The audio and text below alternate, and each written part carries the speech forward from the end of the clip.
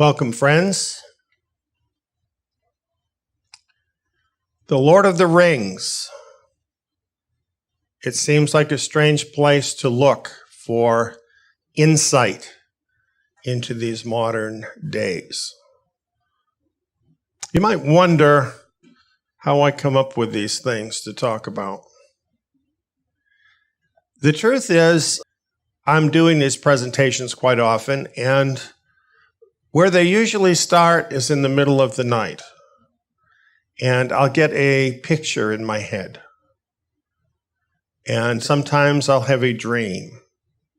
Sometimes during the day, something will flash into my head. And I see in pictures a lot, pictures and symbols, and they speak to me. And then from those pictures and symbols, my rational mind takes over. And I start looking into them, thinking about them. And that's kind of how these things happen. That's how this happened. Towards the beginning of the week, in the middle of the night, it just occurred to me that I needed to do a presentation about the Lord of the Rings. Don't ask me why, but I did. And some things about that occurred to me. And the next day, I put together the background that you see in our video right now. And I had that together. And that's what my presentation was going to be about. Of course, I still didn't have it all fleshed out. And then I started looking at things, and very soon I came across this. And it just struck me with how similar that is to the ring in The Lord of the Rings. Now, I don't know what significance it has or not, but it's rather interesting. I found this article in the Daily Star on June 18th.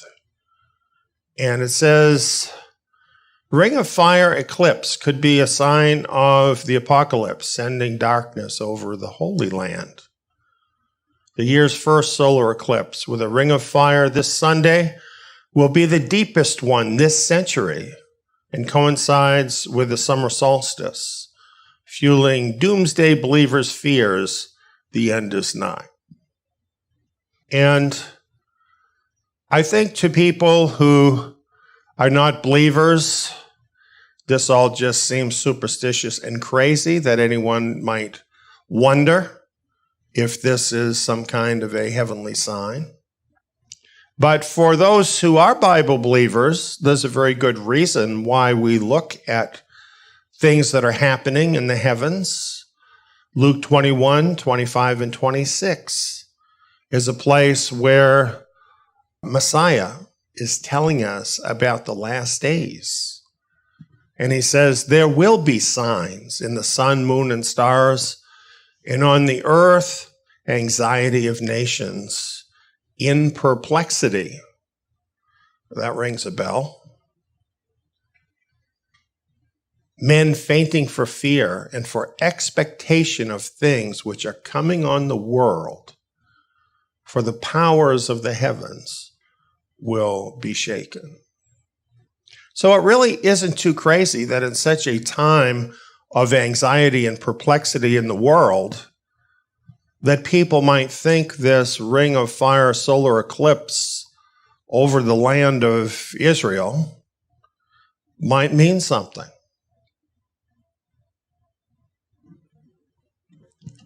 I learned from that article that there's also a lunar eclipse coming up on July 4th over America. Darkness covering the land. And then I saw this article entitled Land of the Worried.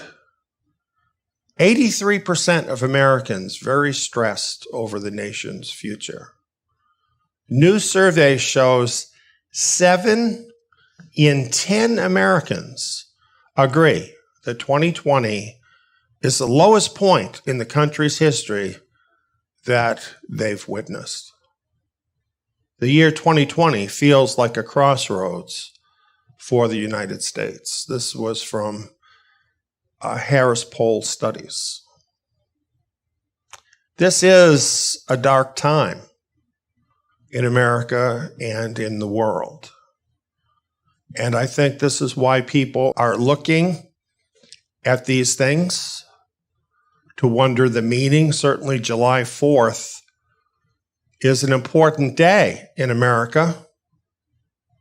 And so people, of course, would attach significance to this. The Lord of the Rings, insights into the growing darkness of this last age. Now you know where the idea of growing darkness came from, right? What about this last age? Could it be that we actually have reached the last age? You know, it's interesting that even many people who are not Bible believers now are very worried.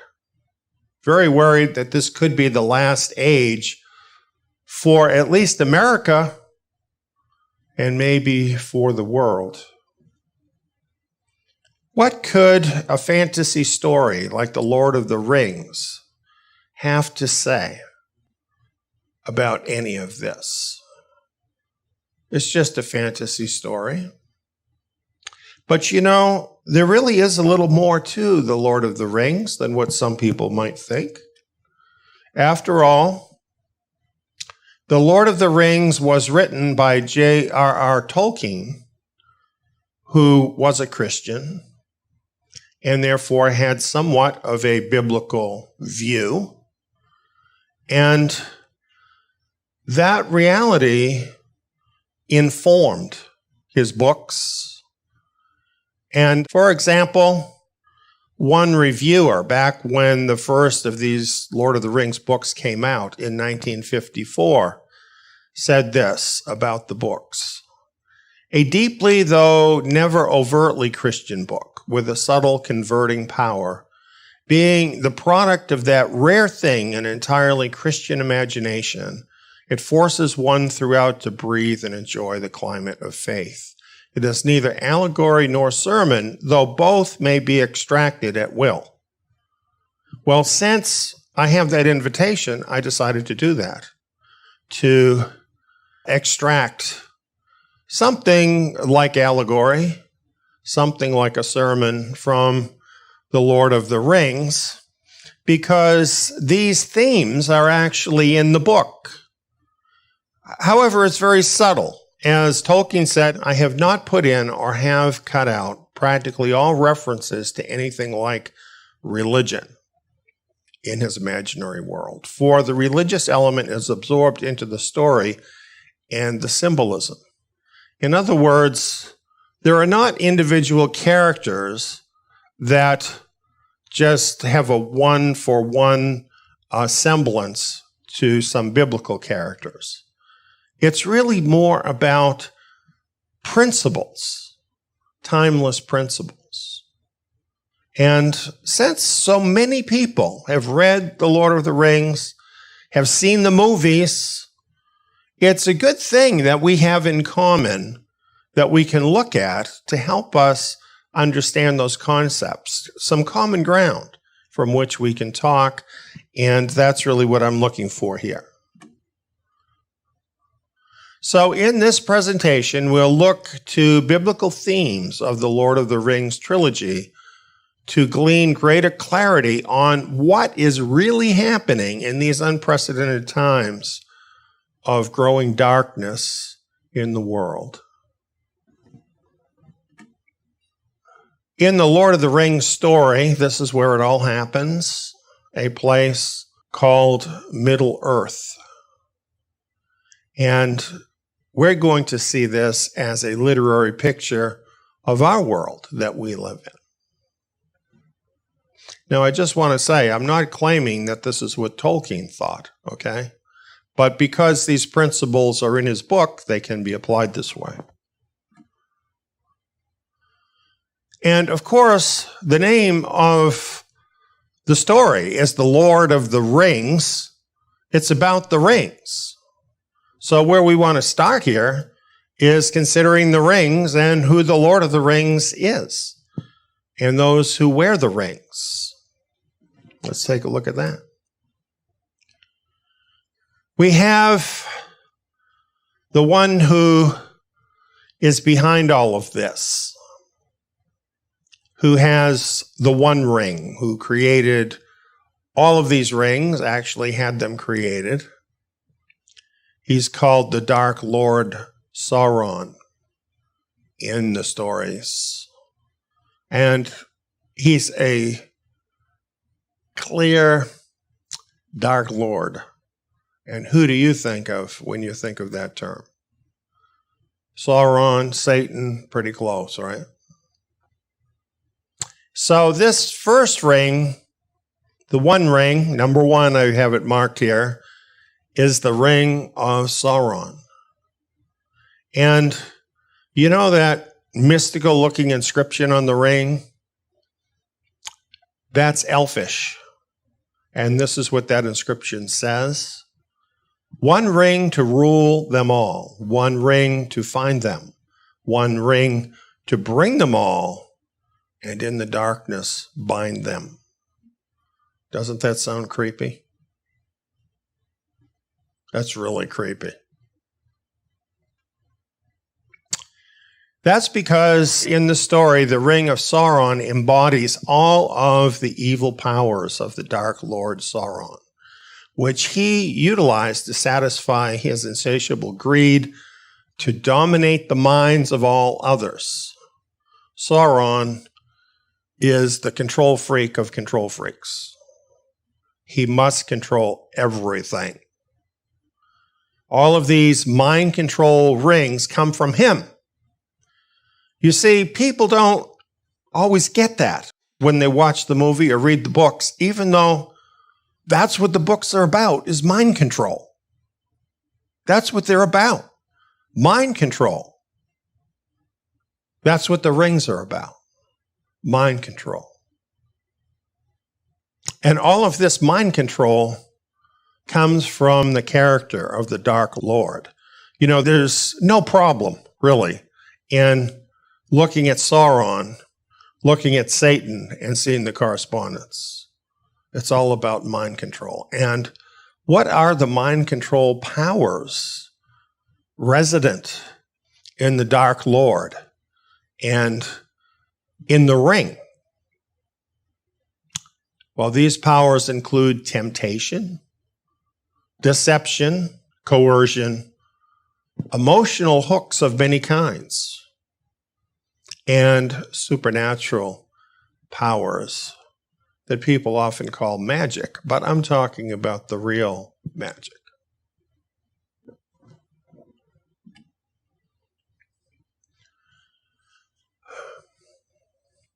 Here's the Ring of Sauron at work in this world.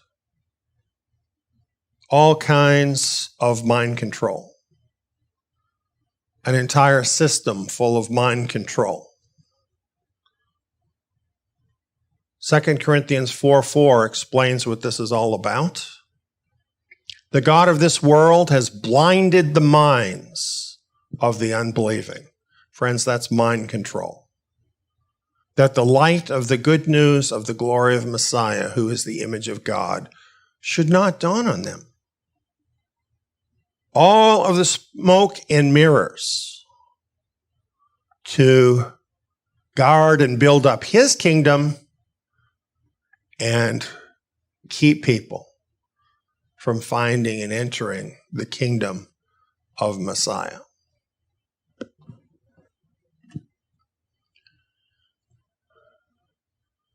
The inscription begins, one ring to rule them all. That means to rule all the other rings, rule all the people. But the rings are important because the rings define a certain order. And that's what's so interesting about this. The Ring of Sauron, embodying the evil character and powers of the Dark Lord Sauron, rules all the other rings.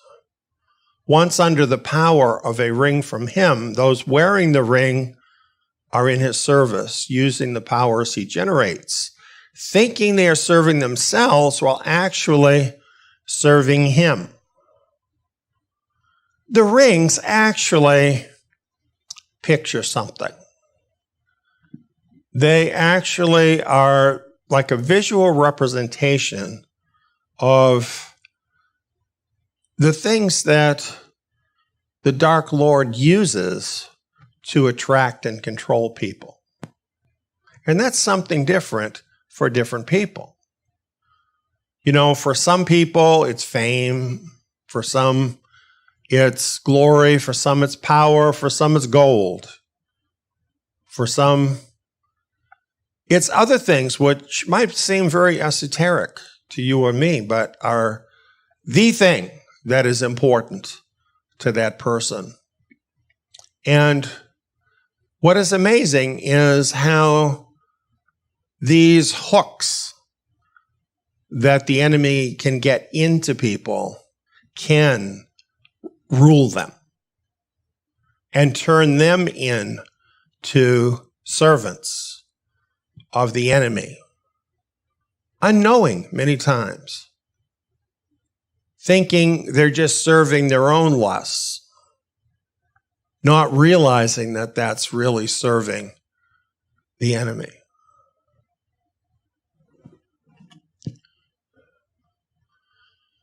Yes, we are talking about temptation.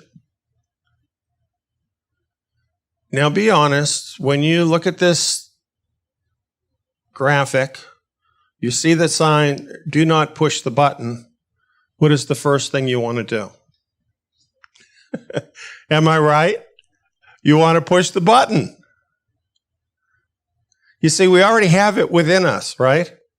In our fallen nature, we want to rebel. And the enemy knows that. And he knows what your particular buttons are. And he doesn't really want to push your buttons. He wants you to push your own buttons. That's really what he's up to.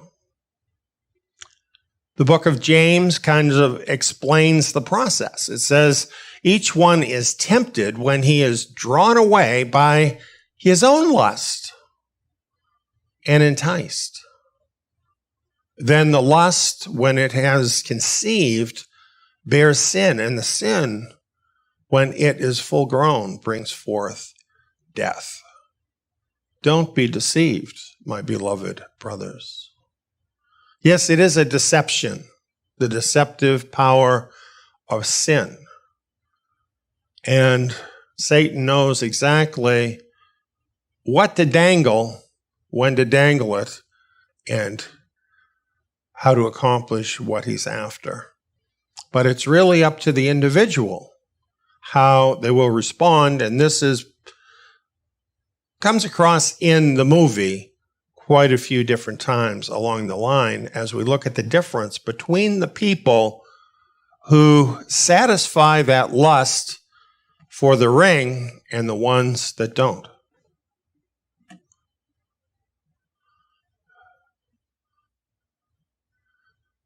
One ring to find them.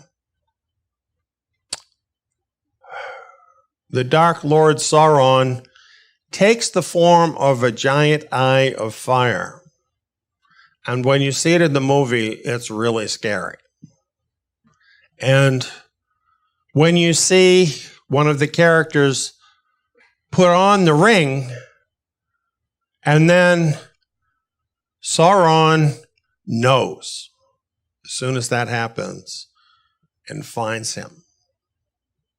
The Dark Lord Sauron takes the form of a giant eye of fire. He is not all-seeing, but he wants to be. His mind control rings allow him to see all who wear them so that he can then exercise his powers over them to control them and through them others. Compare what he's doing with the all-knowing, all-seeing creator of the universe. He doesn't need all this the creator of the universe, because he is omnipresent. He's everywhere at all times, knows everything at all times. It's his universe, so there's nothing wrong with that. The Dark Lord, who has risen up to compete with him, has to find another way, because he is not all-seeing or all-powerful. So he has done it through technological means. He's done it through the order of the hierarchy that is building up, and he's never been able to see more than he can see right now, because technology has so far extended the sight of those who serve him, and then through that, going back to the enemy. So he is absorbing so much. He is finding people. Amazon, Microsoft, Google, Facebook, and on. He's finding us to feed all of us his mind control. Those raised up in this internet age feel its influence the most. They don't know another world. This all seems so normal to them to have these huge internet conglomerates controlling so much of what they think, so much of what they do.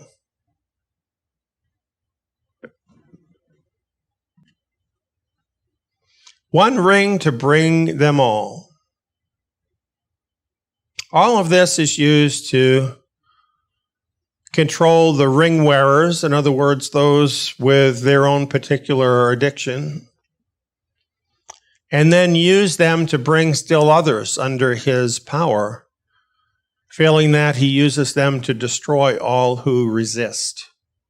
Have you noticed how nasty things are getting?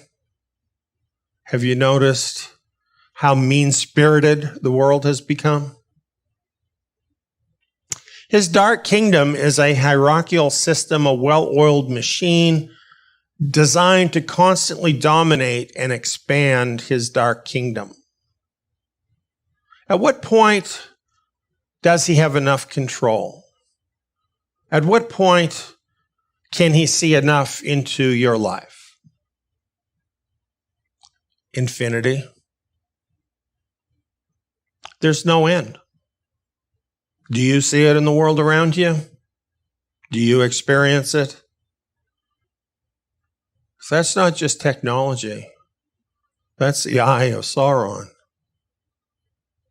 Insatiable. To bring everyone over to his side. And that's the last line in the darkness, to bind them. When the same lies are repeated over and over again everywhere, when everyone around you believes and acts in those lies, then everything you know is wrong. This is the world we live in.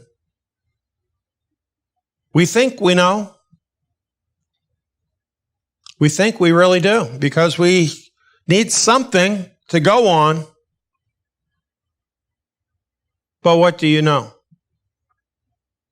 What you read in the papers, what you see on TV, what you see in the videos.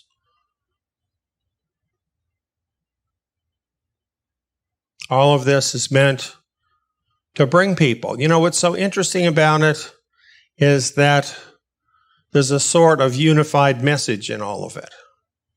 And that's because the big five conglomerates control the majority of the media. And so they're all very much in agreement with what they put out there. It is propaganda. However, it exerts a great deal of pressure within the culture to conform, because when you see this everywhere, it makes you think everybody else believes this, and you're out of line if you don't believe it too. It binds you.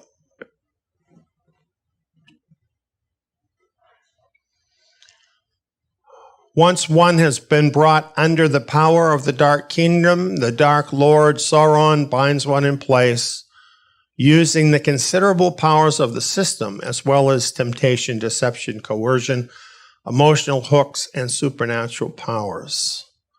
The system. He binds us into the system.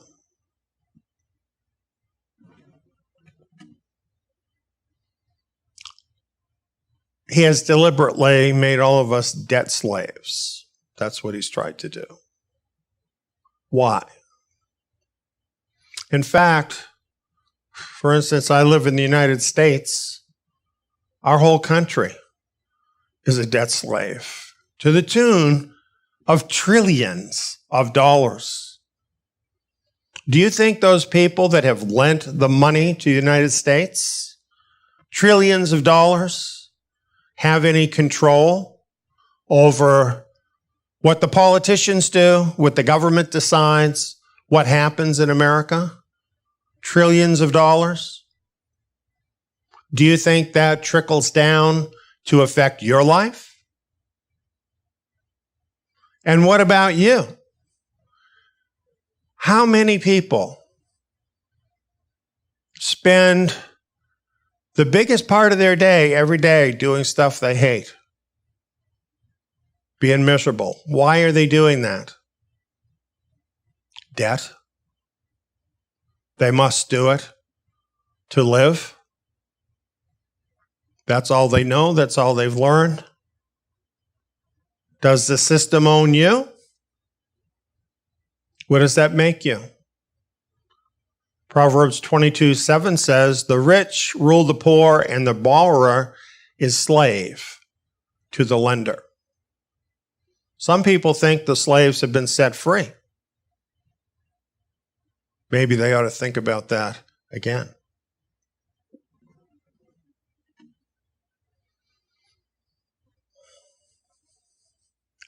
So we go now from the one ring of Sauron to the 9 rings that are worn by the Nazgul. And these are some really nasty creatures in the movie. They are the invisible elite servants of the enemy. They're his top elite. And those who used the 9 rings became mighty in their day, kings, sorcerers, and warriors of old.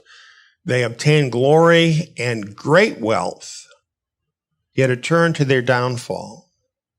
They fell under the thraldom of the ring that they bore and of the domination of the one which was Sauron's. And they became forever invisible, save to him that wore the ruling ring. And they entered into the realm of shadows. The Nazgul were they, the ring wraiths, the enemy's most terrible servants. I'm thinking, aren't these people a lot like the elite of our world? Are they not wraiths as well? Soulless beings that no one ever sees? Faceless beings who nevertheless are controlling our world? Interesting, isn't it?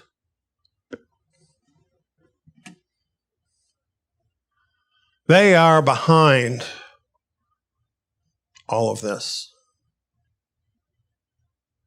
Most of us probably don't even know who all these organizations are. So I'll use a little shorthand. This is all the organizations of the global elite, established by them to set the standards for the world, to set the direction of where the world is going, to control your life and mine, and to get all of us to agree to it, which so many people, unfortunately, do without even realizing the opinions they hold are not their own. They have come from the invisible elite through the channels of communication that are all around us, then echoed through the culture in this echo chamber that we all live in, which then changes us all into the course, the direction, and the way in which the elite would have us go. You know, things that used to be considered conspiracy theories now are coming to light, and more people see it because the evidence is actually so great as to where this has all come from. And yet, most of these people who are involved are nameless, faceless people, even though they have so much power.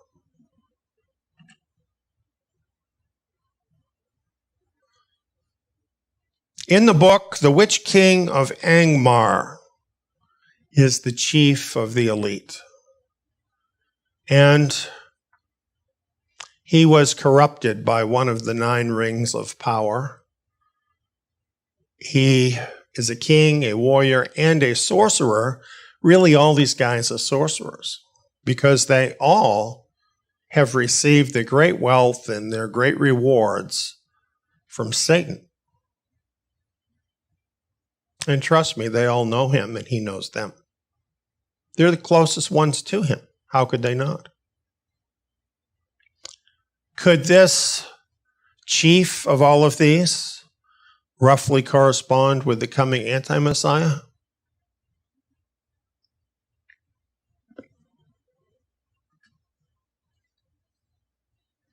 Thessalonians 2, 9, and 10 talks about him, the coming anti-Messiah. The coming of the lawless one is according to the working of Satan, with all power, signs, and lying wonders, with all unrighteous deception among those who perish, because they did not receive the love of the truth, that they might be saved. Oh, he comes in sheep's clothing, at most by that outward presentation, just like the world system. You know, everything they're doing is good, right?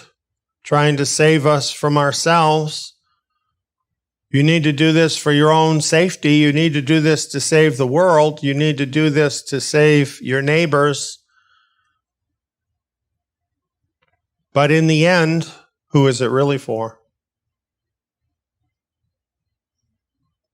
Daniel 8, 24 and 25 talk about this one who is coming. His power shall be mighty, but not by his own power. His power comes from Satan. Through his cunning, he shall cause deceit to prosper under his rule. He shall destroy many in their prosperity. He'll have a lot to offer, and people will be lining up to fill their pockets, and they will be destroyed by what they receive.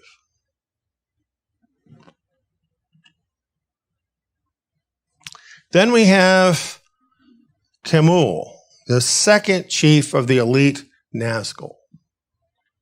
You know, I find this interesting, the difference between the Creator and Satan. When the Creator chooses someone, say for instance when he chose Noah, he didn't have a backup. He didn't have a number 2. When he chose Moses, he had no backup. When Moses said, well, I don't want to do it, he said, you're going. He doesn't need a plan B because his plan A is perfect. Satan needs a plan B because his plans aren't perfect, even if they're pretty effective most of the time. So he's got someone else waiting in the wings,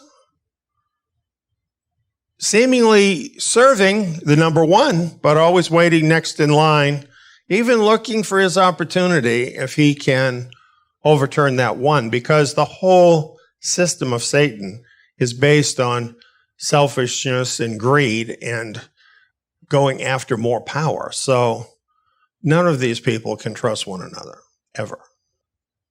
Then we have other rings. And these are not the ones that belong to Sauron's elite. And in the stories, there's various ones that get these rings. And this is just too big for us to talk about. We can't discuss all of these characters. So we simply want to say these other rings are all about expanding the Lord of the Rings power to as many as he can control. And we know that's what he's doing. And lately, he's expanding a lot. A lot. The Dark Lord controls the masses through the same methods he uses on everyone. Temptation, deception, coercion, emotional hooks, and supernatural powers. 2 Thessalonians 2:11 and 12 describes that mindset. God will send them strong delusion that they should believe the lie, that they all may be condemned who did not believe the truth but had pleasure in unrighteousness. You see, sometimes people wonder, how come God doesn't do something about this? Why doesn't he stop these people from deceiving the whole world? And what we find in 2 Thessalonians, it's the will of God to give them the opportunity to do their worst, to deceive you. To find out, do you love the truth? Do you take pleasure in unrighteousness? Or are you going to choose to seek out the truth like it were gold, but more than gold, and to seek out the righteousness that he offers? You see, it's his way of separating people. And on this earth, which way do you think most people go? It's not surprising that Satan feels so successful, because most of the time he really is. Most of the time he is, because sadly most of us prefer to cater to our lower nature. And so it makes it easy for him. However, don't be fooled by that, because at the end of this story, righteousness will win the day, which will not be good for all of those who made the wrong choice.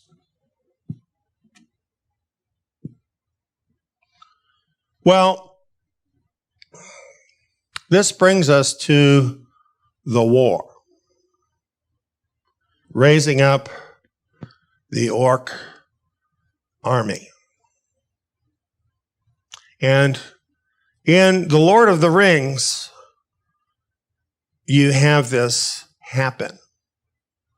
There's this growing darkness, and even though Sauron has what seems to be a perfect plan, he knows that not everyone will submit. Not everyone will be tempted. Not everyone wants those things and wants to be in servitude. So he knows there must be a war. His lust for control of every person is too great for him to let any be free. And this brings war on Middle-earth. Where will he find the army for the war? For this, he would turn to the race that is forever young, the elves. Here they are.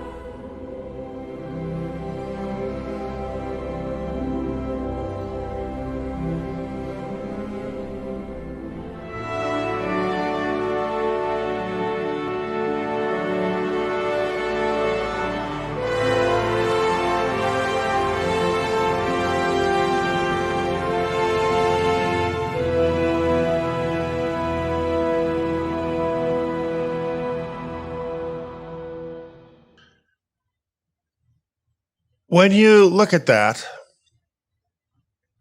you might wonder, why would people like this, with a beautiful idyllic life and a beautiful idyllic place, ever want to become part of Sauron's army? Well, the truth is, they wouldn't.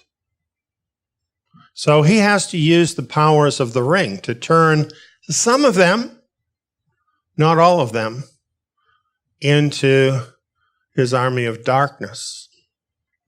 This reminded me of 1 Peter 5:8, where we're warned, be sober and self-controlled, be watchful. Your adversary, the devil, walks around like a roaring lion, seeking whom he may devour. You know, when looking at them in their idyllic setting, these beautiful people, why would they be watching for a deceiver? Sometimes we're like that, aren't we? We get very absorbed in our lives. We don't realize that the enemy is looking to destroy us. Well, nevertheless, he has his plan. And this is what his plan is with the outs.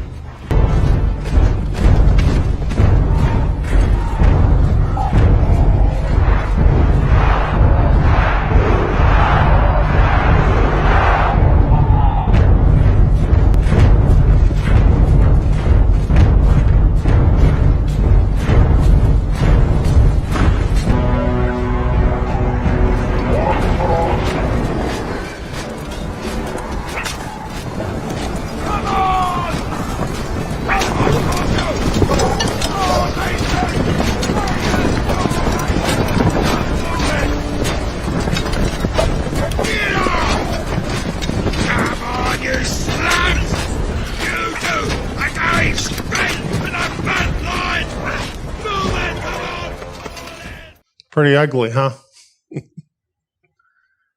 You know, this is the thing about a fantasy or a movie. It depicts inner realities in something you can see with your eye. And it's rather amazing when the plot reveals that these ugly and nasty orcs actually were created from the elves. Couldn't be more different, right?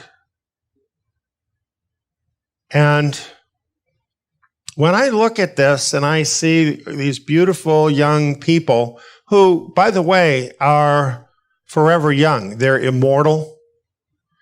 And this reminds me of the young people, because there's always a new generation of young people. In that sense, they're forever young. There's always new ones. And it is the young, in all the decades of my life, who have been targeted for conversion into the army of the Dark Lord. This has been going on for decades. These are the people they target. And turning the elves into the orcs is like turning these beautiful young lives into this other thing that we've been seeing going on with the young people. Who is it that's burning down buildings? Who is it that is shouting obscenities at police officers and doing worse? Who is it that have become lawless mobs? Is it not, by and large, the young people? Don't you wonder how that can happen? You know, I happen to be blessed with some wonderful young people in my life. I think that's such a beautiful time in life. You know, young folks are filled with so many good things, so many good characteristics, so much wonderful life, curiosity about things, and they're always finding every day new characteristics in their life and virtues that they can share with others. That's what should be normal for young people, and is for a lot of them. And that's why it's so shocking to see this kind of a transformation. Don't you wonder how this can happen? Well, for the orcs, you saw it. It was done by evil magic power. What does that actually look like in the real world? Looks a lot like that. Daycare. A lot of times, it begins before a child can even walk. Very, very little time at home with one's parents. Then K through 12. What is this? Could this really be the Dark Lord's indoctrination center that people are taking their kids to, thinking they're preparing them for the future? Yeah, they are preparing them for the future, the devil's future. We need to wake up. Parents, please, wake up. Think about what is happening with your precious children. The first step in turning an elf into an orc is to erase all sense of elfish identity. You see, if these elves had any sense of who they were, who their families were, where they came from, what they were about, would they ever be tempted to even be involved? So the first thing that has to happen is you have to take all of that away, all of that sense of identity. You have to have a blank slate to write the programming on. So mind control job number 1 is this 16-year program. Erase where you come from and who you are. We have this kid in the classroom. Will somebody tell me who I really am? Well, now they've made it even worse because they tell you you don't really know whether you're a boy or a girl. Your parents are stupid, old-fashioned, and we'll tell you what to believe.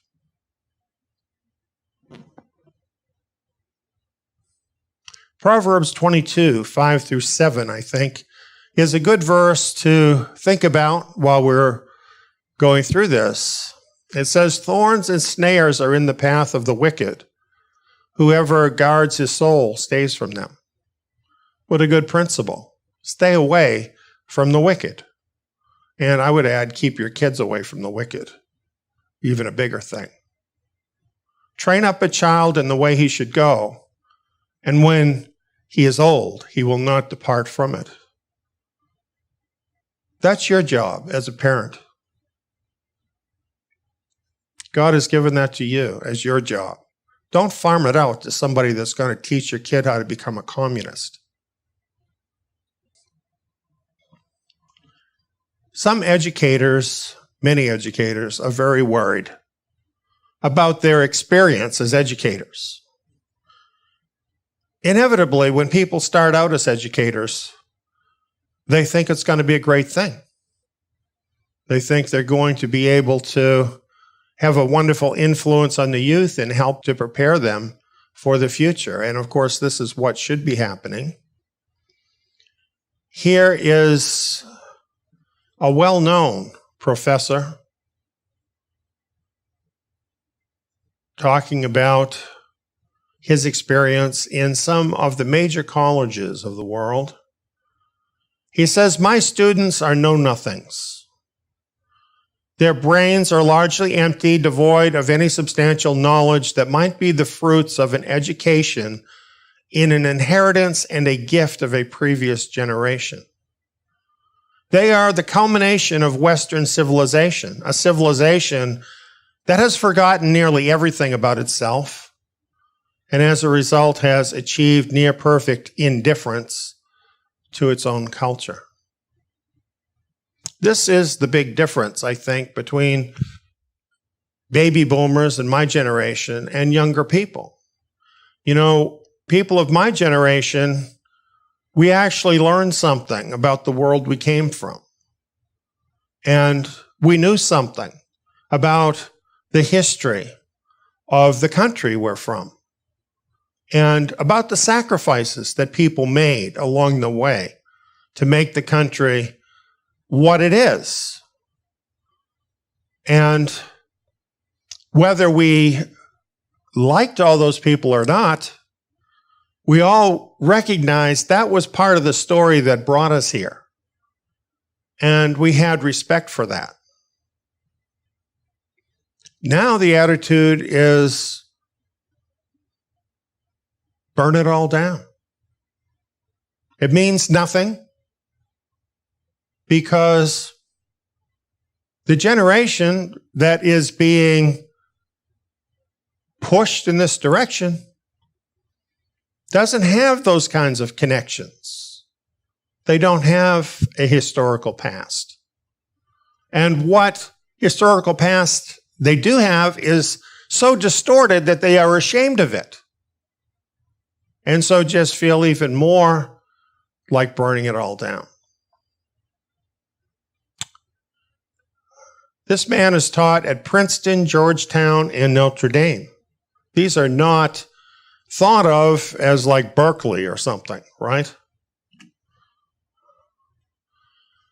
He goes on, "We have fallen into the bad and unquestioned habit of thinking that our educational system is broken, but it is working on all cylinders." Do you get that? It's doing just what it's planned for it to be doing. So we're seeing our kids, so many of them, graduating from high school, and they can't even effectively read, let alone tell you anything about history. What our educational system aims to produce is cultural amnesia. It's all about diversity, social justice today, even though they don't really know what that means either. It goes on, our students are the achievement of a systematic commitment to producing individuals without a past, for whom the future is a foreign country, cultureless ciphers who can live anywhere and perform any kind of work without inquiring about its purposes or ends. Perfect tools for an economic system that prizes flexibility. The current fad of diversity signals thoroughgoing commitment to decultured and relentless homogenization. Is this not exactly what you would want out of a mindless slave? The system is giving the elite exactly what they're paying for.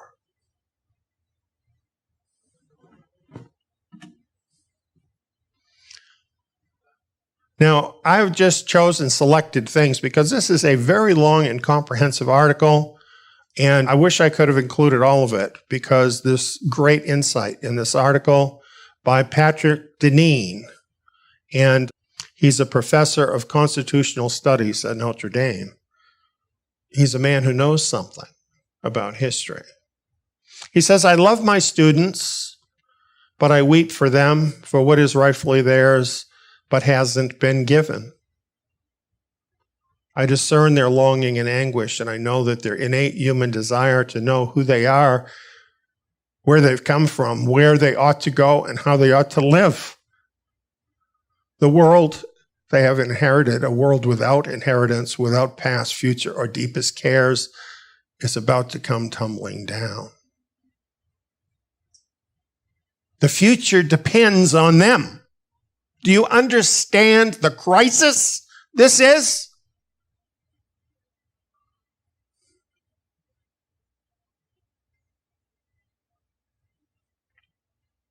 It has been a long-standing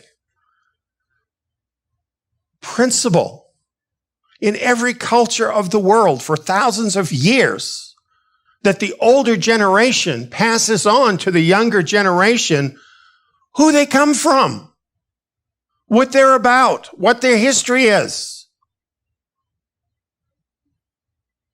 Can you imagine this? To hold that back and even distort it, leaving generations of young people without a sense of who they really are. This may be the biggest crime of the world's elite.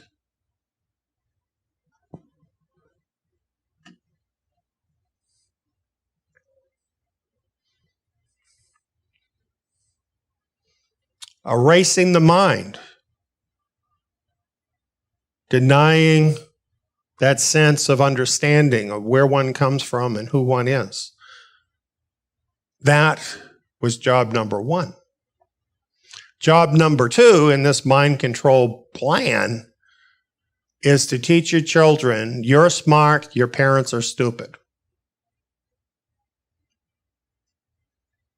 And that's what it seems like to the kids. How much time are they learning from their parents compared to the time they spend learning in school? If the parents are farming out their kids to the school to teach them, what does that imply before you even get to anything else? Doesn't that imply that the parents feel that the school is smarter than they are? That the school's opinion, the teachers there, is more correct than their own opinion? So when you send the child to school, right there, what's happening is you are setting up the teachers in this school to be greater authorities in the lives of your children than you yourself are. Nevertheless, natural ties are very powerful. And to whatever extent you are able to spend time with your children, talk to them about real things, teach them about real things. They know the difference between being loved and not being loved, and that matters. So this is a problem for the mind control system, and they realize they've got to neutralize the parents. Because if the parents are taken seriously, their experience and common sense could blow the whole mind control project. And for some, thankfully, it does.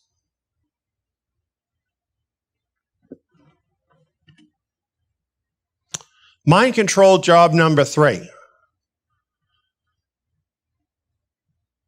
Fill the void with globalist propaganda.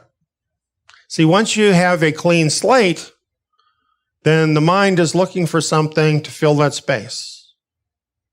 Now, the mind control can fill that space. That's the idea.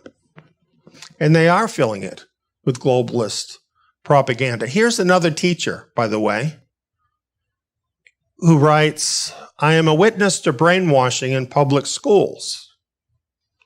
The U.S. education system is brainwashing, indoctrinating students with utopian, false, and fairy tale notions about socialism and communism. While teaching U.S. history, world history, economics, and American government for 5 long years to high school students, I was absolutely shocked and dismayed. In both of my experiences, the state standards which dictate the curriculum were chock full of pro-socialist, anti-capitalist rhetoric. What is that about? That is about making Western civilization hate itself. What does that lead to? What does making people loathe themselves lead to? Well, it is mental illness, and at its worst, it leads to suicide. Is it any wonder we're watching Western civilization willingly walking off a cliff right now? Because they all hate themselves. They all hate where they're from, and they feel like they got to pay the price.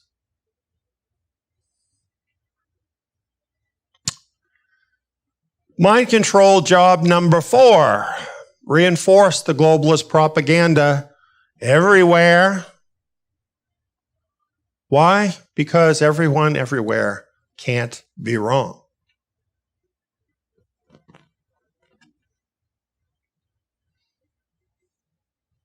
Everything you know is wrong. It's all mind control. But it seems like it's right because it's all you ever see, it's all you ever hear. And everybody else believes it. And most all of this is targeting the young. So people grow up into this big deception. And in this kind of situation, the pressure to conform is immense. But it gets worse. It gets a lot worse than this. Mind control job number 5. Send them out as activists for the globalist cause. Look at these kids in school. These are a bunch of high school students. Who do you think is encouraging them to do this? You know, as I look at this, some of these faces, they don't look like this kind of motion would make you think they looked. You know, I think of that as the sort of gesture a person would use when they're really feeling something inside. A lot of these young kids, their face is blank. They show no emotions here. They look like mind control slaves to me.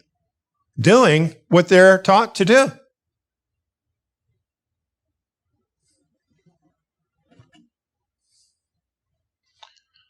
Now, in talking about all of this about school, all of this about mind control, I don't want to be misunderstood. Because I don't mean to be criticizing the young people. This is not a criticism of the young people because they are victims of this system. It is a condemnation of globalists who are using these young people, who are doing this to them. And personally, I resent this deeply. I think we all ought to.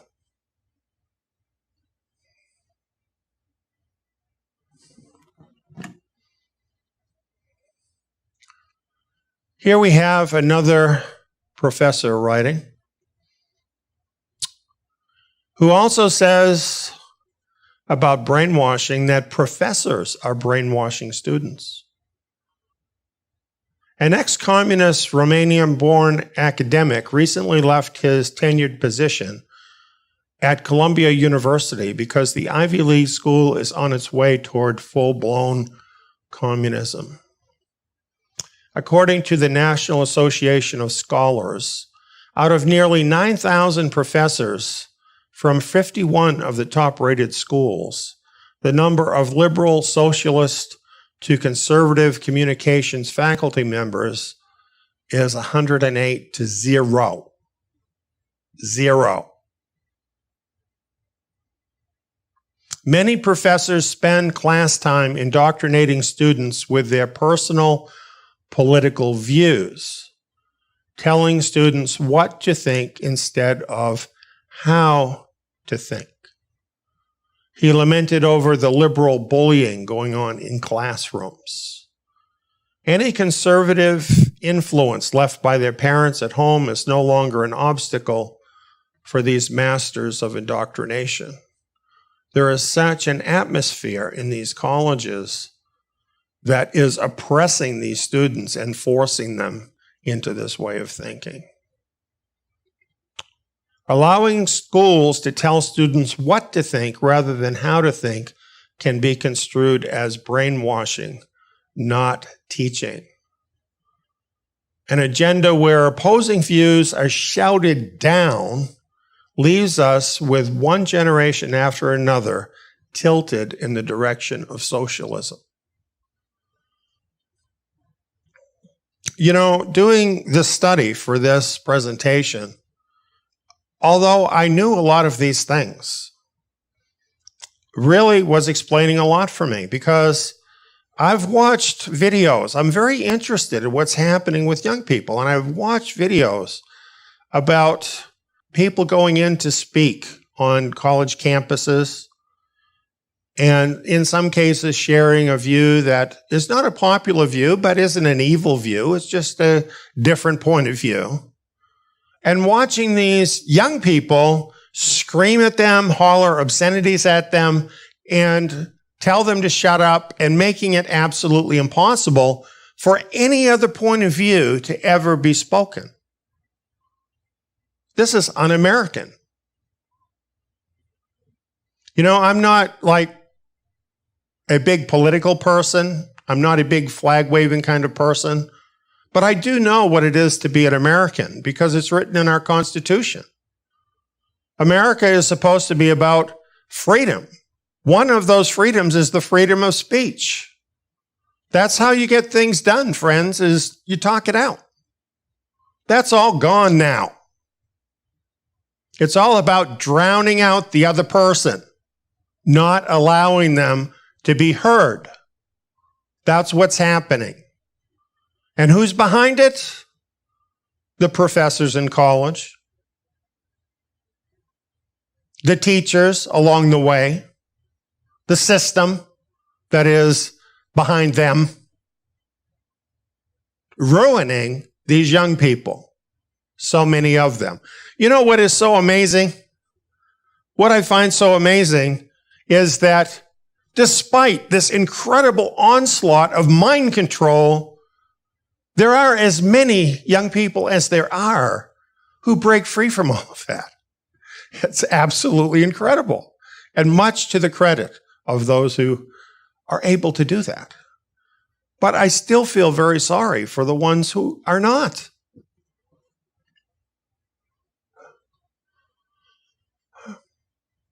So I just want to stress again, none of this that I'm sharing is a condemnation of those young people who are victims of this system.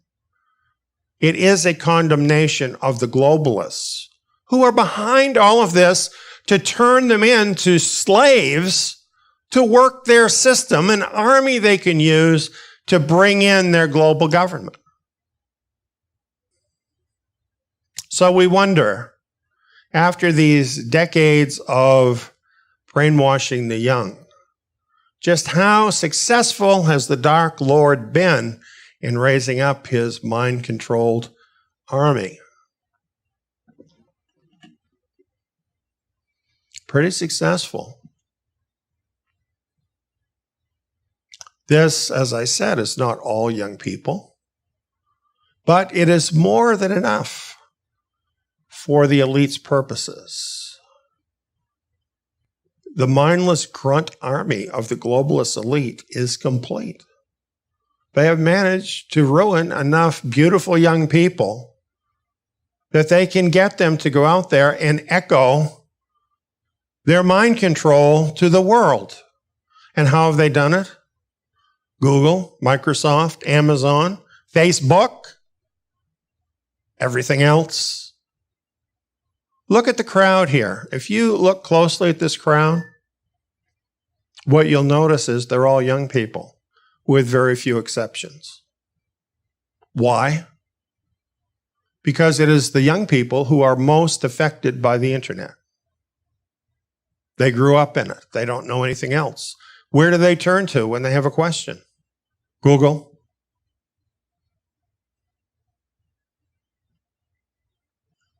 And where has it brought us?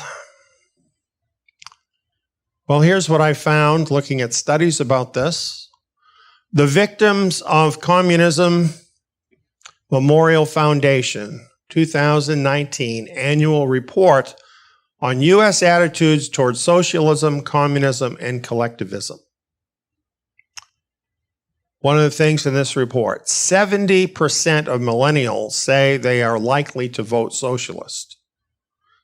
70%. You wonder why they think differently than you do? Only about half of millennials believe the Declaration of Independence better guarantees freedom and equality over the Communist Manifesto.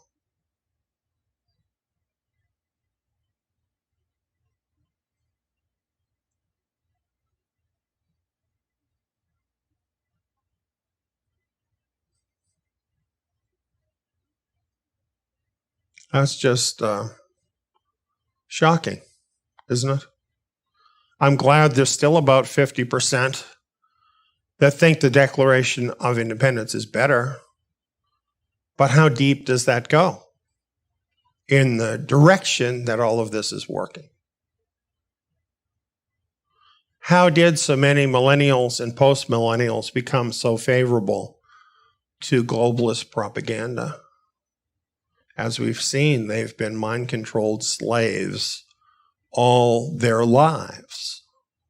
All their lives. And we, their parents,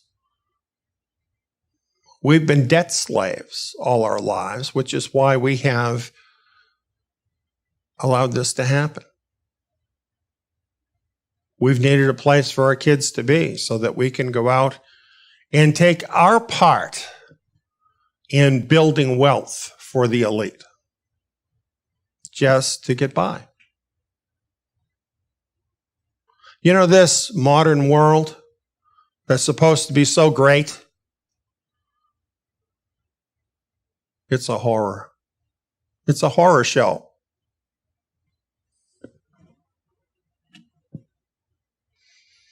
How does the mind control program spanning the decades translate into an army for the Dark Lord's globalist plan. Let's look at more of the numbers. Here are the generations as they've been defined. The oldest generation is what they call the silent generation, born between 1928 to 1945. This is according to the Pew Research Center. My generation, the baby boomer generation, are the generation that was born between 1946 through 1964. Generation X in this chart are the people born 1965 through 1980. And the millennial generation were born in 1981 through 1996. The post-millennials are not shown, but now they too are growing up and will have a growing effect on the world. As we look at the births underlying each generation, we see that the baby boomer, and the reason they have the name, big generation, and the other generations, Generation X, is less. Probably because during that time there's a lot of emphasis on women going to work in the workplace. And that reduced time in the family. That ended up reducing the number of children. The millennial generation rebounded in size. And then we have the post-millennials, which is roughly the same as the millennials in size. Now, here's the interesting thing that I want to bring to your attention. In America, and this really reflects other countries too, a demographic tipping point was reached in 2016. In that year, the number of millennials surpassed the previously dominant baby boomers, putting the millennials in the most dominant position within the culture. Have you noticed much of a change since about that time in the culture?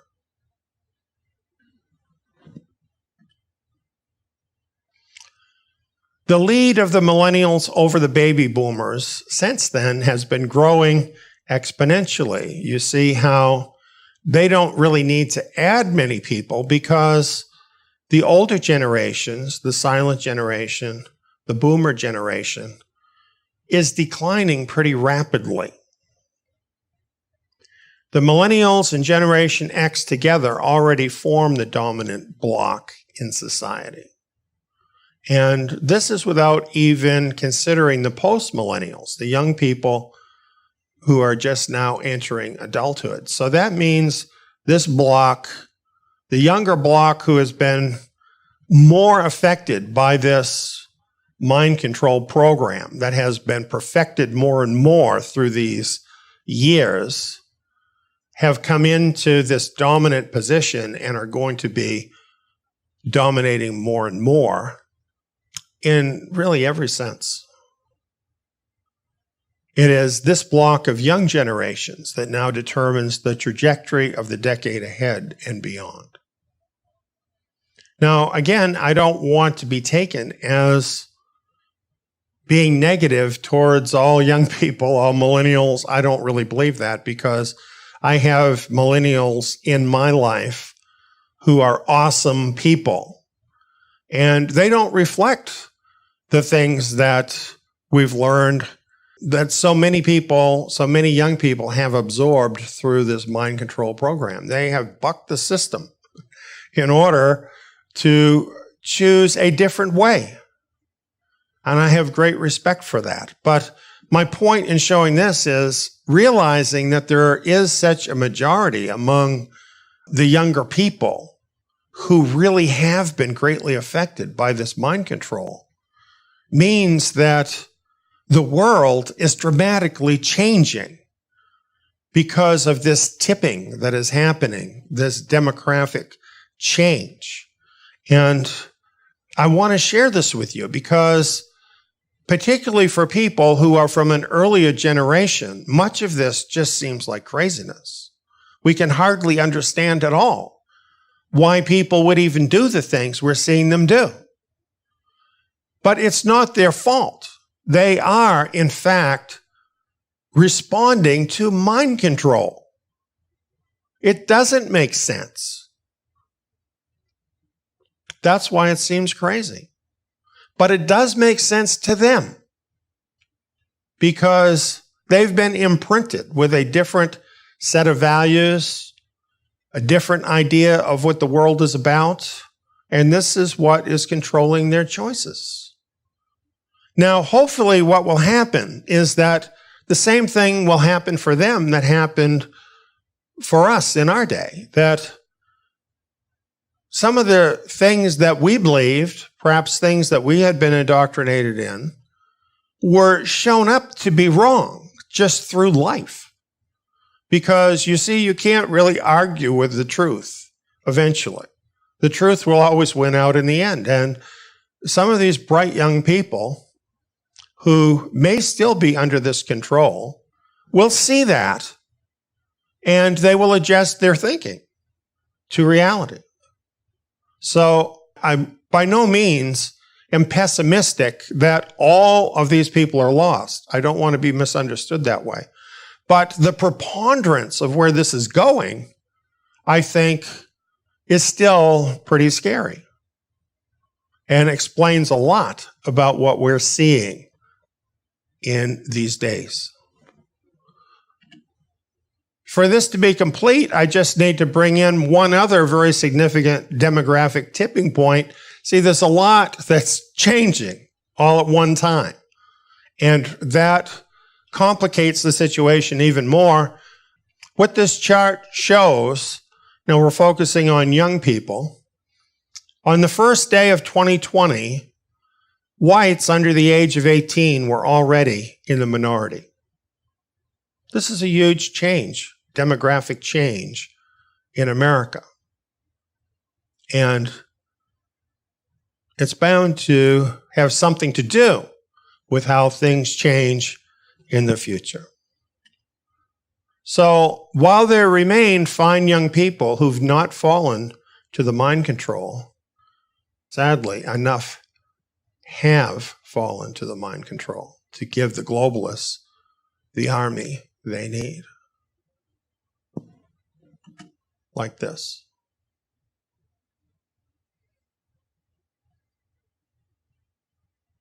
These ads have really been run. In some of these riots, one of the things that was in the news is that in each of these cities, there were piles of bricks delivered into place. That's not cheap. That costs a lot of money. It takes a lot of planning. Now that they have created their anarchist army, what do you think? Do you think they're going to stop? Who has the real power in America?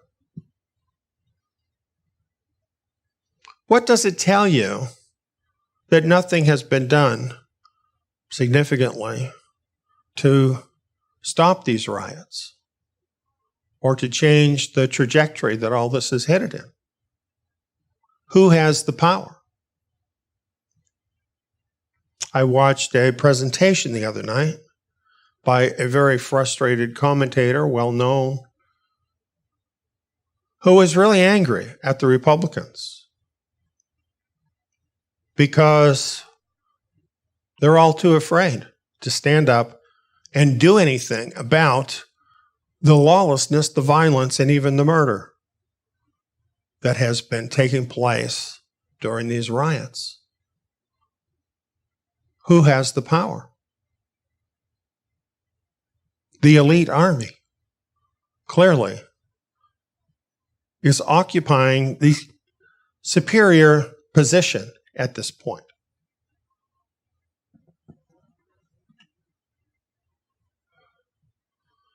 This plan has been underway for a long time. I think many of us know this. David Rockefeller was one of the elite, very much at the center of this, and his famous statement was, all we need is the right major crisis, and the nations will accept the New World Order. Well, I think they're trying all of them until they find which is the right one. What do you think about COVID-19? Do you think that could be the right one? Do you think burning down the country? Do you think that might be the right one? What about economic collapse? Could that be the right one? They'll keep trying them all until they get the right one. 2030 is the target date for the UN global government. What do we have ahead of us? A rising darkness, very similar to what we see in the Lord of the Rings stories. A rising darkness. A horrible decade is ahead of us, culminating in an even worse time. Boy, I'm so cheery, aren't I?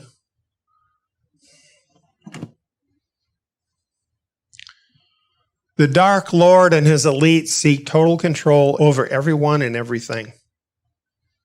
They're like sharks smelling blood. They know how close they are. They have the technology. They've managed to change the culture so significantly. They have their army under control. They're getting all their dominoes in a row. They're very close. According to Bible prophecy, the darkness overspreading the earth will take us to the Great Tribulation, and don't think it's that long away. Certainly 2030 is their definite date to begin their global government. It's written into the agreement that all the nations of the earth signed in 2015 that we refer to as Agenda 2030. My seminar on the book of Daniel goes into these things in detail. If you haven't seen it, you need to see it.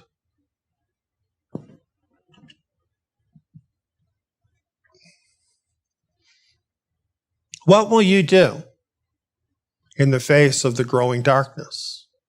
Will you just ignore it and think your life is going to go on as normal? Or will you realize there is a battle between white and black? I don't mean that in the racial sense. Light and darkness. I mean that in the spiritual sense. What side are you on? What side will you be on? What will you do about it?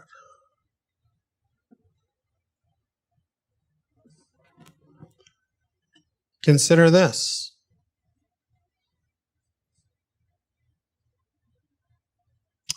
I am not a wizard. That's what I don't like about the books, by the way. They have a lot of magic in them. I don't like it. Gandalf is a good wizard. I don't believe there are good wizards. But nevertheless, he occupies a certain place in the book of a person that sees what's coming before it gets there. Who knows what to do?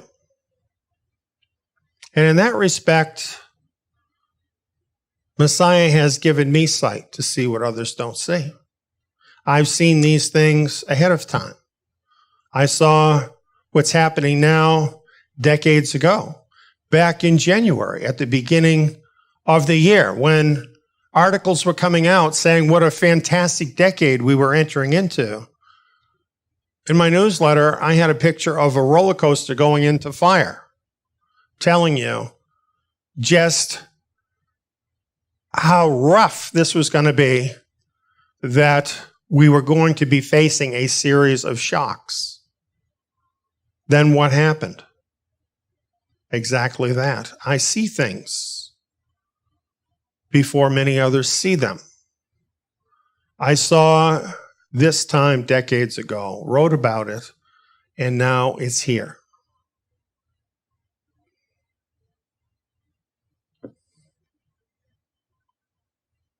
Why am I talking about this? Because we are in a crisis. The world is in a crisis. People are confused. People are perplexed. They don't know where to turn. I've been working on this all my life. I've been preparing for this all my life. I need to tell you that. I need you to know that.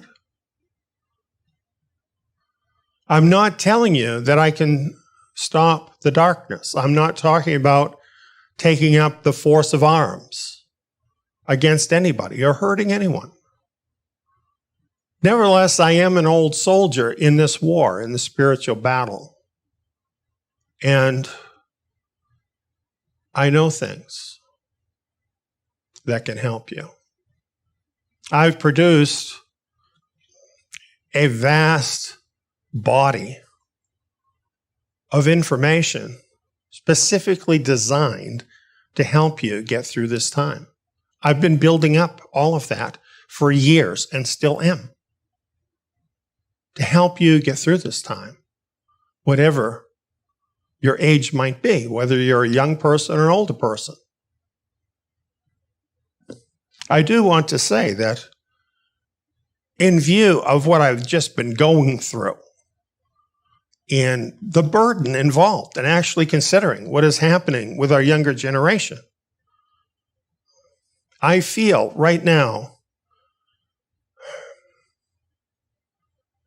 such a sense of concern for the younger people, and I want you to come. I want you to come. I want you to look at something different than what you've been shown. I want to give you a chance. That's why I'm talking about myself right now. I am freely sharing what I know with others and with you. And even while I do this, I'm frustrated because it's not easy for you to get what I have to share. You're not going to get this in a 5-minute video on YouTube. You'll have to work at this. If you really want this, you'll have to dig into this. This is going to take hours of your time. This is far more important to you than a college education that you spend $100,000 for. This is your life. Everything you've known that they've tried to teach you, it's all wrong. It's all wrong. But there is a place to turn where it's right. And when you have that, it changes everything. You don't know what I know. So when you start looking into it, you're going to think it's not even relevant to the problem. But those few who forge forward, for them, it's going to start coming together. And they're going to start to see the relevance, and their own lives will start to change. You will need this in its time. You know, some things are not useful to you at all, except when the right time comes. You know, if you get lost in the woods, you don't usually need to have some matches with you. You don't usually need to carry a compass with you. But those things would really come in handy if you got lost in the woods. That's the kind of things I'm talking about. Things that may not be relevant to you in your everyday life in the past, but with what is coming upon the world, very relevant. Things you need. You need to get those things now. You need to have them when you need them. That's what I'm telling you.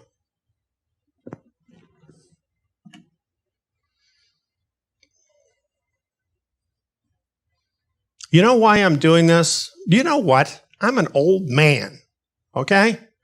I'm 70 years old. Why aren't I out on the golf course playing golf? Why aren't I sitting on my rocking chair?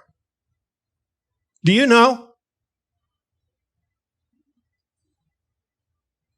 It's because I care.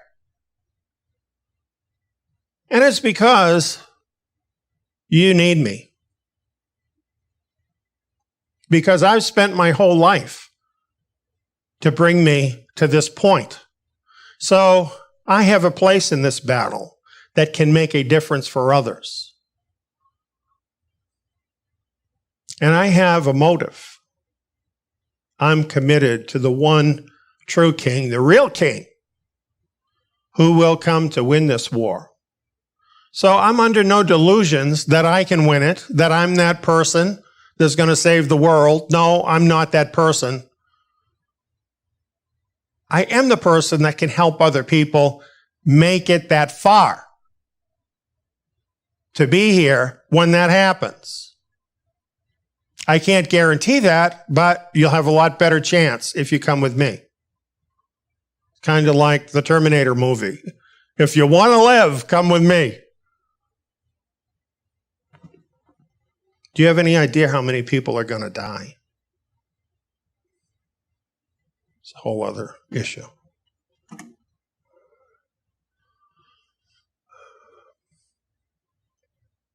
When I speak about my king, I'm not speaking about King Aragorn, the fictional king of Lord of the Rings. There's a lot about him that does illustrate certain aspects of Messiah. But no other king in a book or in real life could even come close to who the real Messiah, the Lord Yeshua the Messiah, actually is. He is the only answer for this world. If he does not return and take up his rightful rule over this earth, you're doomed. It's that simple. All of my hope and trust is in him. That's where I'm coming from.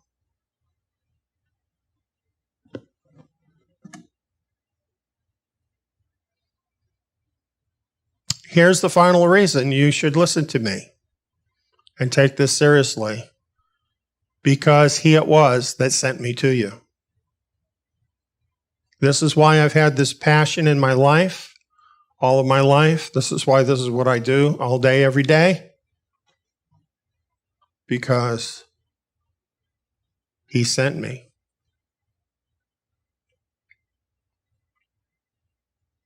Daniel 12, 9 and 10 are of interest. For the words are shut up and sealed until the time of the end. Many will purify themselves and make themselves white and be refined. But the wicked shall do wickedly, and none of the wicked shall understand. But those who are wise shall understand. Are you one of the wise or one of the wicked?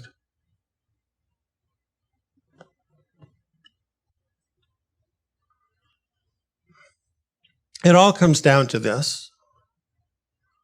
I have hundreds of hours of vital information to share with you now. Hundreds of hours. You better get started. TSIYON.net. Sign up free of charge and get started while you can.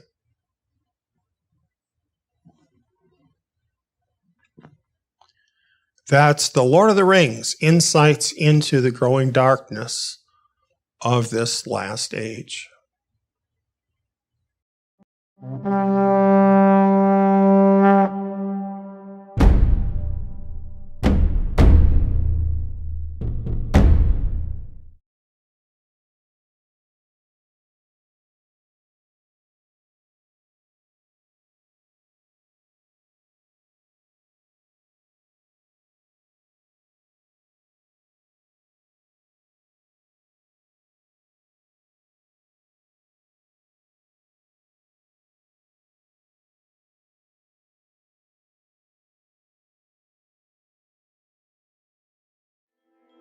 Prophetic Fulfillments Just Ahead is a seminar by Eliyahu Ben David on Bible prophecy concerning the scattered remnant of Israel, featuring 7 hours of Bible prophecy, plus bonus content.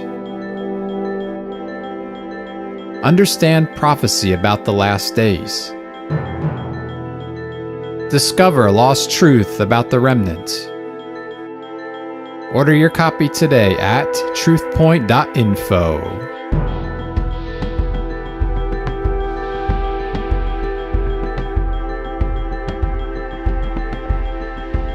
As you can see here with our title, this is about the tribulation trigger. And on my graphic, doesn't it just make you not want to push that button? Well, I think it helps us if we know what does push that button. Then we'll understand what's going to be happening. We'll be ready for what's about to happen. And these things are included in Scripture to make us ready here in these last days. It's very interesting that the book of Ezekiel speaks of Gog. And it says, you shall come like a storm, you shall be like a cloud. And in Daniel, it says that the king of the north will come like a whirlwind, which to me is about the same thing as a swift cloud. And in Isaiah here, where it mentions a swift cloud, the word cloud actually means darkness. And it's reminiscent to me of Joel chapter 2, where it talks about Gog as a locust horde. And when a locust horde comes, it's like a cloud that fills the sky. It connects these celestial events with the great day of his wrath. So, the great day of his judgment has been ongoing, but now the great day of his wrath begins, where he's actually pouring out vengeance upon the wicked. And this outpouring of his wrath begins with the destruction of Gog and Gog's hordes.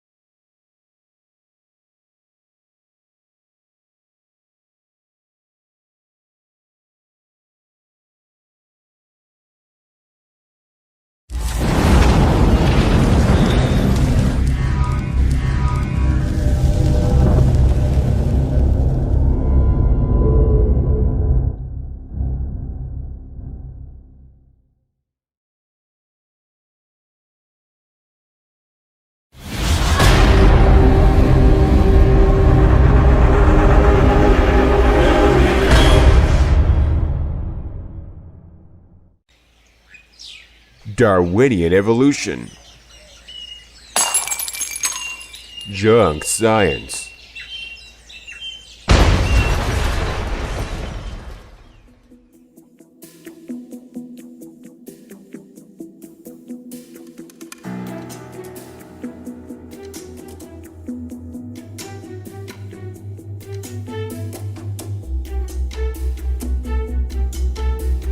Now here's the really horrible part of all this. From a scientific point of view, the scam is Darwinian evolution is not even really science. Claims to be science, it's not science. Now let me tell you a little bit about that. In The Origin of the Species, Charles Darwin himself gave us the measure of his doctrine. He said, why, if species have descended from other species by insensibly fine gradations, do we not everywhere see innumerable transitional forms? Why is not all nature in confusion instead of the species being, as we've seen them, well defined? But as by this theory, innumerable transitional forms must have existed, why do we not find them embedded in countless numbers in the crust of the earth? Why then is not every geological formation and every stratum full of such intermediate links? Geology assuredly does not reveal any such finely gradated organic chain. And this perhaps is the most obvious and gravest objection which can be urged against my theory. So basically what he's saying, if natural selection is true, then there are species that are changing into other species all the time by his process. So even in the living world, you should see this going on. You should see some species turning into other species in a very confusing mess. And when you look at the geological strata, you should find intermediate forms of one thing turning into something else. And he says, we don't have any evidence of that. That doesn't exist. And he sees that as a problem. But you know what he thought? He thought as time went by, then we would find that. We would find those transitional species. And that would prove his theory.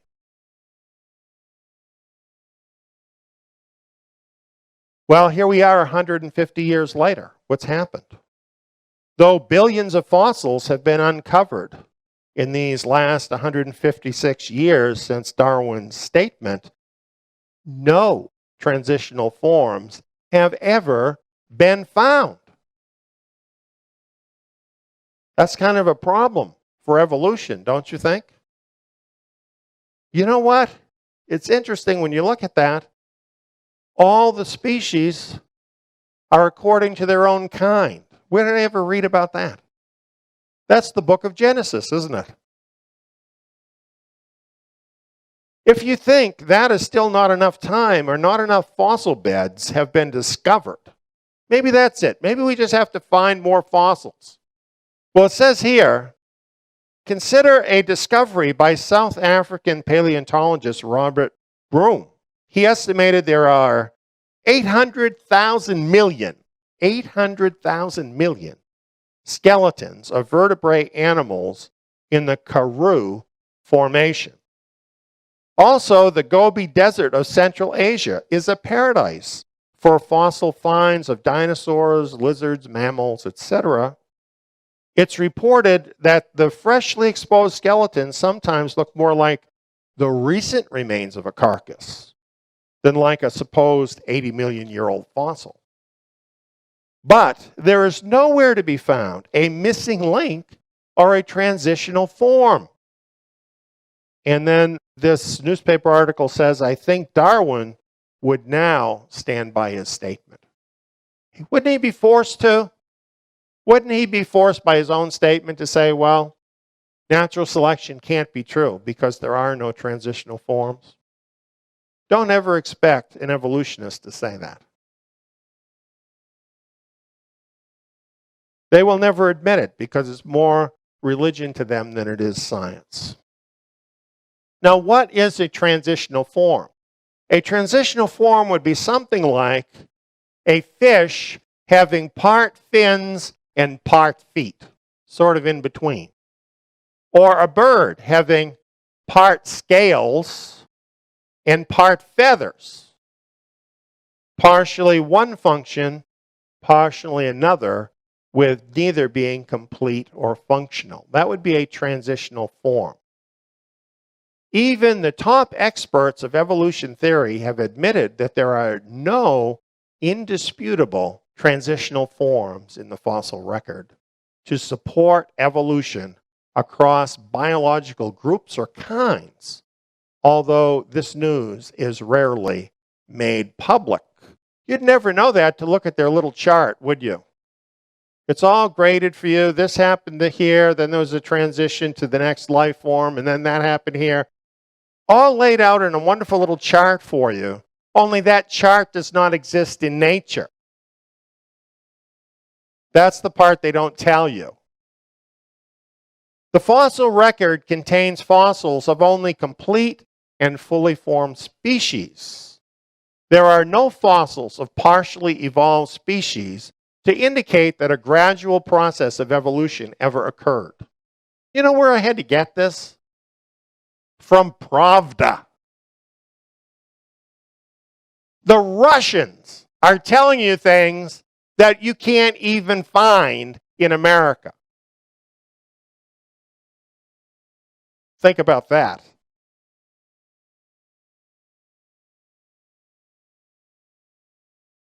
In fact, again from Pravda, all of the fossils with their fancy scientific names that have been used to support human evolution have eventually been found to be either hoaxes, non-human or human, but not both human and non-human. Yet many modern school textbooks continue to use these long disproved fossils as evidence for human evolution. Evolutionists once reconstructed an image of a half ape and half man. They called him the Nebraska man. And they reconstructed him from a single tooth. So they had a tooth and they made up the whole rest of this creature. Actually, it was later discovered that the tooth was from a pig.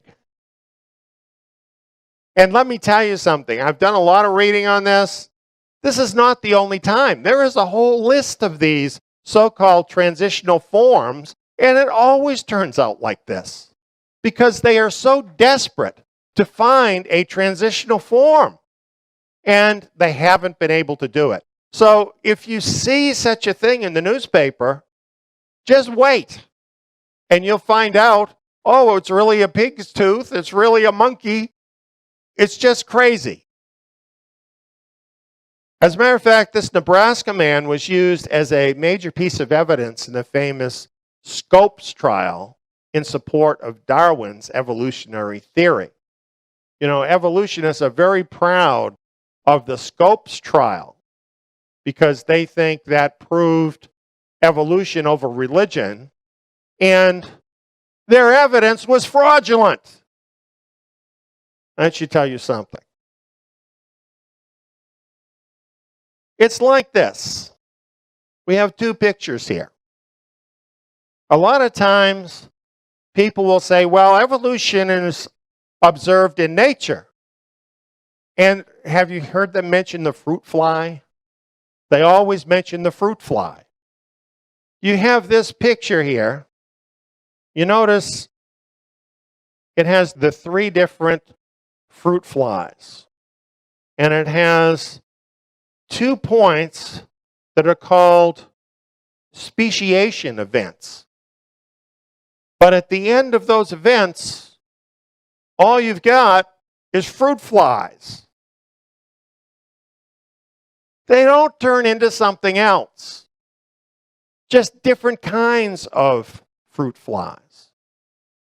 And this we find in nature. There's a lot of variety in nature.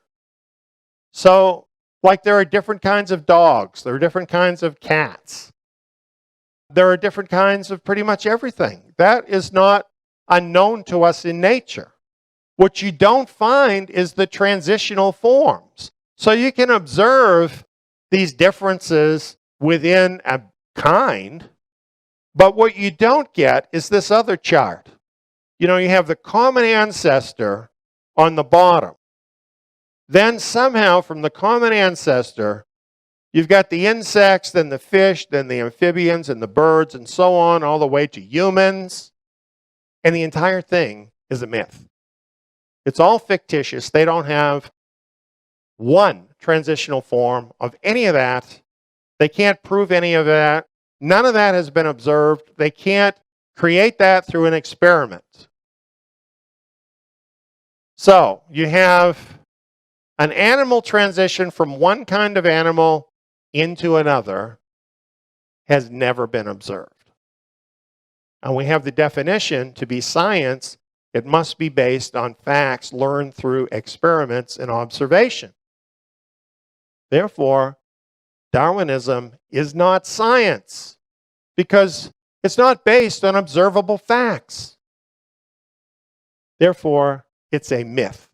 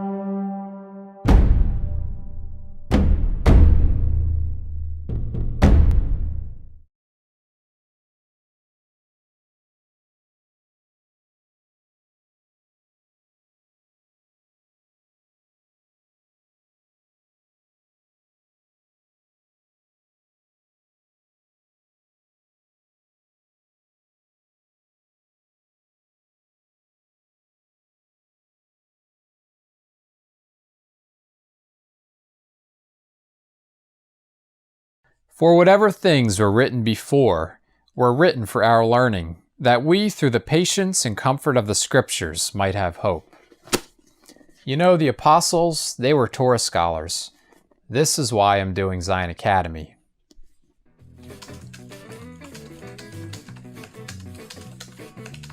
The lessons include 2-hour audio programs and quiz modules. All the lessons in the Torah can be applied to us today. Not to mention, they open up the renewed covenant scriptures in a whole new level, much like the apostles had understanding of the Torah. Plus, I can do the courses in my own time, at my own pace, with no prerequisites, and at a very low cost. I can do them here. Or here. Zion Academy students are provided with study materials, the Zion Messianic Scriptures, in-depth verse-by-verse programs, and quizzes with your final grade and a certificate at the end of the course. Zion Academy also offers assignments for students who would like to opt in to take part in the Zion Tabernacle live Shabbat meetings. Become immersed in the Torah. Find out how you can become a Zion Academy student at zion.org.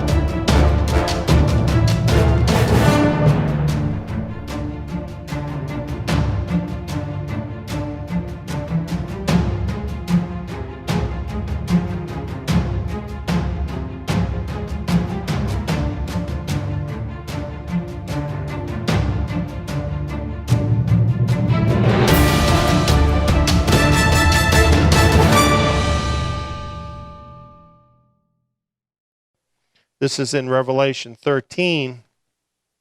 And it's speaking of the beast.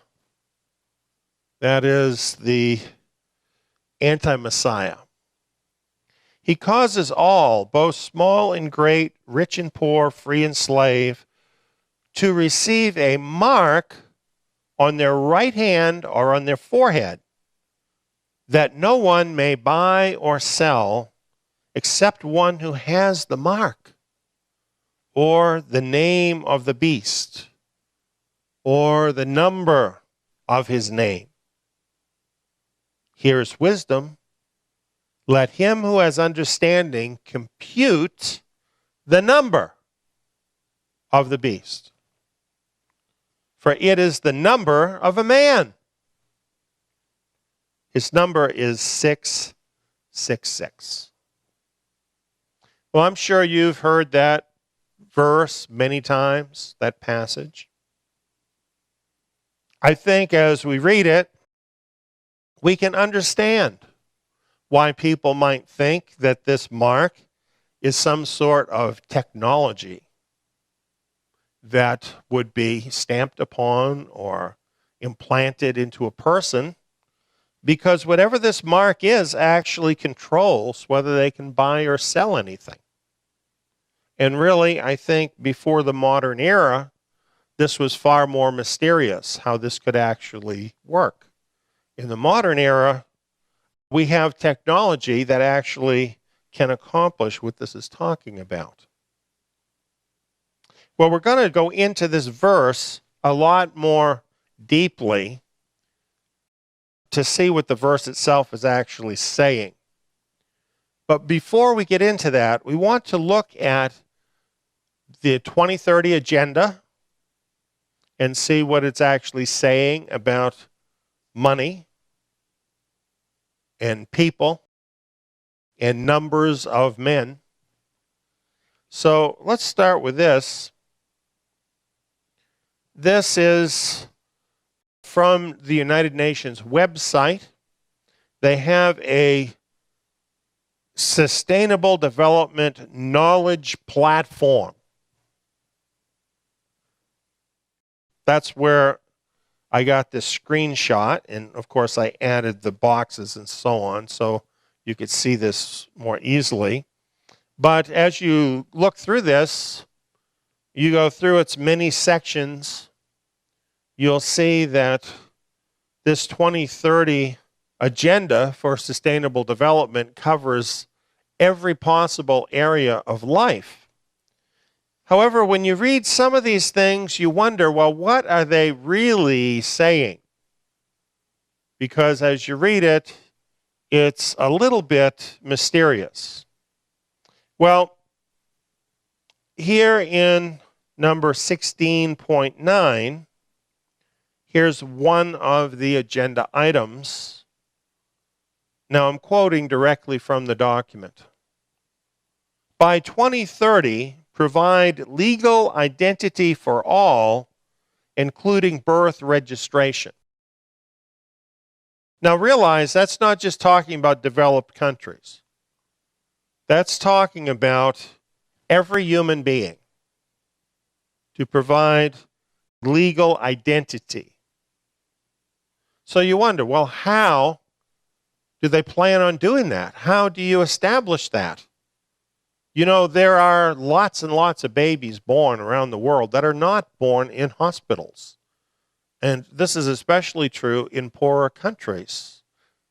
There are no birth certificates for many of these people. So how do you establish legal identity for these people, including birth registration, where they're not even born in a hospital? What are they really thinking? Well, some of their recent activities shed some light on this, and I want to share this with you. Here's a website, Find Biometrics. They're very interested in biometrics, everything having to do with counting people by the use of biosignatures. That's your own body. things having to do with your own body.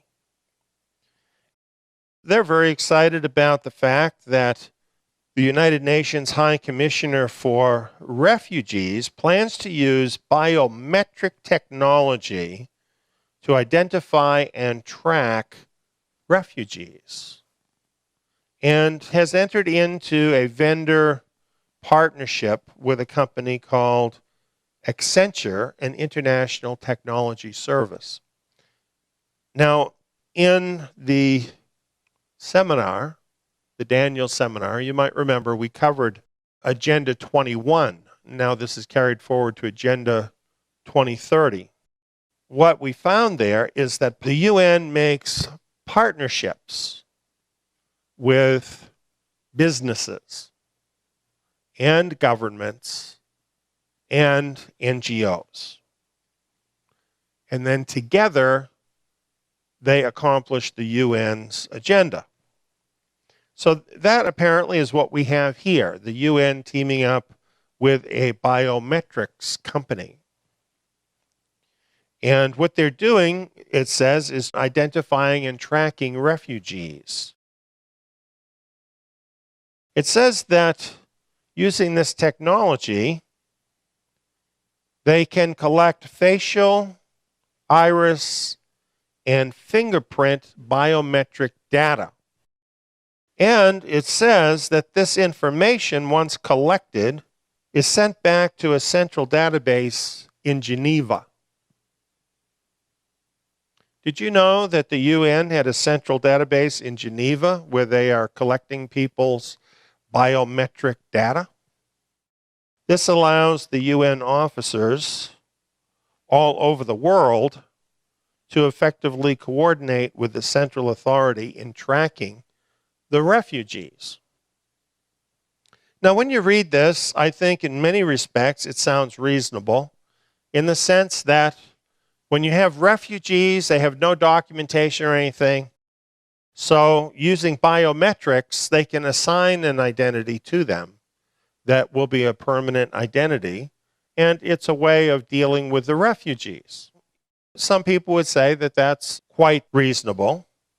I think, though, that the interest is in biometrics. That's of interest to me because this has to do with people's bodies.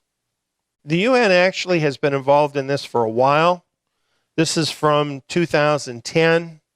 It's talking about a project in India with which the UN was involved to ID 1.2 billion people. This involved fingerprints and other kinds of biometric data, collecting a massive database of unique IDs. India turned to companies like Google, Yahoo, and Intel in order to provide technology for this. This is what they said was the reason for getting everybody ID'd, so that welfare would reach the right people and for purposes of banking, to allow these people banking for the first time. Well, this is interesting because where you see biometric data being brought online to identify people, what happens is you always see them mentioning banking. This is what I found in researching for this. This apparently is the real purpose, among other things, for wanting to identify everybody in the world. Now, here's a real solid proof of what I'm talking about. This is actually a photocopy of a document I downloaded from the World Bank online. And the World Bank, look at its logo. Under the word World Bank group, it says governance. What does a bank have to do with governance? That's totally UN talk, isn't it? Under the kind of government the UN is interested in, banks are part of the government, particularly the World Bank. Well, they have a program called Cross-Practice Initiative Identification for Development. And here's their overview of their program. Providing legal identity for all, including birth registration, by 2030 is a target shared by the international community as part of the Sustainable Development Goals. And it cites the very part of those goals which I read to you from Agenda 2030. It goes on, the World Bank Group has launched the Identification for Development Cross-Practice Initiative to help our client countries achieve this goal, and with the vision of making everyone count, ensure a unique legal identity and enable digital ID-based services to all. Well, when the World Bank says this, what kind of services are they talking about? I don't think you'd be wrong to say banking services. That's what they're talking about. So they see the very provision that we read about as including IDing people for the purpose of banking services. It's interesting that you have to take this circuitous route to find out what the UN is really talking about in their Agenda 2030. But the World Bank is here telling us that it's really about banking, IDing people for the purposes of banking. And not just some people, all people, everybody in the world. Well, the same website, Find Biometrics, picked up on this. And they say the World Bank and Accenture call for a universal ID. Now, Accenture is the same organization that worked with the UN and probably is continuing to work with them on IDing the refugees. And when we read about that, it seemed like it was limited to the refugees. But now we find out that the World Bank is working with the same company. I'm not surprised, are you? And here, they're not just talking about IDing refugees. They're talking about a universal ID, identifying everybody, having a positive identification for every person. It says here, a report synopsis notes that about 1.8 billion adults around the world currently lack any kind of official documentation. They want to get all of those people officially documented. Now, it then talks about IDing refugees in various places, and it goes on to say, the nature of the deployments has required an economically feasible solution and has demonstrated that reliable biometric ID cards can affordably be used on a large scale. So even though they didn't tell us it was just an experiment working with the refugees, now we see that's what it was. It was just an experiment working with the refugees to see if they could do this with everybody. This is what they do. It's like this creeping thing that you cannot stop. You know, they just keep pushing the thing forward. They know what they're doing, and they're not going to tell you as they're doing it the real reason. So it was an experiment. Now, here's the kicker on this, okay?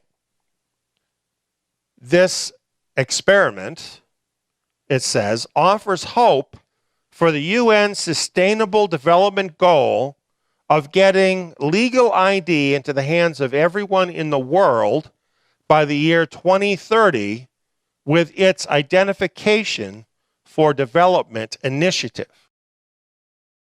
Now, realize this is what the World Bank and Accenture said that's being reported here. Accenture is a company that uses biology techniques to identify people, things about your own body. So it is reasonable to conclude from this that that was, in fact, the purpose of the UN in the first place with this particular part of their Agenda 2030. They're wanting to have bio-IDs on every person so that everybody is documented. Well, how do you do that with people that never had a birth certificate or any kind of documentation? How do you identify them? Well, using biology, everybody has a unique fingerprint. There's other unique things about every person, such as your iris, other things. So they're able to assign you an ID that then goes with you because it's in the database. So regardless of whether you have any documentation to start with, once they get a hold of the biometric data from an individual, they can essentially nail down the identity of that person from that point forward. They will actually be able to assign an identity to every person in the world, provided they can get that biometric data and provided they can somehow force them to identify themselves using that data. Well, how do you force people to identify themselves who don't want to identify themselves? Because a lot of these people don't want to identify themselves to the system. Here's one way of doing it. Why don't we just get rid of all the cash? Because if you get rid of all the cash, then for people to be able to buy anything, they are going to need to prove who they are. Every person, even the very poorest person in the world, like in India, is going to have a bank account. They will have to prove their identity using biometric means that will stay with them at all times. And if they don't comply, if there's no such thing as cash anymore, then how are they going to be able to buy anything? How are they going to be able to transact business or even feed themselves?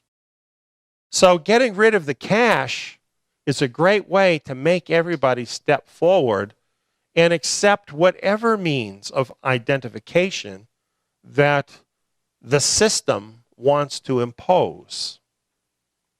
Well, there's been a lot in the news about this. Leading economists and various famous figures and so on have been coming forward saying that essentially we need to get rid of cash and be a cashless society.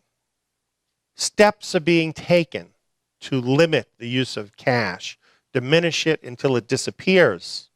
As it says here, governments are limiting the use of cash, and a variety of official mouthpiece economists are calling for the outright abolition of cash. It's telling us authorities are both restricting the amount of cash that can be withdrawn from banks and limiting what can be purchased with cash. So, two approaches. First of all, restricting how much cash you can take out of the bank. Now just imagine this is your money. You put it in the bank, but the bank, under government authority, is going to limit whether you can take it out or not. And then the other thing is simply putting a limit on how much you can purchase with cash. Just simply, you might have a mountain of cash in your house or something, but it's no good to you because you can't buy beyond a certain amount. This is how they're limiting the use of cash. Now let's look at the benefits of this. You want to sign up already, don't you? Well, there's big benefits for the banks and the government to eliminate physical cash. For instance, every single financial transaction can be taxed. So, the government is real excited about that. And every time they think up a new tax, well, they don't even have to bother you with filing a return or something like that. They could just take it out of your account. Imagine how much more convenient that's going to be for you. And then, of course, the bankers like it because every financial transaction can be charged a fee. And those bankers, they work so hard for us, providing all this digital money, that they need to take part of it from time to time. And you don't have to worry your little head about it at all, because they can just kind of withdraw that out of your account. No problem. See how convenient that is? And then other unseemly things like bank runs, totally eliminated. See how good this is? Not. And then last of all, of course, the golden rule. He who holds the gold makes the rules. Just imagine you have no more control over money. All of your money is controlled by the bankers and the government. This is tremendous coercive power once they have this kind of control. Here's regulations from the United States for the bankers, which I also copied online. This is to the banks, and this is in America. Some of the things that I thought were interesting here: transactions conducted or attempted by, at, or through the bank or an affiliate and aggregating $5,000 or more, if the bank or affiliate knows, suspects, or has reason to suspect the transaction, have to be reported to the government. Now, it used to be 10,000, now it's 5,000. That's a pretty low number nowadays. There's a lot of people that pay a lot more than that, for instance, for a car, for other things. There are people who have cash businesses, who legitimately have cash businesses, but they've got to put the money through the bank first before they can make a big purchase. Really, any transaction that might involve potential money laundering or other illegal activity, or is designed to evade the BSA. Money that has no business or apparent lawful purpose, or is not the type of transaction that the particular customer would normally be expected to engage in. That's talking about cash transactions. Those are considered suspect, and you can get reported to the government. Now, people who have absolutely no reason to fear because they're not doing anything wrong, anything illegal, are reported to the government just because they used cash to buy something. And once that report is made, what do you think happens after that? Worst case scenario, that can follow you around for the rest of your life and cause you all sorts of problems. Nobody wants to go there. It's not just criminals that don't want to go there. Nobody wants to have the government having this kind of control over their life. So what is the effect of that on the use of cash? People aren't going to use it, right? Because they know that this is going to happen. In America, this is happening, the land of the free. But then in other countries, it's even getting worse. For example, in France, in September 2015, a new law was implemented that prohibits French residents from making cash payments of more than 1,000 euros. And the last time I looked at euros, but just going on that, for instance, in America here, that'd be $1,500. You can't buy something that costs more than that using cash. It's just plain against the law. Why? Well, the French finance minister explained it this way. It was necessary to fight against the use of cash and anonymity in the French economy. That's a war on cash. This is from an article from the Credit Suisse Bank in one of their journals. The headline is, Sweden, we don't accept cash. The article tells you everywhere you go in Sweden, there are signs up that say we don't accept cash. And then they tell us how this happened. The 6 largest Nordic banks have been gradually weaning themselves, I would say the population, off of cash since 2010. You see, they've been working along with the UN for a while in the UN agenda and the World Bank. And while they may be ahead of other places in the world in implementing this agenda, this is just a picture of things to come for the rest of the world. And why do I say the UN? Well, look at how they sum this up. By 2030, we will be completely cash-free. You think they just grabbed the number 2030 out of the sky? This is happening in compliance with the 2030 agenda. Well, here's an interesting guy. A.J. Banga, the president and CEO of MasterCard. You don't think he's friendly with the UN, do you? A.J. Banga loves to talk about the wonders of a cashless society. Goes on to tell about a meeting he had with all of his senior people, telling them how evil cash is. It's hard to track. It's used for drugs, weapons, and tax evasion. And it's expensive for the bank to make. So we got to get rid of it.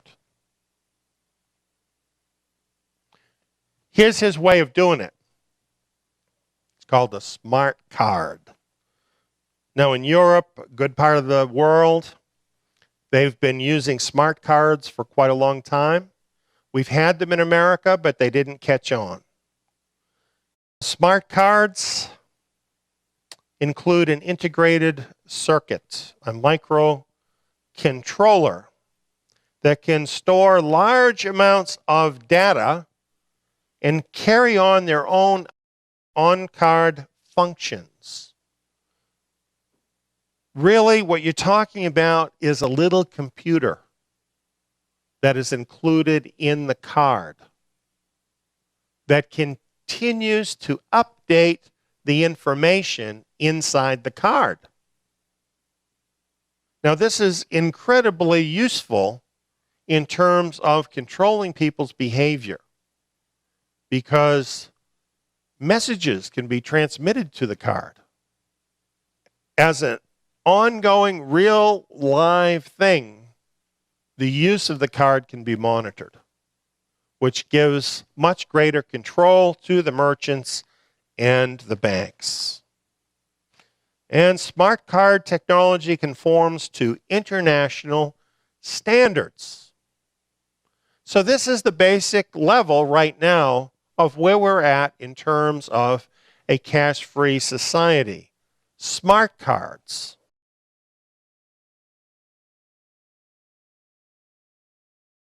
Now,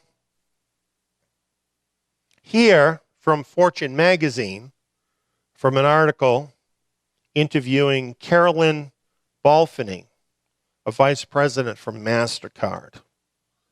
It explains that 1.2 billion credit and debit cards in circulation in the U.S., of that many, some 70% will have chips by the end of 2015. So the American consumer has not wanted to use the smart cards, so they haven't. However, what has happened is the bank has changed the deal with the merchants. And as of October 1st, any merchant who doesn't have the point of sale hardware for the smart card will then be held responsible for any fraudulent charges that go through their terminal. Whereas in the past, the bank has insured against that. So the merchants aren't going to be willing to take that risk of having to pay up for fraud. And so they are massively upgrading to these chip-capable terminals and massively refusing the old kind of cards. America is being essentially forced to go onto smart cards whether they want them or don't want them. Carolyn Belfany explained about this. This is a direct quote. "We want to make sure we're adding acceptance constantly to further our war on cash." You see, the smart cards aren't where they're really headed. They're just a step along the way in their war on cash. Whose war? Our war. Well, she works for MasterCard. She could be saying MasterCard's war on cash, but I think she's referring to the bigger war on cash, sponsored by the World Bank and the entire banking community and the United Nations. That's what I think she's really talking about. What do we mean about acceptance? You know, when you read some of these articles, you would think that people just can't wait for a cashless society. But the truth is, people don't want it. And so acceptance has to be forced on them gradually. And that's really what she's talking about. Until they finally get people to the point where they will accept a cashless society. In her own words, she's telling us exactly what is happening. And what we've seen is this is all supposed to happen by 2030. And so this is why we see a lot of changes regarding payments. This man wrote a book about it called Digital Bank. Chris Skinner. He says, "We already have contactless payment terminals, fingerprint recognition payments, micro and mobile payments. The only logical step is to introduce non-card-based, i.e. biometric-based payment systems." What is he saying? What does this picture say? We want to get rid of the cards. We want this biometric-based system to be based in your own body.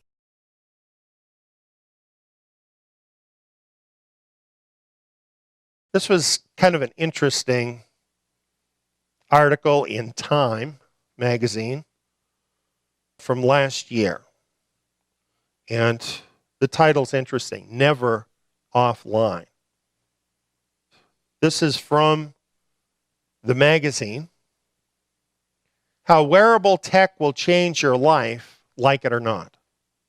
Will make people and computers more intimate. You want to be more intimate with your computer? I'm thinking not.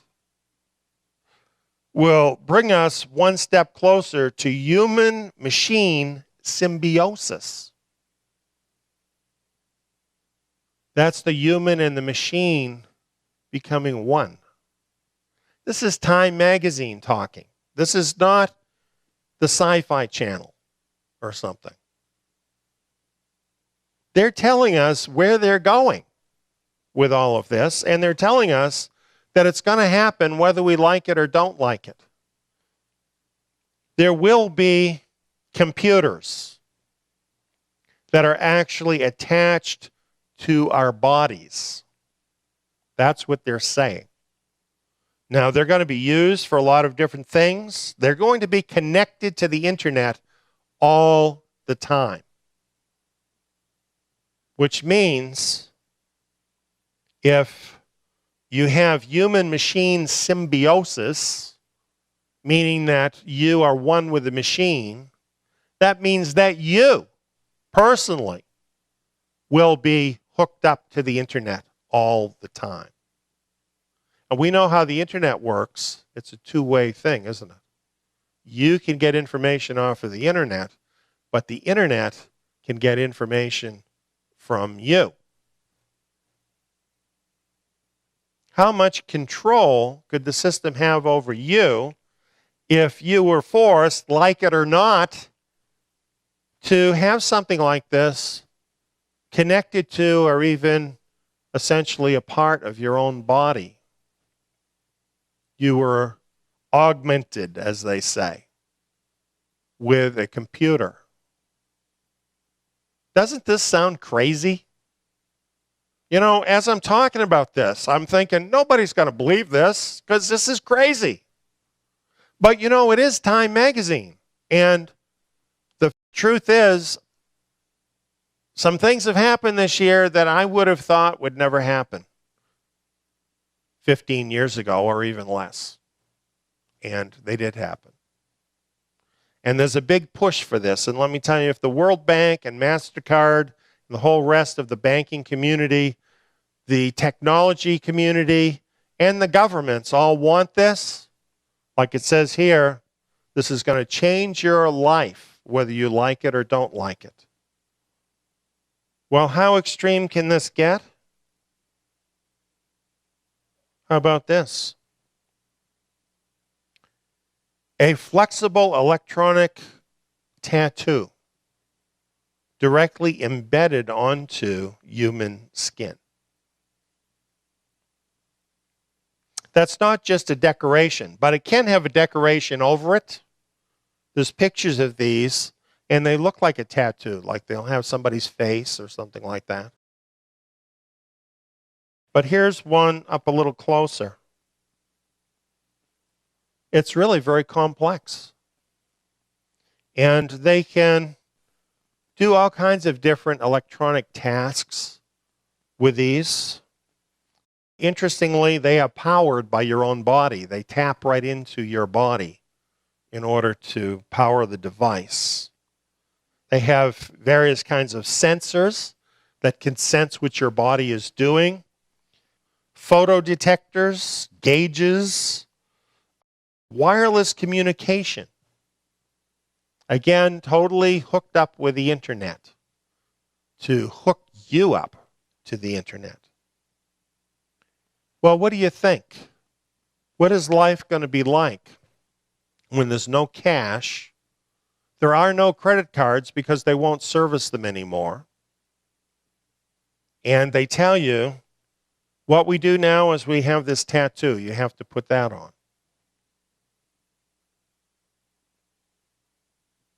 Are you going to do it? If you don't do it, how are you going to get by? You see, I'm not even suggesting to you that this device in itself is the mark of the beast.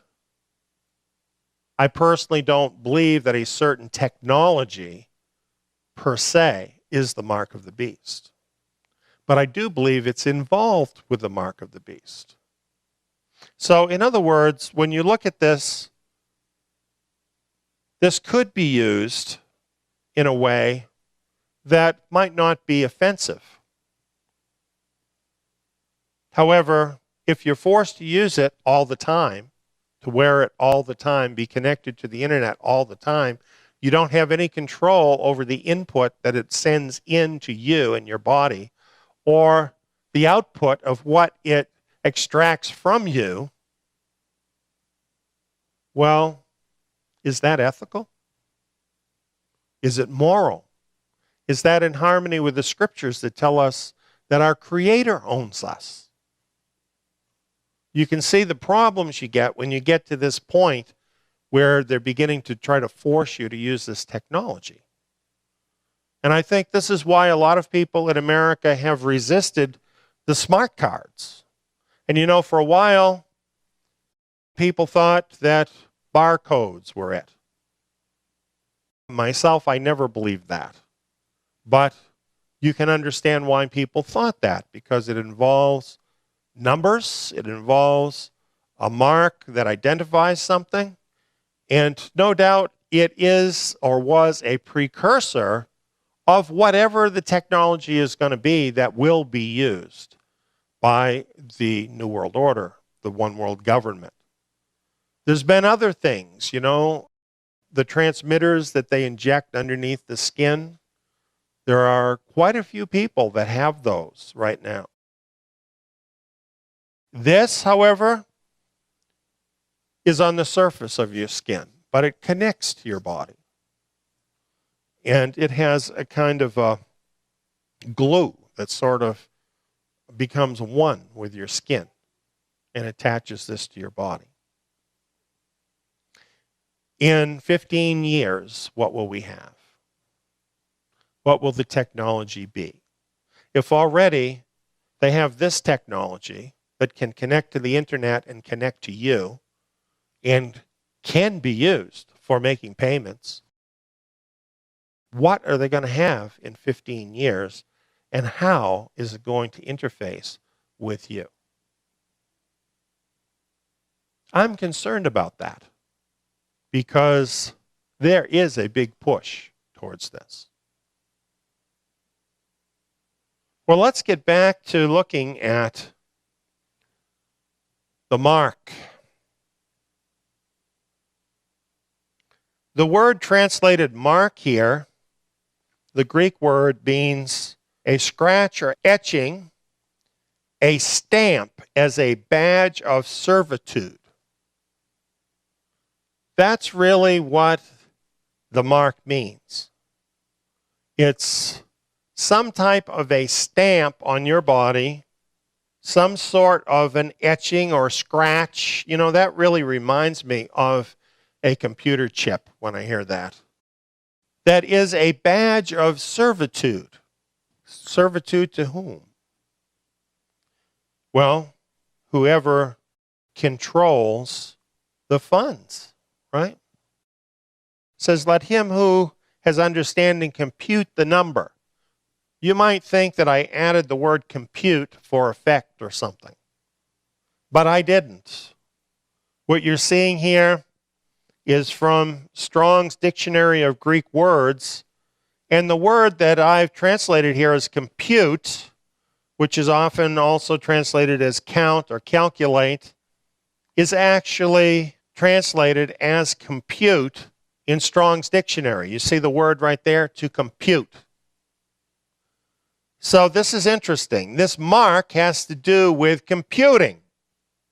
Now, this word, to compute, is related to a couple other Greek words, basically different forms. It has to do with a pebble, which is as a token, as a verdict or a ticket. In other words, it gives you access. Yes or no, you get access. And then the other meaning is verify by contact. I thought that was interesting. Verification.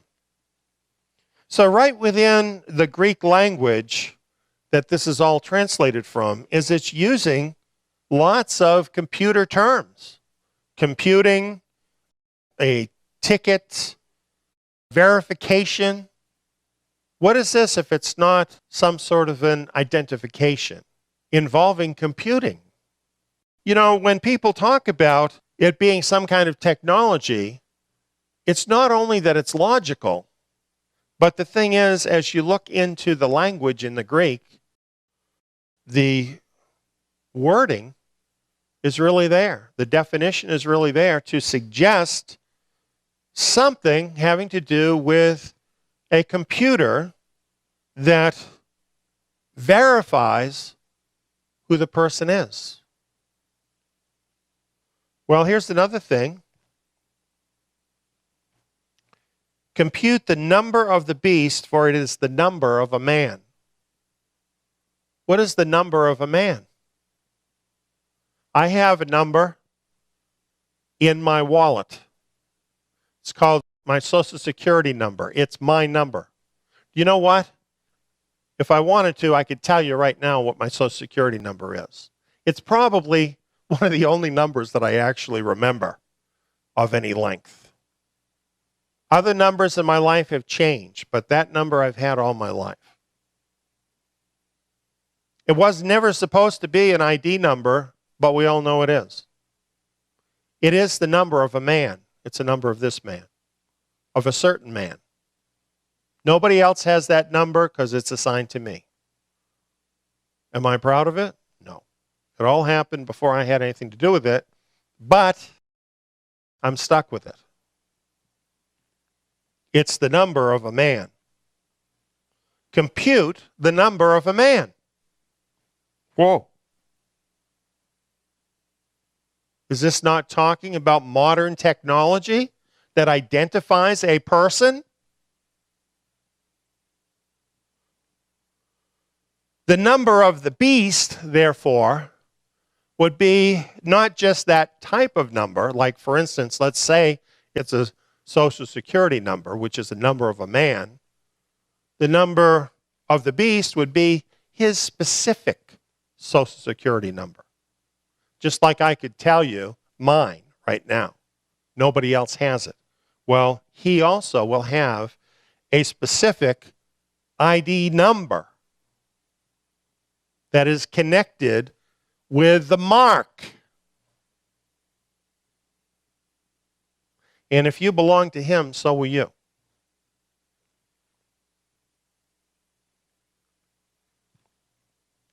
He causes all, both small and great, rich and poor, free and slave, to receive a mark on their right hand or on their foreheads, and that no one may buy or sell except one who has the mark or the name of the beast or the number of his name.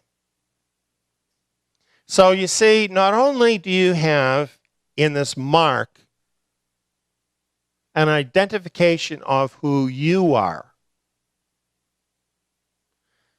but the mark represents a relationship between you and the beast.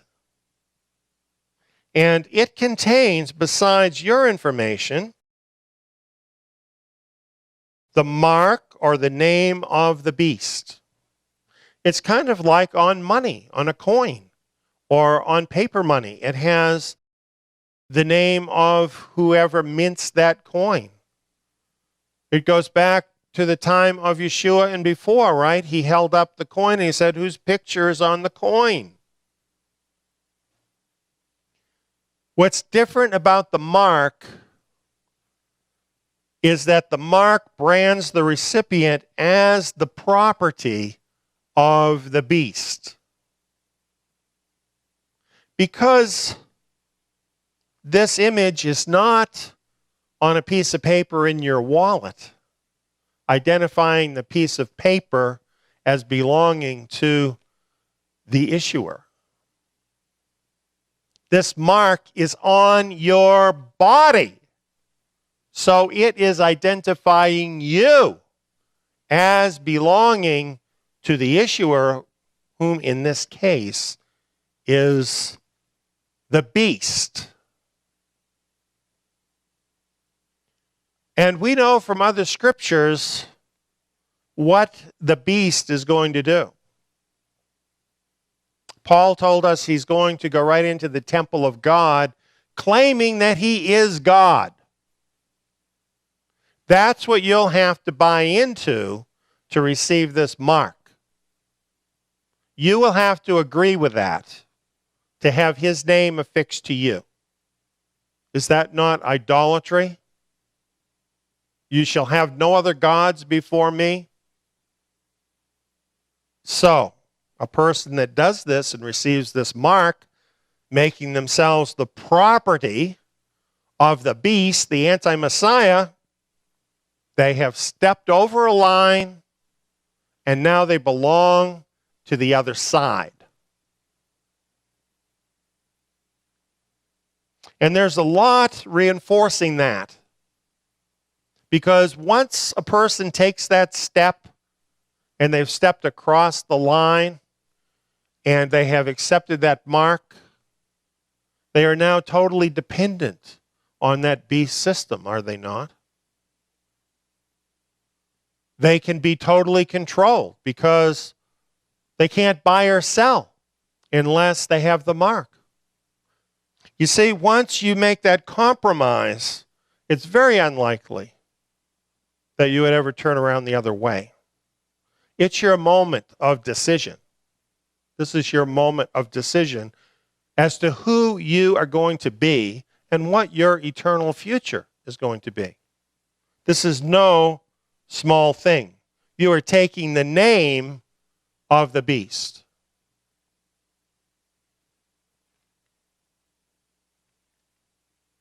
The name of the beast, the mark of the beast, is the key to success in the beast system. You know, when I read about Mr. Banga and all of the rest of the bankers that get all excited about the cashless society, they are excited about it.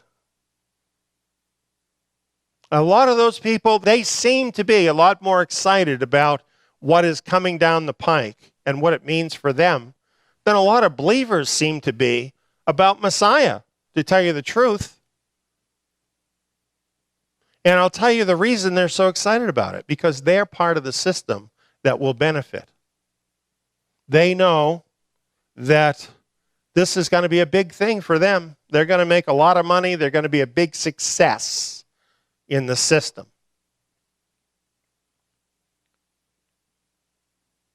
The only problem with all of that is success in the beast system is bought by surrender of total control to the beast system.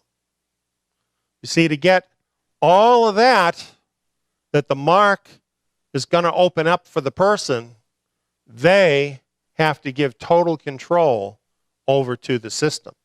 Because once you take that mark, they're able to track you everywhere you go. They're able to track your money everywhere it goes. They're able to tax you. They're able to take it away from you. They're able to coerce you. You are then a total slave. And you know, while I'm telling you this, I have to say it, you're not far from that right now, right? I mean, a lot of us, we're not far from that right now. We are living paycheck to paycheck. And, you know, we feel very controlled many times by the system. And we're feeling this. You know, the system is trying more and more to control you. Debt really, really makes it worse. You know, the more you want the stuff and you're willing to go into debt for it, the more control the system has over you. Well, the mark of the beast is taking all of that to a whole new level that really I think most of us can't even imagine at this point in time. And the aim, as we have seen, is to bring every single person on earth into the system and to make you hurt if you resist that.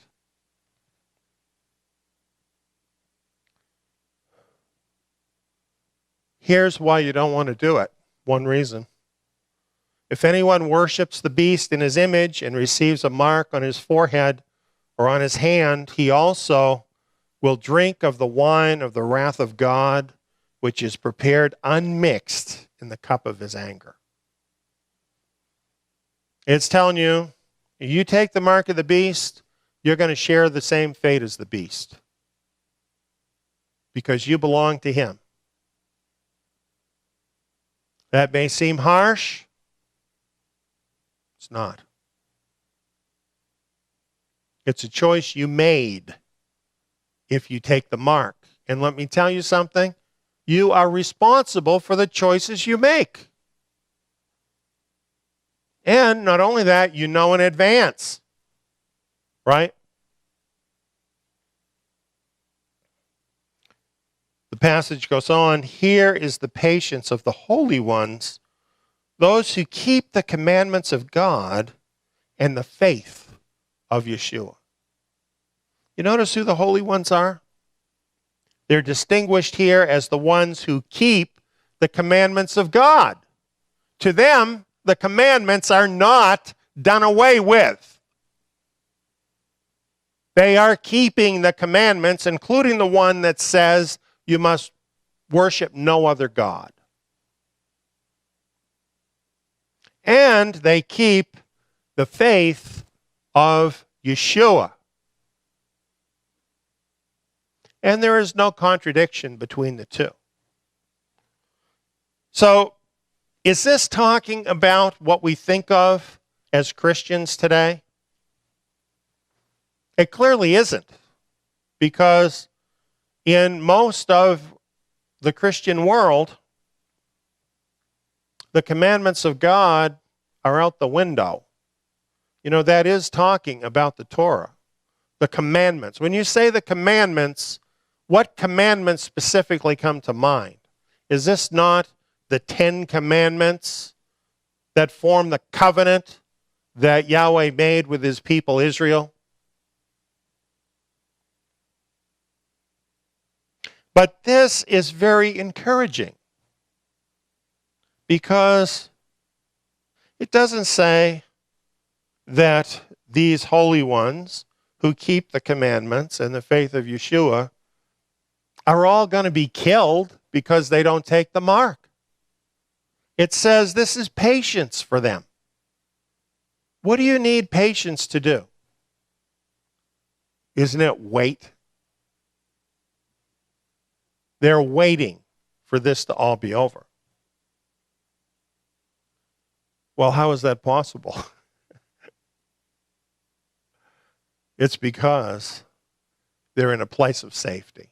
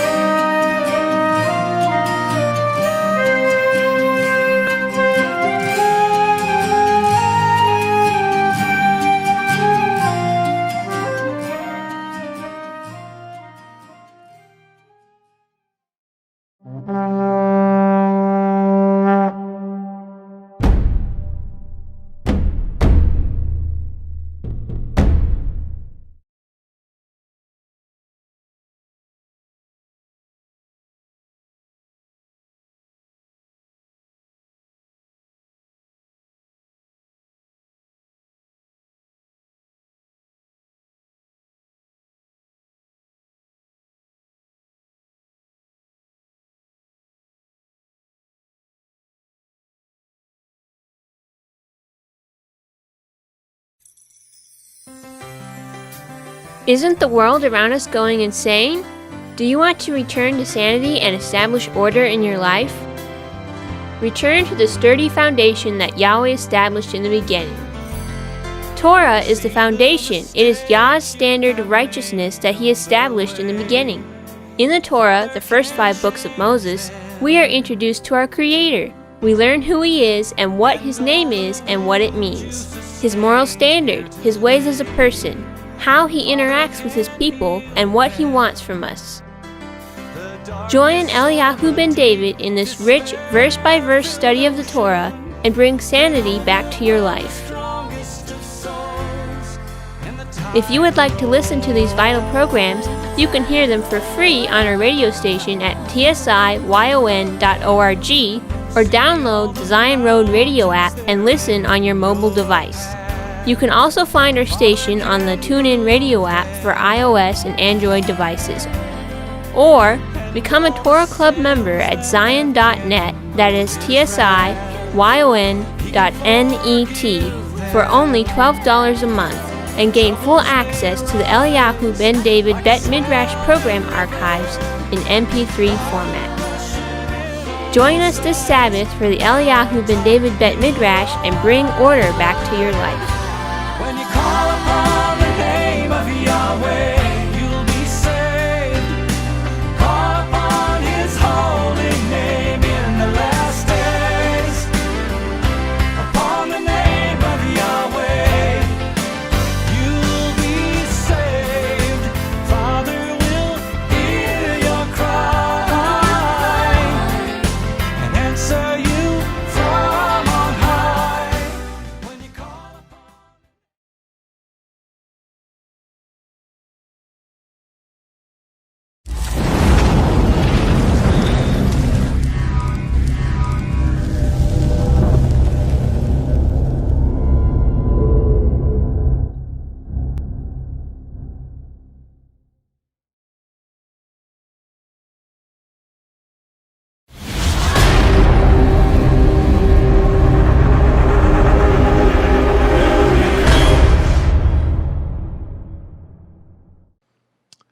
Hello, friends.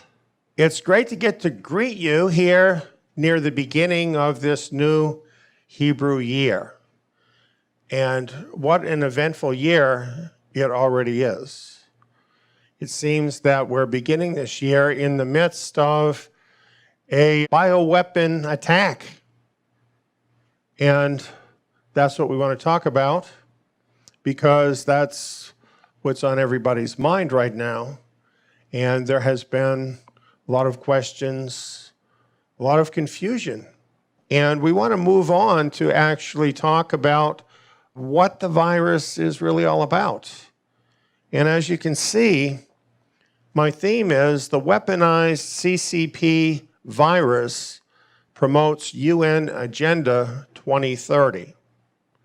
Now that may not sound like a biblical theme, but actually, if you have followed my messages over a period of years, you will know that this actually is a biblical theme that relates to Bible prophecy. And that's the reason we're going into these details. Now, I want to have full disclosure with everyone that's listening, particularly any new listeners we may have. And in tonight's presentation, I'm going to deal with quite a few things that are about geopolitics and various politicians in the world. And this is not to promote any politician or political system, because the truth is I'm not even a voter.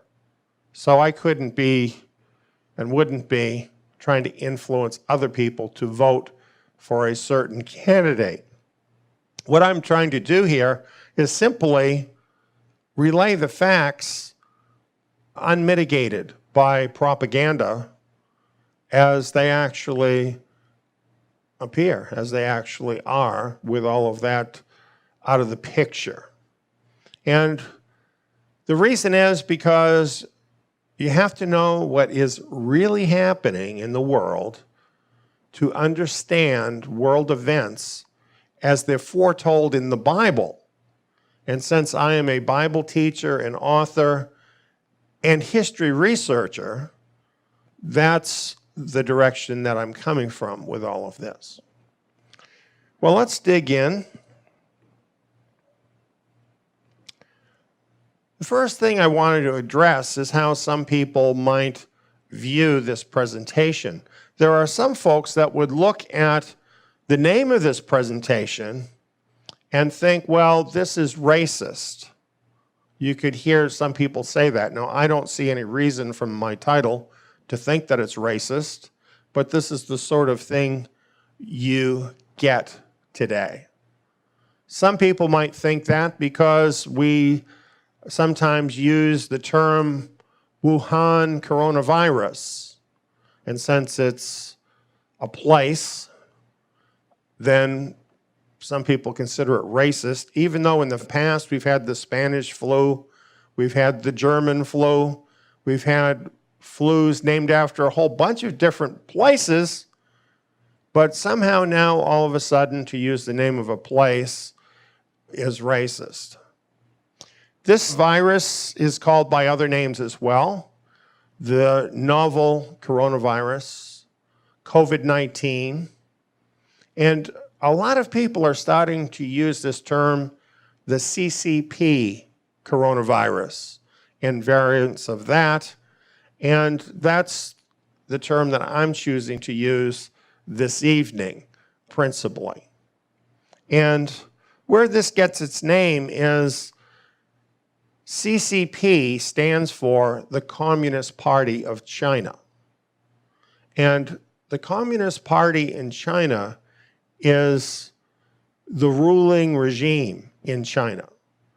And by saying CCP, what we're doing is we're focusing on a governmental system. That's what we're really talking about, rather than a race of people. And really, the more you know about the CCP, the more you'll know the people who suffer most from the CCP are the Chinese people. And that's a fact. So it's really not racist to call it the CCP virus. So what about being unreasonable or cruel? You know, things that people don't understand many times, they think of as unreasonable. And I think as I explain this to you, you're going to see that to suspect the CCP of actually weaponizing this virus and putting it into use is not a conspiracy theory at all. It's very much in keeping with their goals and intentions. And I'm going to share that with you. And this is because the CCP military, which is just a subset of the CCP, has adopted a mode of warfare which has been articulated by its military officers, has been documented by their military officers as having absolutely no ethical limits. Now, let me explain that the CCP in the 20th century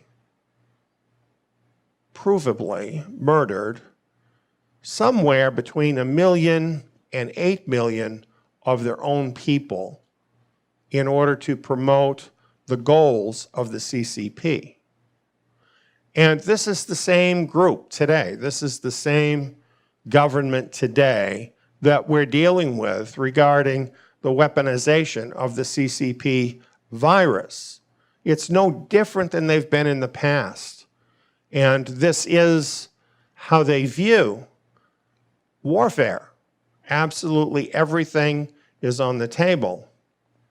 So when we talk about this, you know, like you and I, we would be shocked to think that a government might, say, infect their own people with a virus because they have a larger military purpose of infecting the rest of the world. And you might think, well, that has to be a conspiracy theory because nobody would ever do that. Well, the same people that might think that would think, well, no government would actually murder 8 million of their own people. These people did. They did that. When you're dealing with people like this, you're dealing with people that will do anything in order to promote their own purposes. So, while all of this is shocking, There's documented history about this. And personally, I've been warning about the dangers of the CCP around 2006, 2007 forward. So this was on my radar for quite a long time. And I talked about this in my radio programs on the road to Zion. What you see here is the fact that back in 2007, we had a program on unrestricted warfare. We even had a copy of this book, which you still can download from our website. And this book, called Unrestricted Warfare, was written by two senior colonels of the Chinese military. And it lays out their strategy for conducting warfare. And it's really quite, well, spine-tingling. They call it unrestricted warfare. The book sets out a strategy of warfare by which China and other technologically weaker countries may war against and overcome a technically superior force, namely the USA. And what this kind of war is about is to avoid overt live fire kind of situations. In other words, it doesn't look like a war because nobody's shooting each other. Instead, what it is what's called asymmetrical warfare. And it's pitting not just armies, but really entire civilizations against one another using absolutely everything. All kinds of various political influence, media influence, terrorists, economic influence, and many other things, actually absolutely anything to win the battle. And the stated purpose of the CCP is to rule the world. That's what this is all about for them. And when we look at this, what we see is that this unrestricted warfare actually kind of goes together a lot with what the scriptures tell us would happen in the last days. And it therefore fulfills Bible prophecy. So back when I was sharing this, back in 2007 and onward, it was to let people know that the CCP was going to be playing a much greater role in the last days. Here we have a list of some of the various ways in which unrestricted warfare is waged. And as you can see, it does include military, but also other things. And it is called anything warfare, no rules. And of course, the biggest thing about this kind of warfare is you deny everything. The whole purpose is to wage the war without anybody identifying that you're actually waging a war. So it involves lying, deception, and denial. That's why you'll never find any documentation where the people who are perpetrating the war are going to tell you they're doing it. You have to understand what's going on from the effects of the war. But the fact that they told us that they're using this strategy means when you see these methods working, even though they deny them, it's still what they're doing.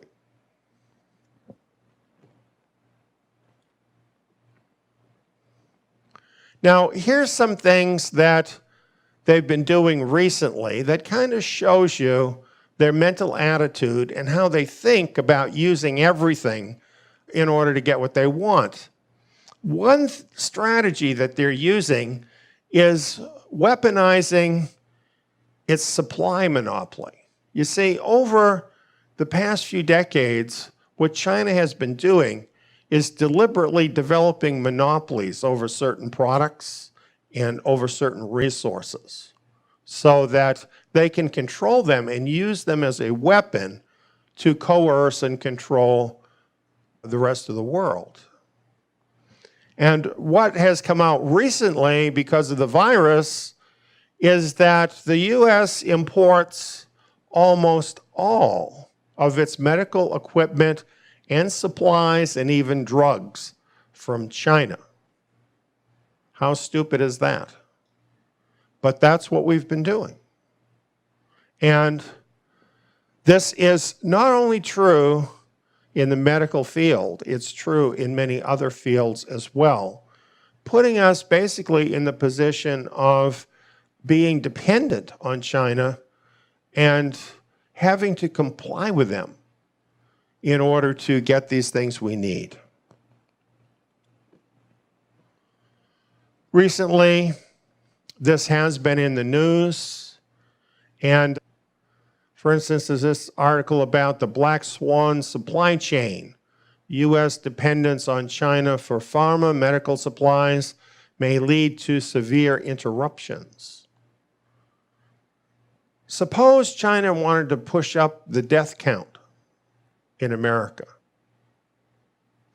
Simply interrupt the supply of medical supplies, and that happens. But it's not their fault because there's this big problem of shipping and everything right now, so you can't really pin anything on them.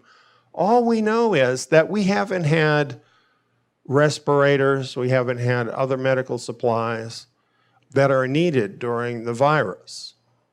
As a matter of fact, China threatened to withhold all medical exports, saying the United States will fall into the hell of a coronavirus epidemic. And they made this threat in order to make America stop talking about their responsibility, that is, the CCP's responsibility for creating the virus and allowing it to get out in the first place. This is the sort of thing they do.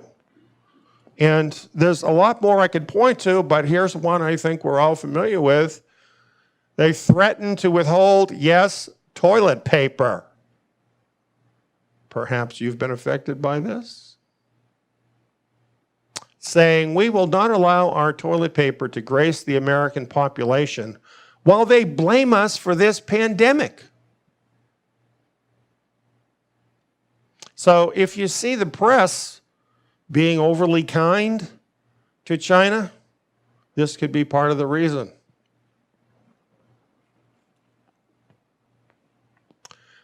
Sadly, even the U.S. military is dependent on the CCP. Now, what kind of deal is this when the military of a country is dependent on their enemy?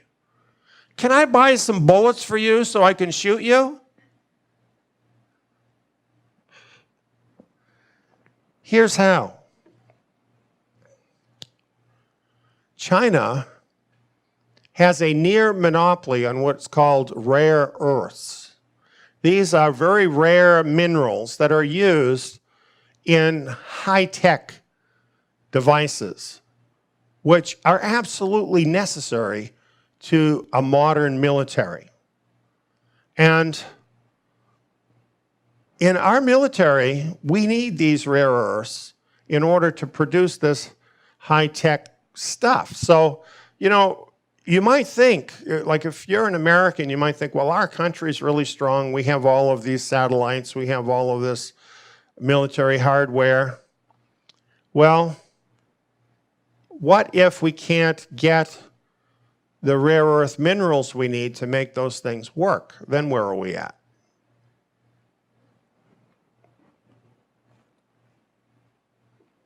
So Recently, we have this article from Reuters. U.S. military comes to grips with over-reliance on Chinese imports. Do you know why they came to grips with that?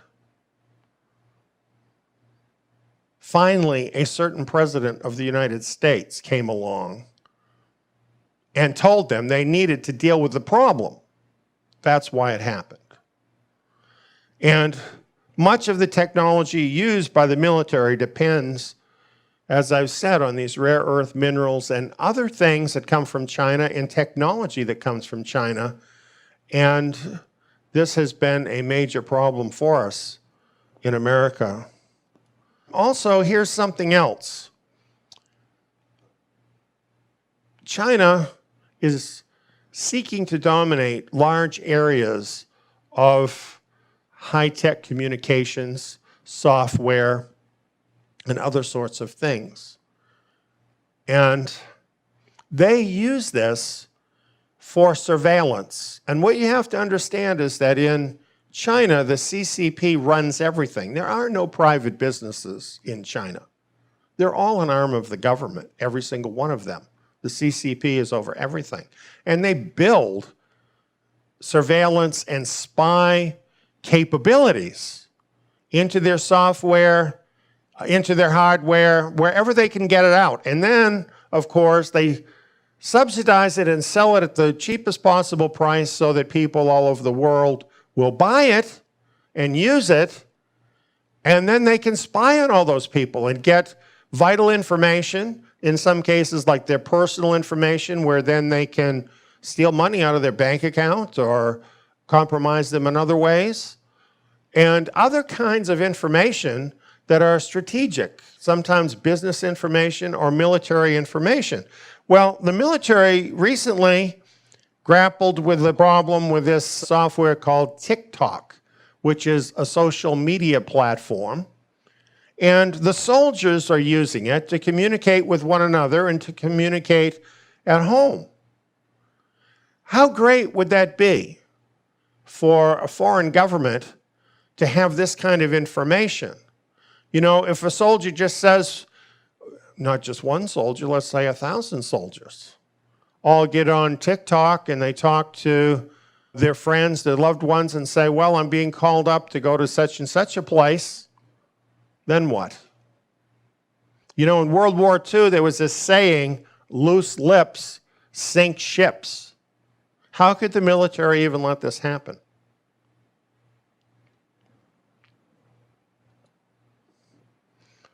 And then we have the problem of hacking, CCP cyber hacking.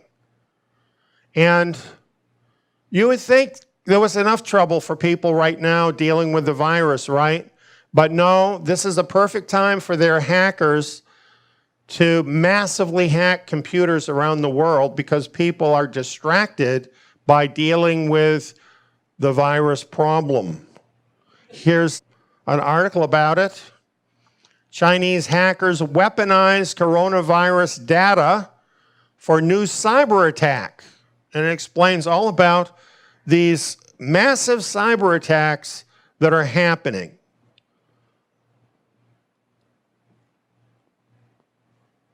Here's another article. Coronavirus triggers worldwide cyber attacks. I know of what I speak. This is a record from our server. We became aware of these Corona-19 cyber attacks on March 19th, and we recorded the record. On that day, our server logged over 110 million cyber attacks in one day on our server. We're not talking about a bank. We're not talking about some high-level target, like a military target or something. Our server, over 110 million attacks in one day, all trying to break into our system, trying to break down our system, trying to steal any possible data they can get. Multiply that by how many other computers? Who knows? And it gives you an idea of the scope of this. Just when you look at the numbers, you know this isn't individuals. You can't get some high school kid sitting down at his computer in his room doing 110 million cyber attacks on our server. That's obviously a big player, a state player doing that. By the way, so far as we know, they didn't get in. So when we look at all of this, and this is all part and much more of unrestricted warfare that they have been waging for years. And this has been going on and going on. How did America's politicians and leaders ever allow us to get into such a toxic relationship with CCP-ruled China? Why wasn't something done about this a long time ago? For decades, the elected U.S. officials and lawmakers have known the true nature of the CCP. They have investigated the CCP. They know that the CCP controls absolutely everything in China and that there is no private industry in China. They know that the CCP has a plan for world domination at the expense of the United States. They even know the CPP, among other things, has bioweapon capability. So why haven't they done something to shut down those channels into our country in all of that time? Now let me prove my point. What you're seeing here is a congressional report. And this is from 1999. So over 20 years ago. They've had this information all this time. And this report details the activities of the CCP. And ostensibly the reason for the report is so that something would be done about it.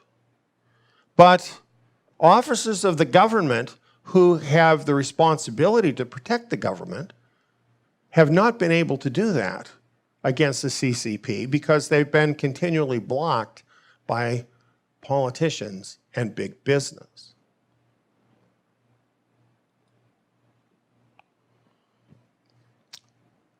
This documentation is available from the Government Publishing Office, and this is where I got it. And what you see here is part of the table of contents. The part that details some of the capabilities of the CCP. And in this list, I found it interesting that the first thing in the list is biological warfare.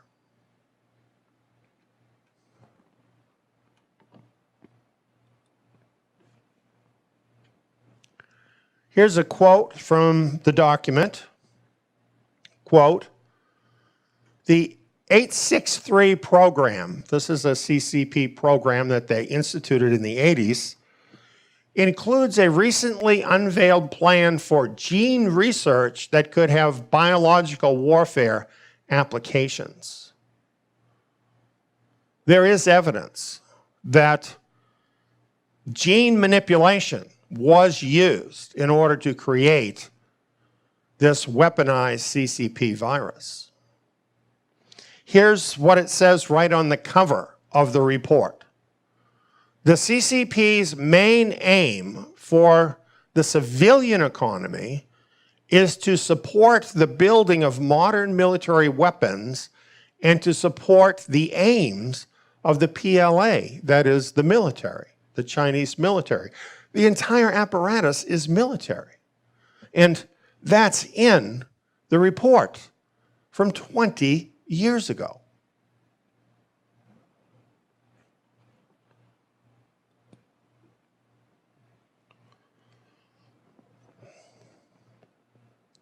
In the report,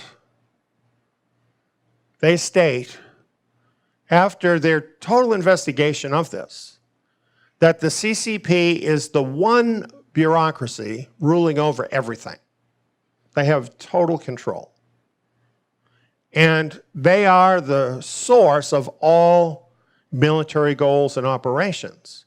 So you see, you have the same people that are controlling their government and the civil aspect of their government, and foreign policy, commerce, all of it, using all of it for military purposes to bring about their goals. And for them, everything is military. So their entire society has been molded as a weapon against the West.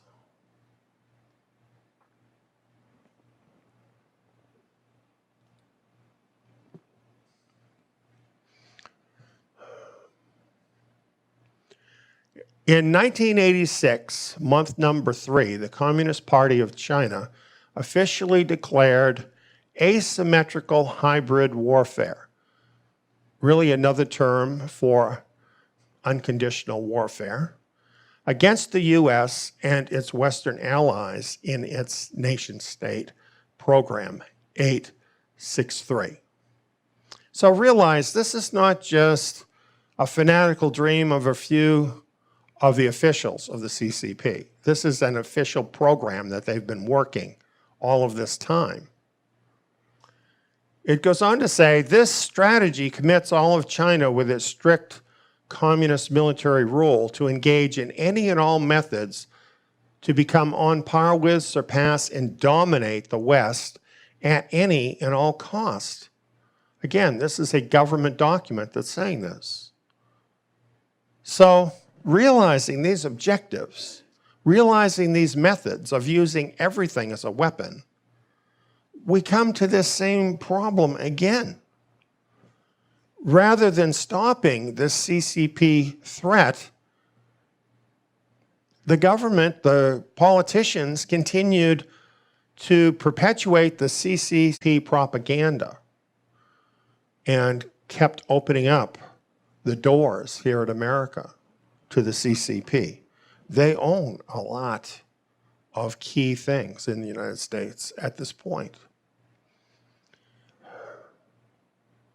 Summing up here, it says, over the past 30 years, the US government and private sector have advanced a policy of full cooperation, including substantial financial and technological investment in China, fostering the belief that the CCP were moving towards a more democratic free market society, while the CCP used lies, misdirection, and deception. Just consider what's going on here. For all of this time, the politicians in the Congress had commissioned a study on this, had the full facts, understood the real goals of the CCP and how they were implementing them. And yet presented to the American people the idea that if we open ourselves up to China, then they'll become nice to us and play nice with America. That's what happened here in America. And this strategy is rooted in unrestricted warfare, that is, war without rules. Some of you might remember the Bill Clinton Asiagate scandal.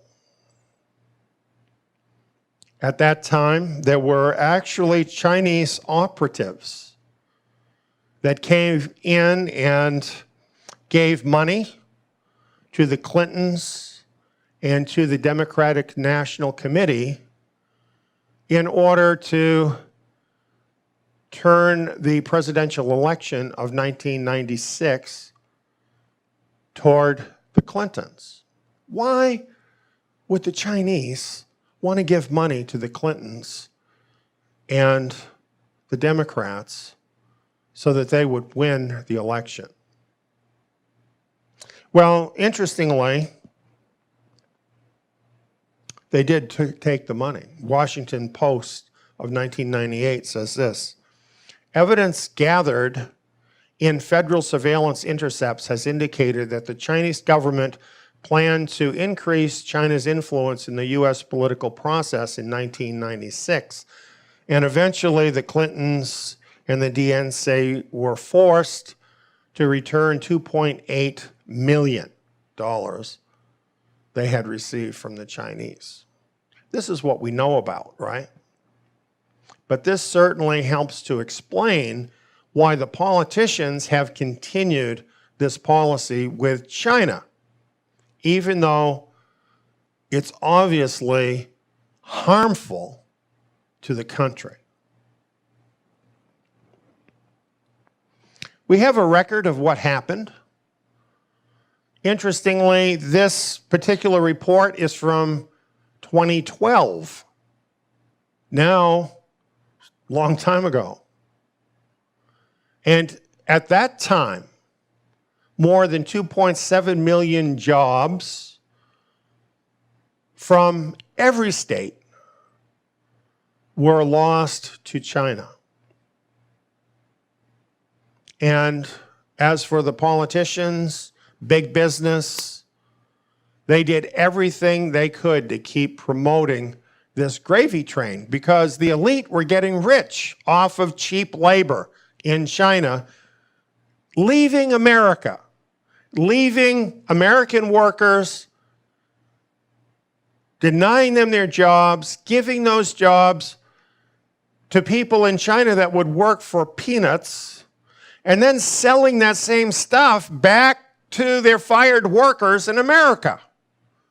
Great deal for the elite, not so great for the average American. They're still doing this. You ever go to Walmart? Can you find anything in Walmart that's not made in China? So here's what happened. In effect, the American worker and consumer has financed the rise of CCP influence around the globe. All this money that the American worker has sent to China, thanks to our politicians and the elite, out of that, much of it has been used by China to influence not only America. Look at the big red glob in America of money coming back to get what China wants from America, but the whole rest of the globe. And China has been coming up and up and up at the expense of America. They would have you believe that's all just some kind of accident that happened. There's just, chance that happened. Even though they knew all along that it would happen.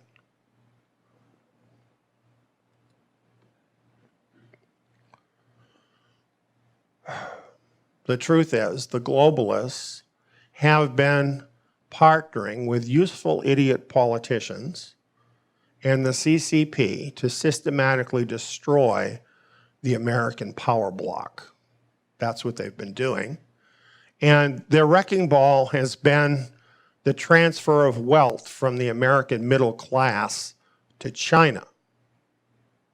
The American middle class has shrunk dramatically in the last 30 years or so.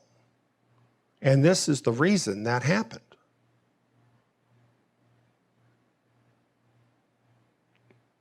And the globalists, they're just a bunch of good buddies.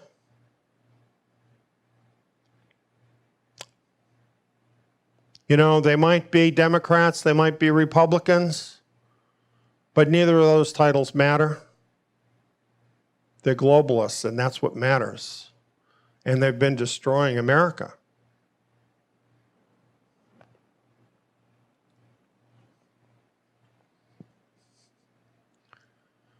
They want a one-world government. That's what they're going for.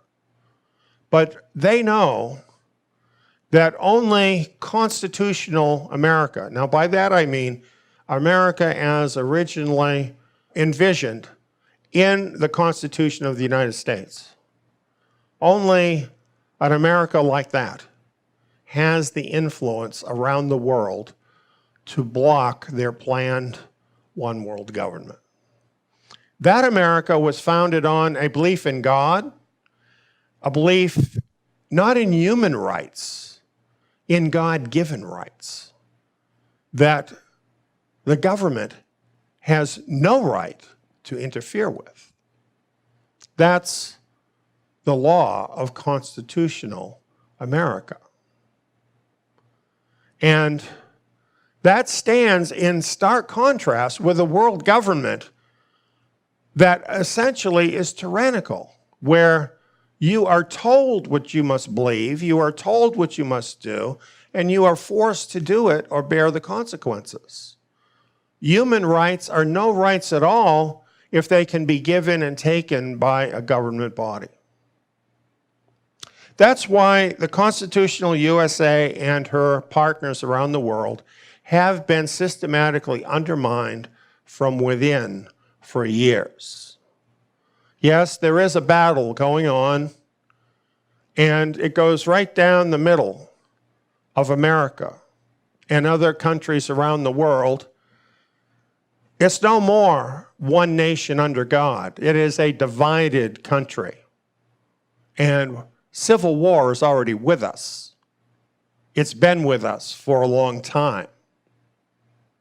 The bad guys have been winning for a long time.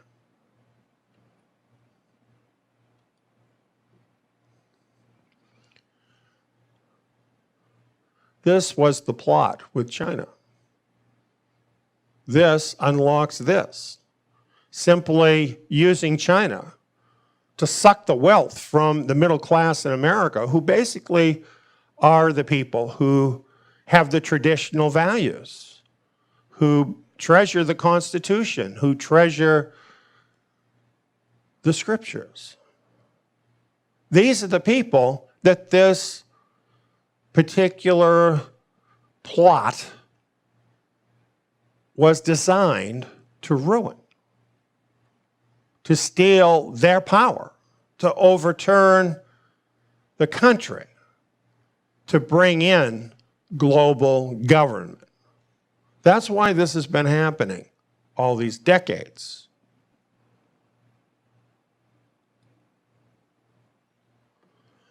And the thing is, for a long time, it was all going perfectly.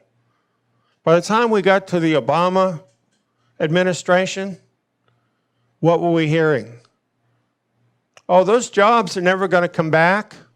The world has changed now. We have to accept our new place in the world. You have to accept that you're going to be poor and not have anything. They thought they pretty much had won. So they were so confident, in fact, that in September of 2015, they sponsored a meeting at the United Nations where what is called a universal agenda for humanity was launched, called the 2030 Agenda. Do you remember that? Do you remember the Pope visiting America? Very big deal. He went to the UN and spoke at the UN, endorsing the 2030 Agenda. All the nations of the UN, which are essentially all the nations of the world, signed on to the plan ratifying the 2030 agenda, ratifying, in effect, a global government over the world. Before it happened that year, I explained that it was going to happen and the significance of it in this seminar called Beasts of Daniel Surfacing. It was a free seminar that we offered at that time. And many people watched it at that time. You can still watch it free at our website. So, you know, when you explain things like this to people, they think, oh, the UN is nothing. That's what they think. The UN is just an organization that tries to help people everywhere. That's what they want you to think. The truth is about the UN, this is what history will show you, that the planning of the UN can be traced back to a secret steering committee of a group who are known to be globalists. That is the Council on Foreign Relations, sometimes just called the CFR. And the fact is, the UN was created as an instrument that could be used to establish a global world government under the control of these globalists, this cabal of globalist elite. That's how it all started. And they have a number of different organizations, which by now you've probably heard of many of them. The United Nations is the most public thing. The Council of Foreign Relations is over it all. The Trilateral Commission you've probably heard of. Royal Institute of International Affairs. These are all kind of like think tanks and work groups of the elite. The Club of Rome and the Bilderberg Group, where all of the elite get together every year in this big secret meeting. It's the globalists. It's the globalists that invented the UN, not for all of the very helpful kind of purposes that we think of, but to enforce global government on the world. In 2030, we became aware of the goals of the 2030 agenda, sometimes called the Sustainable Development Goals. Do you remember when you never heard of anything called sustainable development? And now when you're reading the news, when you're watching the news, whatever, you keep hearing about sustainable development? Where do you think that came from? That's all a globalist thing. And it's really a pretext on which to take over the world. These goals that are laid out here, you can read all of this on the UN website. These goals actually take over control of every aspect of the earth and the people on it. That's what they do. You read through it, that's what you've got. Is a global government over every aspect of the earth and the people on it.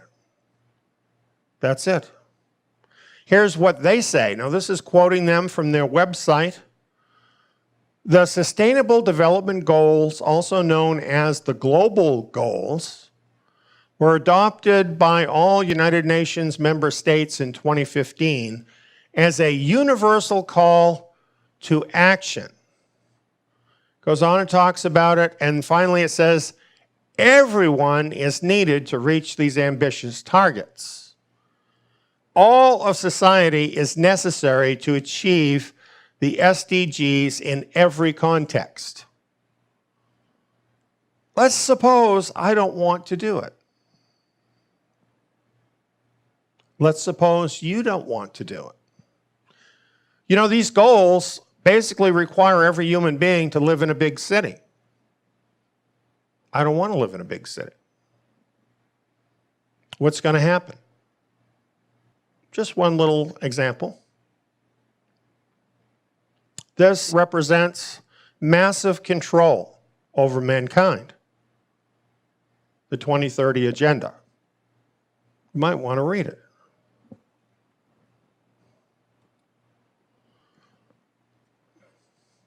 Here's a DVD set that we put out containing those messages from 2015, where we were warning people about this, and more importantly, where it sets out important information from the book of Daniel describing all of this that is happening right now and was happening then, and the rise of this global government.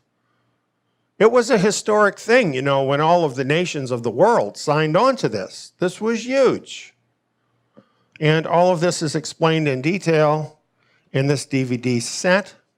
And as I mentioned, this can be seen free at Zion.net.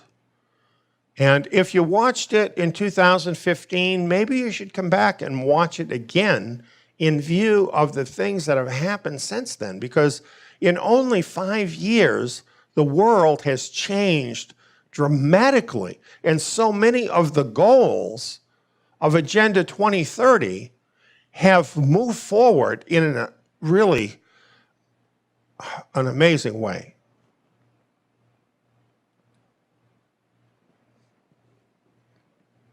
Well, with the globalists making their big play, it was pretty much inevitable that there would be some people who would see how sinister that is and would push back against it. And really, it left a very sour taste in the mouth of a lot of people. That's what happened. So we could expect that there would be pushback, and that pushback came quickly. It came the next year. In 2016. What you're seeing here is another message that I put out back then. It was in July of 2016. So at that time, Donald Trump was not yet president. Everybody was saying that he didn't have a chance to become president, but I believed he would become president. And I wrote about it because he represented that pushback. Will nationalism trump globalism? Was the question. And it turned out he did become the leader of the pushback against the globalist plot to destroy America. And really his rise, Brexit, this whole field of what was going on at that time, this pushback movement against the globalism, signaled a war between nationalists and globalists. Now, realize this. The globalists had been making war on the nationalists for years. For years. But no effective resistance had ever been mounted. There were only like voices crying in the wilderness about it. Nobody was really stopping it. But now that the nations of the world had embraced this concept of a global government, I think that really shook a lot of people up. And so this pushback gained momentum. And Donald Trump apparently sensed that momentum and rose up as the anti-globalist. It's interesting back then that the newspapers, TV news, on the internet, they talked a lot about this war between the nationalists and the globalists. They don't talk about that anymore. They haven't talked about it again for a while. They have tried to submerge that whole view of the issue with a lot of other things, various slurs against those who are contrary to the globalist idea, kind of misdirecting the public conception of what's going on. But you know, at that particular point, it was very clear, if you were really watching the news, it was all about this globalist versus nationalist issue.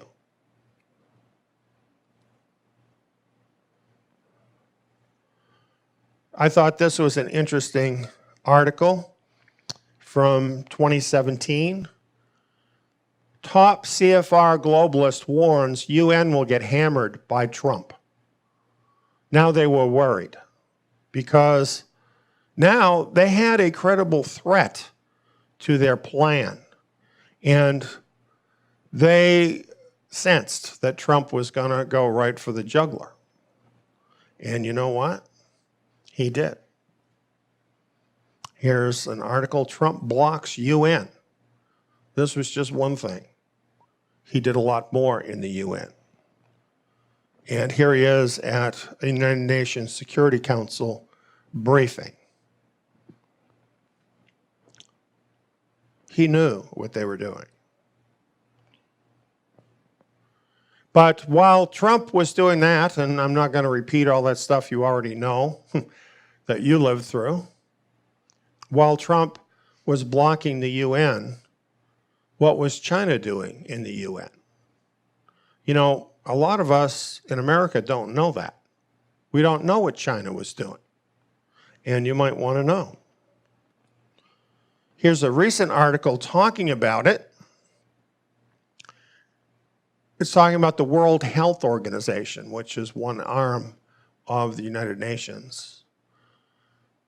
WHO is just the tip of the iceberg. China is taking over the global narrative, one international body at a time. That's what China has been doing, basically assimilating various bodies of the UN, gaining influence, doing what they do, using everything. Here they wanted to take over another one of those bodies, and they got some pushback from the Trump administration. This is an article that was in Financial Times that was actually written by the assistant to the U.S. President for Trade and Manufacturing. And he's outlining what had actually happened in the UN with China. And he points out here that there are 15 specialized agencies of the UN, departments, you might say. And at the time of this writing, China already had 4 of those agencies under its control, when in the past, no country had more than 1. Not only that, but they were moving on to try and get control over another number of these. They already had control, perhaps not at the top, but in an influential level in these, in quite a few more of them. And that's what they've been doing, infiltrating the UN, getting control in the UN. It goes on to say that 3 Chinese nationals have been convicted of bribing UN officials. Those are the ones that got caught using bribery and coercion is what they do. It goes on and says, Beijing offered to cancel debts for some African nations ahead of last year's election of the Director General of the Food and Agricultural Organization. The Chinese candidate won. So they're taking some of the money that they got from the American middle class, and they're using it to bribe UN officials and even to bribe members of the UN to vote their way. This is what they're doing.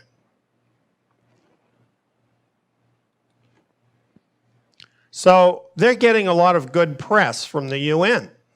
Here, for instance, is one article saying 5 reasons why China is the world's sustainable development superpower.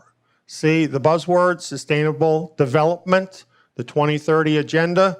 Well, China is a sustainable development superpower, even though China is the biggest polluter on planet Earth.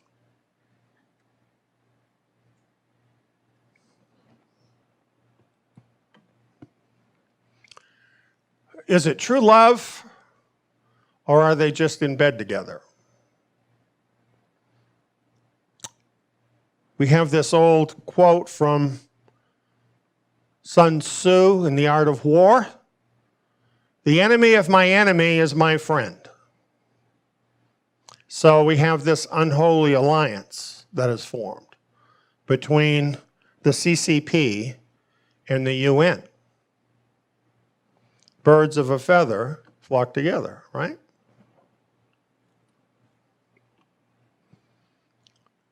And then comes along this guy. Their love affair was just budding, and Donald Trump came along. And not only that, he immediately zeroed in on the CCP globalist plot. This is an article from China Focus, and it's China in 2016 year in review. And all it is Donald Trump saying, China, China, China, China, China. He would not relent about China. We know one big thing is the so-called trade war. And for a long time, there was no war because there were no barriers. And China was just able to keep sucking all the money out of the middle class in America. And when Trump came along, he said, that's not going to happen anymore. And he started putting tariffs on those goods to reclaim some of that money and to essentially return jobs to America. Because you see, by putting tariffs on Chinese goods, he's raising the cost of those goods so that then it's just as cheap to hire people in America as it is in China. And it's a lot easier. And so that's an incentive for companies that have moved to China to come back to America again and hire workers here. Pretty smart, huh? That's what he did. Who was he thinking about with that policy? The American worker. So he was thinking about. This doesn't benefit the elite that he was doing this. They wanted things to keep going the way they were. It benefited the American worker, bringing jobs back to America. He also did this. He slapped controls on Chinese firms who were a threat to national security. It didn't make sense to him that our military was beholden to our enemies. And he decided to do something about it. You know, they use this saying that's connected with their kind of warfare, death from 1,000 cuts. In other words, just a whole host of different things is how you come against your enemy. And Donald Trump, looking at what he was doing, he was stopping the bleeding from all of those different cuts. That's what he's been working at ever since he became president. Now, as I mentioned, I don't even vote. So you can't say I'm prejudiced for Donald Trump. I'm just telling you what happened. This is what happened. Well, Donald Trump was labeled an isolationist by the uppity-uppities. And they all hated him because he was putting an end to the gravy train, at least slowing it down. They hated that. So they had nothing but criticism for his policies. And basically, from before he was in office to this day, they keep trying to paint him as some idiot who doesn't know what he's doing. And the truth is, he has been right on like a laser on what's really going on in the world. And I think this is why a lot of people are very confused about Donald Trump, because they don't really know what's going on in the world, and they just believe all this stupid propaganda. Here's an example. In Bloomberg, this is how Bloomberg is describing the trade war. And it's entitled, How Trump's Trade War Went from Method to Madness. So this is how the globalists approached Donald Trump putting the tariffs on the goods from China. He's just crazy. There's no reason for this. It's just going to hurt America. He doesn't know what he's doing. It's all over the place. It's just crazy. And it's never going to get to a conclusion. This is going to fail. That's what they kept trumpeting. However, here's where we ended up eventually. Forbes had this headline, China is losing the trade war in nearly every way. Apparently, Trump did know what he was doing. And they said China would never come to the bargaining table. However, they did. They did come to the bargaining table. And Trump forced them to accept limitations on what they're doing that put an end to much of the danger that they pose to America and the unfair trade practices. So he did win, like he won in so many different things that he's done. Now, that doesn't mean I totally approve of everything Donald Trump does, but I will tell you this, he's absolutely the best president for America that I've seen in my lifetime. My first president was Eisenhower. I've never seen a president work this hard for the country. And I have to give him credit for that, even though I don't vote. In fact, until he came, I never believed a politician could make this much of a difference. So this is really a historical thing that is something of major importance. And with all that he's done, it's not like he had the support of the political establishment or of the press. Quite the opposite. We all know what he's gone through. The deep state war, attempted soft coup against the president. He's got nothing but hate, hate, hate everywhere. From the globalists, the politicians, the establishment, the media. Constantly, they're all promoting hate against Trump. That should make you like him. Because the only reason they would do that is because he's being effective against their globalist scheme.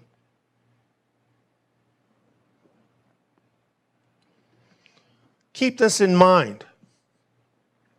6 globalist megacorporations own most of the media in the United States and really in much of the rest of the world. And because they are all owned by megacorporations, they all hate Donald Trump. So what do you expect you're going to hear in the media about him?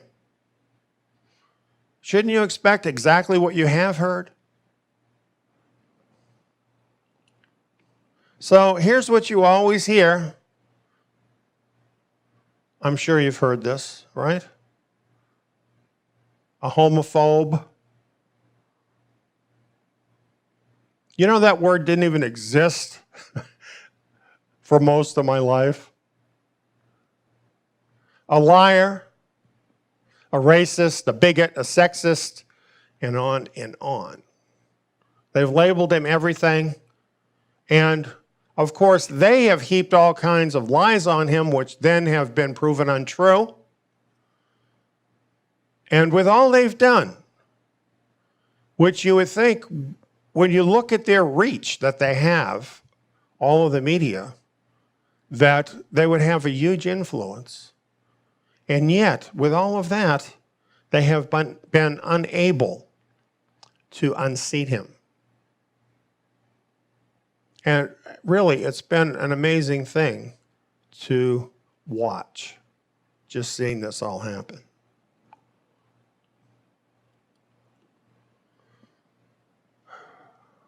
The people want to re-elect him, but the globalists and CCP want him out. It's not just because they don't like him, but you see, he's being effective. He is actually disrupting their globalist plan. Just by what he's done with China, by reversing that situation, beginning to get a handle on that to stop the bleeding from the American worker, the American consumer, into China, that's a major disruption of their plan to bring down America.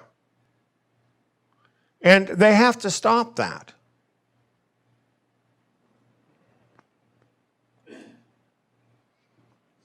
The problem they have, though, in stopping it, is that Trump's record is too good. In a whole host of areas, particularly having to do with the economy, his performance has been record-breaking in every way. Record-breaking. And not only with white people, let me say that. White people, because they constantly accuse him of being a white supremacist. And yet, no president has brought more jobs to people of color than Donald Trump.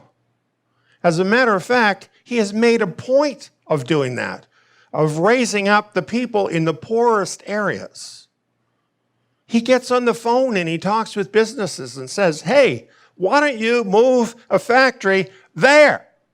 Those people really need jobs there. Be a good American.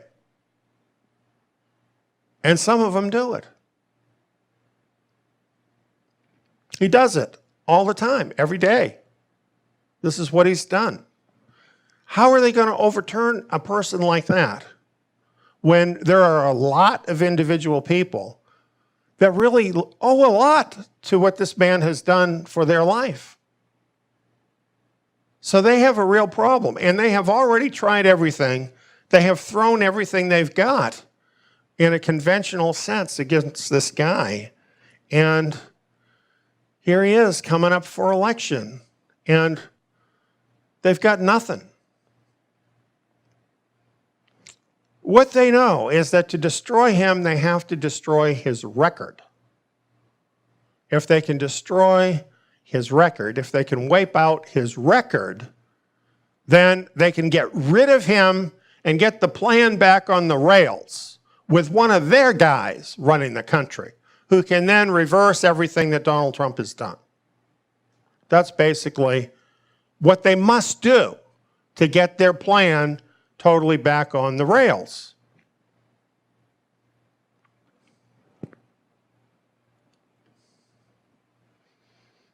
So all of a sudden, in an election year, what happens? Zap! We have this CCP virus that seems to materialize out of nowhere. And it's right in time to wipe out all of Trump's gains just before the election. all the economy numbers were up, up, up, up, up. We got hit with the coronavirus, and what happened to all those numbers?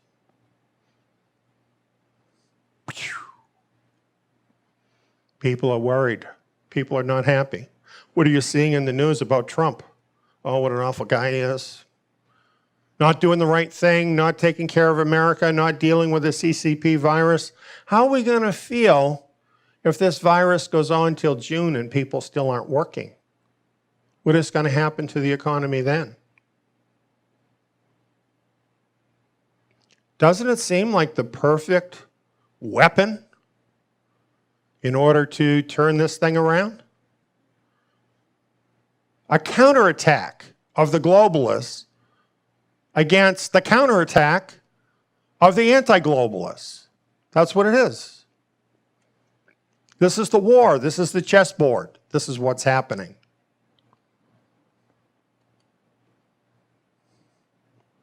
So all of this might sound to some people like a conspiracy theory. To me, understanding what unrestricted warfare is, having documentation of who the CCP really are, the history of who they are, their war book, Unrestricted Warfare, which actually lays out this very strategy. Now it's happening in the real world.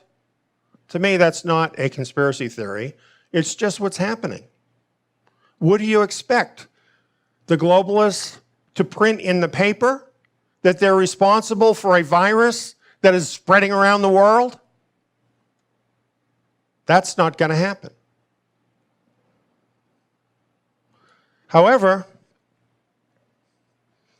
there are credible people who are warning about what's happened. Dr. Francis Boyle, creator of Bioweapons Act, says coronavirus is biological warfare weapon. Here is the man who drafted the Biological Weapons Act. He's obviously an expert on biological weapons. He says this is a bioweapon. He ought to know. He also says that the World Health Organization, an arm of the UN, already knows about it.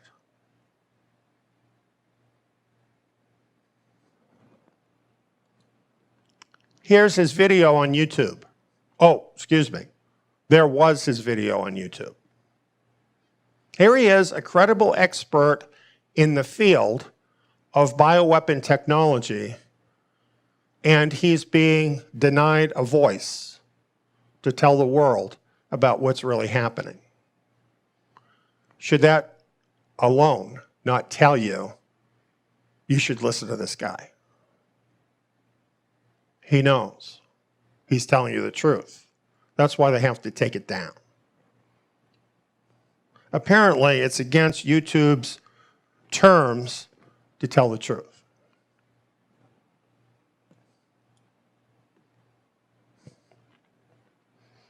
I think we all know this by now. Wuhan, where the virus started, has 2 laboratories linked to Chinese biowarfare programs. And this is a biowarfare lab. It's located in the very city of Wuhan where the virus happened. Yet, what they want us to believe is that that's just a coincidence. This virus, which has very unusual properties compared with everything else, just came from some animals over in this wet market thing, close, 20 minutes away from the biolab. It's just a coincidence, they say. Or is it a part of an unrestricted warfare scheme? That's what makes more sense to me.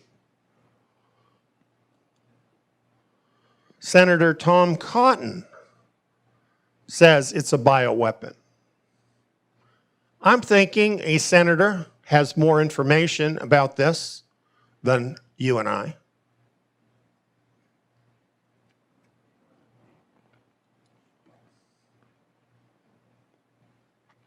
After that, China came out with a propaganda piece that the US created the coronavirus. I wonder why they would say that.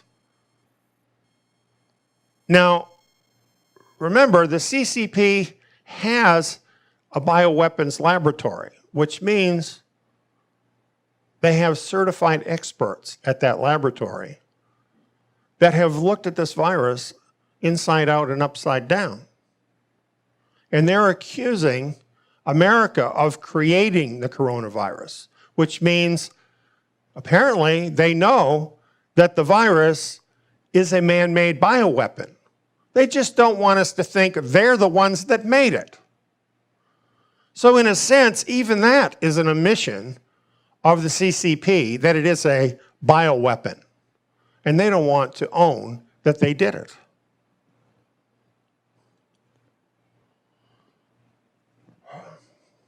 Then we have the WHO, World Health Organization.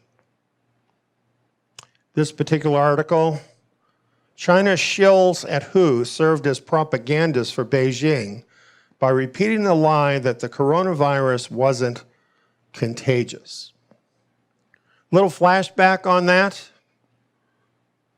The virus first arose, some say as early as November, definitely in December. It was reported to the world by China, I believe, early in January. And at the time they said, don't worry, it's not contagious. And they sat on it. And they lied that it wasn't contagious. And they sat on it until after the Chinese New Year. And the Chinese New Year is the biggest migration of people in the world. 1 billion people migrate within and to and from China at Chinese New Year. So they held the news about this up until after Chinese New Year, and then all these people that went there to Wuhan went back all over the nation and all over the world. Then they told us that it was contagious and we had to do something about it. And the entire time that this was happening, they were in communication with the World Health Organization, one of the world's foremost authorities on contagious diseases. And they conferred with the contagious disease experts in China. When you think about this, it keeps getting worse.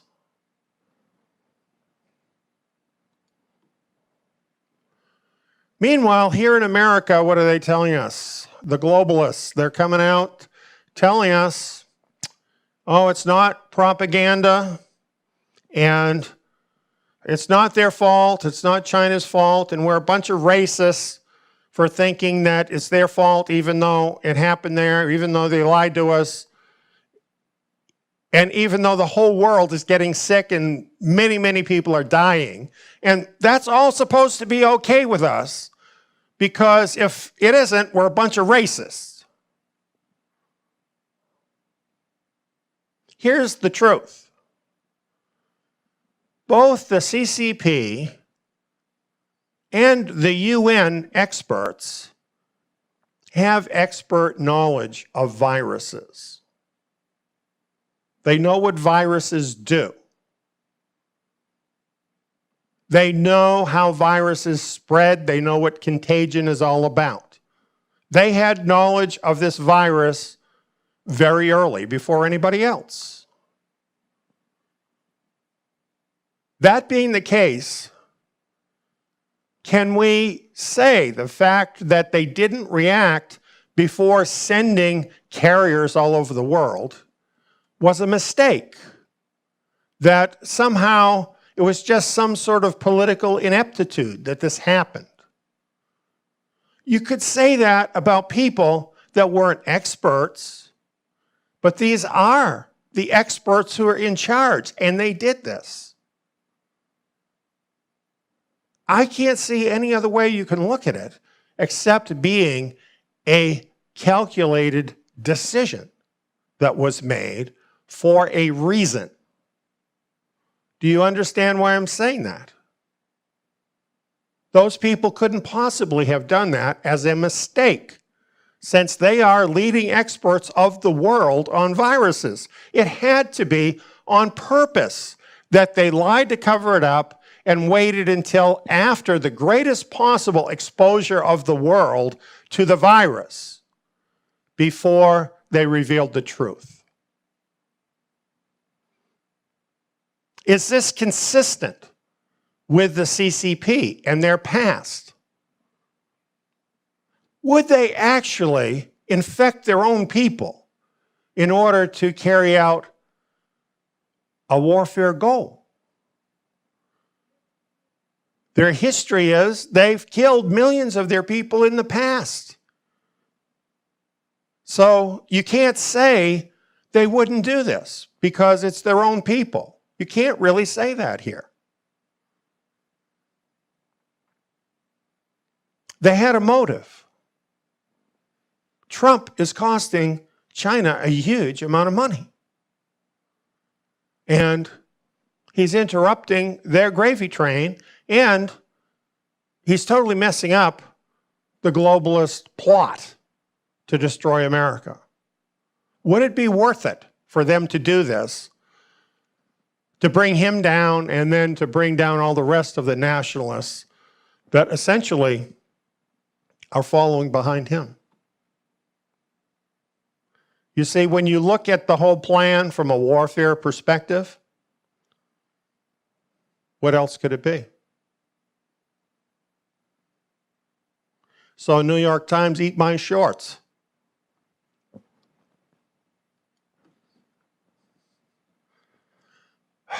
The 2030 agenda. What is happening with that, with the virus? It just so happens the virus is fine-tuned to accomplish 2030 agenda goals in the world, to force people to keep those goals. It's really quite an amazing thing. You know, some folks have said the virus is a hoax. It's no different than the flu. I'm sorry, you're totally wrong about that. It's very different than the flu. As I mentioned, it's fine-tuned. It's fine-tuned to be more contagious, much more contagious than the flu or other contagious diseases. And it's targeted at certain people in the population to kill them. It largely has spared the younger people, and it's getting rid of the older people. And that's exactly what the globalists want to accomplish. They want to change the demographic, essentially, that elected Trump and is really forming the resistance in the rest of the world. You know those old people who are stupid and don't know anything?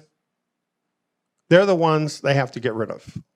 Because unfortunately for them, they're not stupid and they do know a lot. They know what's happened in the world that the younger people don't know about and need to know about. So it can totally tip the balance in the globalists' favor if they can kill off enough of the old people. And you know from the headlines, that's the target group, one of the main target groups of this virus. And many, many older people have been killed already.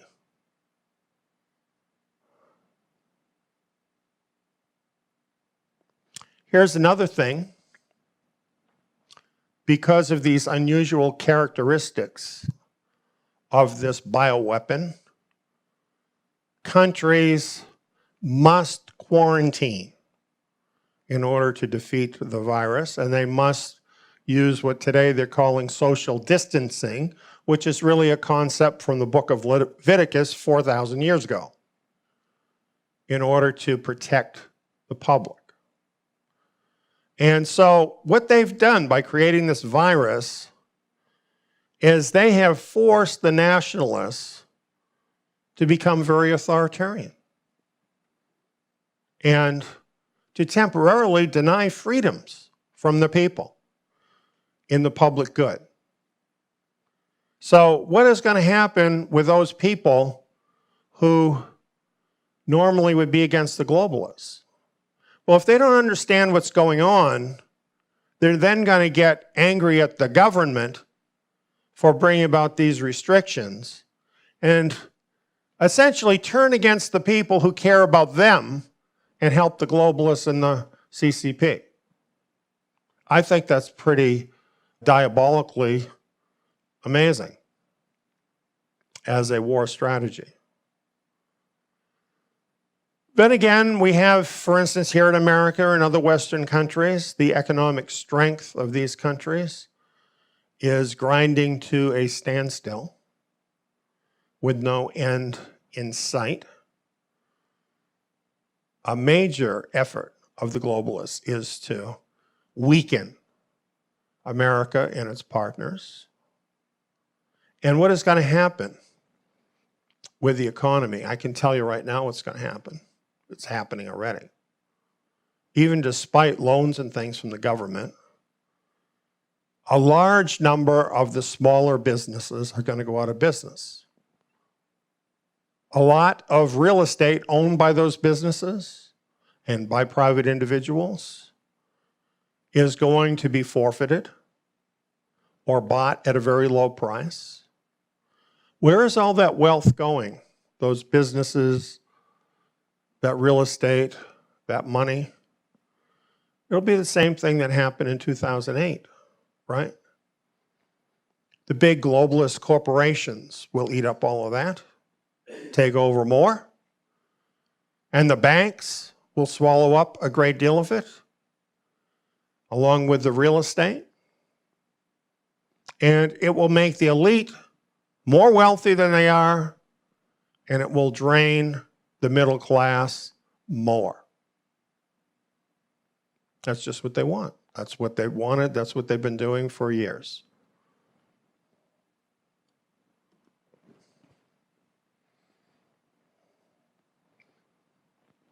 I mentioned about the old people, but what about the fact that up until recently, all of the reports had been that the virus targets men more than women, a lot more men than women. And that's interesting because there's more men that vote conservatively than women. All coincidences. All coincidences. That's what they want us to believe.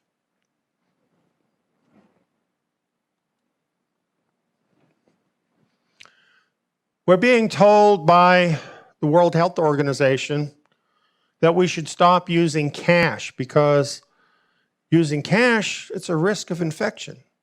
And we need to go with cashless means, such as credit cards. The 2030 Agenda wants to totally do away with cash. They want to form a cashless society. Do you know why? Because if they control all the money, then what? Can they not then control you? Think of what the CCP is doing in the UN, in the United States, everywhere else, about controlling people using supply. You can do that with a money supply on an individual basis. They want a cashless society. People today, they like it because it's convenient. But when someone else ends up having control over your money, you might feel differently. The virus forces governments to take a strong stand on controlling movement and assembly of populations. You know, interestingly, recently I've seen that some of the mega churches are not obeying the instructions and are having big mega church meetings. And they're probably thinking, well, we're exempt from this because we're a church. And you know what? Legally, that's true. By legally, I mean according to the Constitution. It's true, but it's stupid. And it really isn't loving your neighbor to just be a pool for infection of other people. There are other ways to do it, like we're doing it right now, that keep in mind the needs of your neighbor. But, you know, the point I'm trying to make here is that people who tend to be very independent tend not to keep these kind of rules, and they see it as an infringement on their freedoms. And so a lot more of them will die of the virus because of that. And whose benefit does that accrue to? The globalists, right? Don't help them by being naive. I could go on and on with all of these things, and I've talked about many of them in the Beasts of Daniel seminar. You can look up these goals at the UN and read the entire thing and read between the lines, and you'll understand what's happening and the different ways in which they're establishing control. And once you understand that and you look at what we're learning about this virus, you'll see that the virus totally supports these goals and is in fact changing the world to move us all closer to those goals. That is what is happening. And basically, one effect of this is to undermine nationalist governments, to make people think, no, we need a global control over things because my government wasn't able to protect me from the virus. And if you believe that, then what's going to happen is that you will, probably unknown to yourself, be helping the globalists with their propaganda and not helping yourself.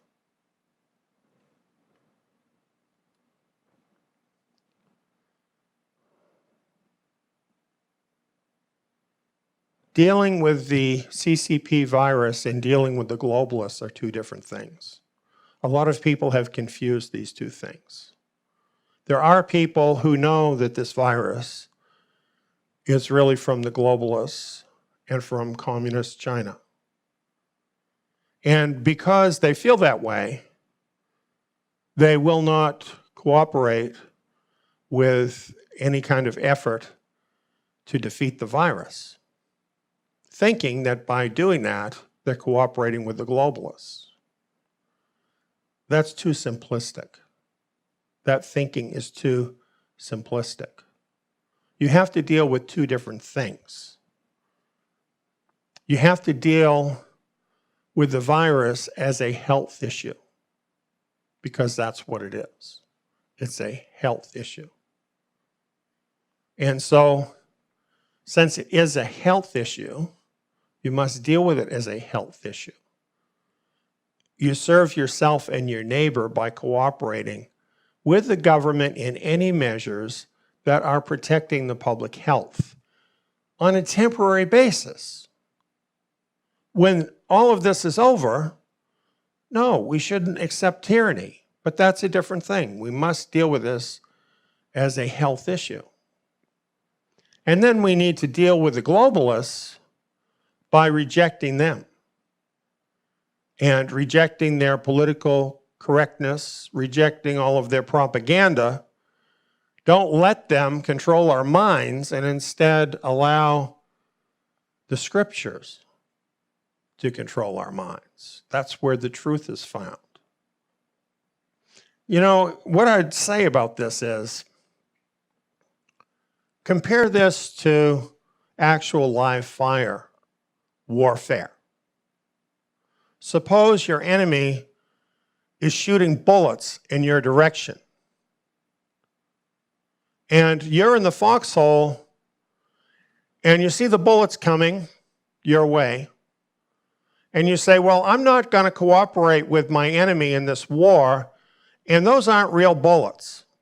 So I'm just going to get up out of this foxhole and not accept what the enemy is doing. What happens to you? You're going to be perforated. See, that's how you have to see this virus. These are the bullets coming at you. Get in the foxhole and live long enough to fight the battle. And allow your grandparents to live long enough to help you.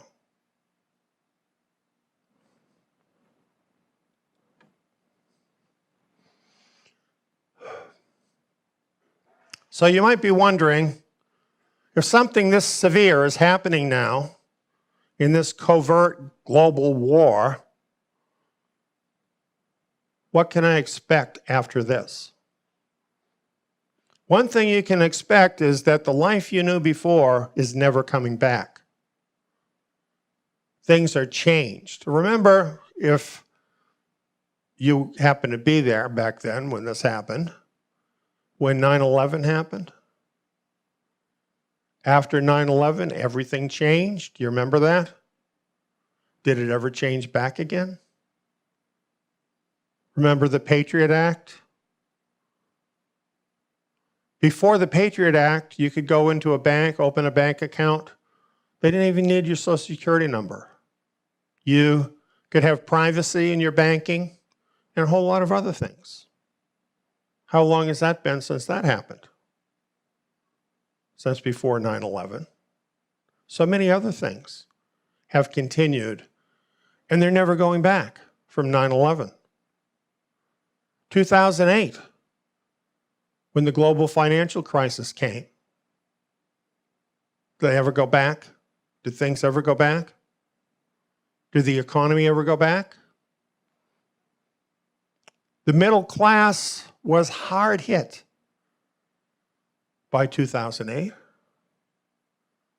shrank dramatically as a result of 2008.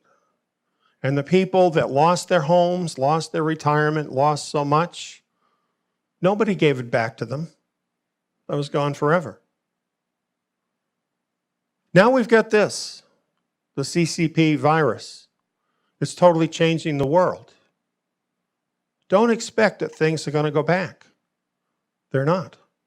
They might get more like they were than they are now for a little while, but it's not going back. And the truth is, we don't know exactly how this is going to change the world, but we do know it's going to bring us closer to the global government, because that's what it's designed to do. It's just one of a series of shocks that are planned for this war over about the next decade. So the thing is, some people are saying this is just some sort of an anomaly, and then when it's over, everything's going to be fine again. That's not what's going to happen. There are going to be a series of shocks, not all bioweapons. Remember, unrestricted warfare could be anything, right? But whatever it is, it's going to be more diabolical than you or I could think about right now because of the people it's coming from. And it's going to be more effective than this. These shocks are going to increase in intensity, if anything. It's going to be a difficult time to live over the next 10 years or so. And then after that, it's going to get worse. This is not what you want to hear. But it is what you need to hear.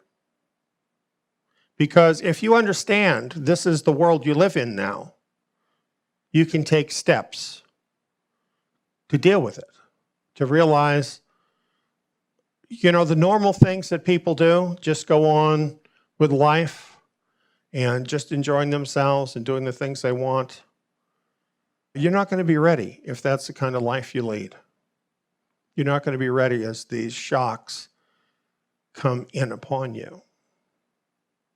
Finally, they will accomplish their goal. I wish I didn't have to tell you that, but unfortunately, the scriptures say that this must happen, not that it can happen. There's nothing in the scriptures to indicate that anybody can change this. It is going to happen. And the globalists will win, and there will be a one world government. And when that happens, everybody's going to be cheering. They're going to think it's the greatest thing that ever happened until it isn't. And then enslavement is going to fall upon mankind, and it's going to be the worst period of history ever. That's what's going to happen. There's only one place that you can get the help you need in order to deal with what's coming down the pike. And it's not any place on earth. Your Father in heaven knows all about this, prophesied about it in the scriptures, and is there to stand by those who will turn to him. And that's my best advice for everybody. That's the thing to do. Turn to him. And there's so much more I would like to tell you about this. And you need to understand these scriptures. That's why we did the Beast of Daniel seminar, and this information stands alone. You will not find this anywhere else in its entirety, and it's still the very best information you can find on this topic of the one world government as prophesied in the Bible. And this is being offered to you. The information that is in this 8 DVD set for a low price of $0. $0. Just your time, that if you care enough about what's going on, you'll come to tsiyon.net and take the time to take in this information so you can be ready. And I just want to urge everybody that can hear this, especially those people who are encountering this information for the first time, please come and do it. No obligation at all. Just come and do it. We don't need your credit card. You don't have to prove who you are. Just come and do it.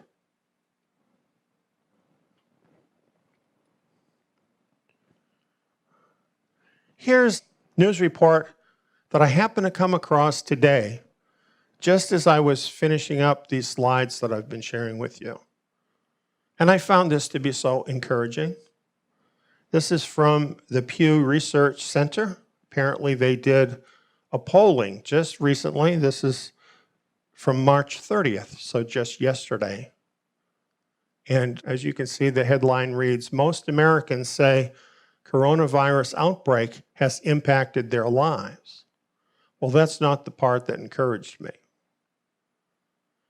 What I like is what it says in the smaller letters.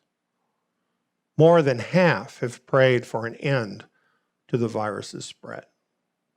More than half of Americans have been urged by this virus to get connected up with their Creator. Isn't that encouraging? That's what I would say to do about the virus. Use this as an opportunity to get connected up with your Creator. Spend some time in prayer. Ask Him if these things I've been telling you are true. Ask Him to show you what the truth is. Ask Him to show you what he wants you to do with your life in these critical times.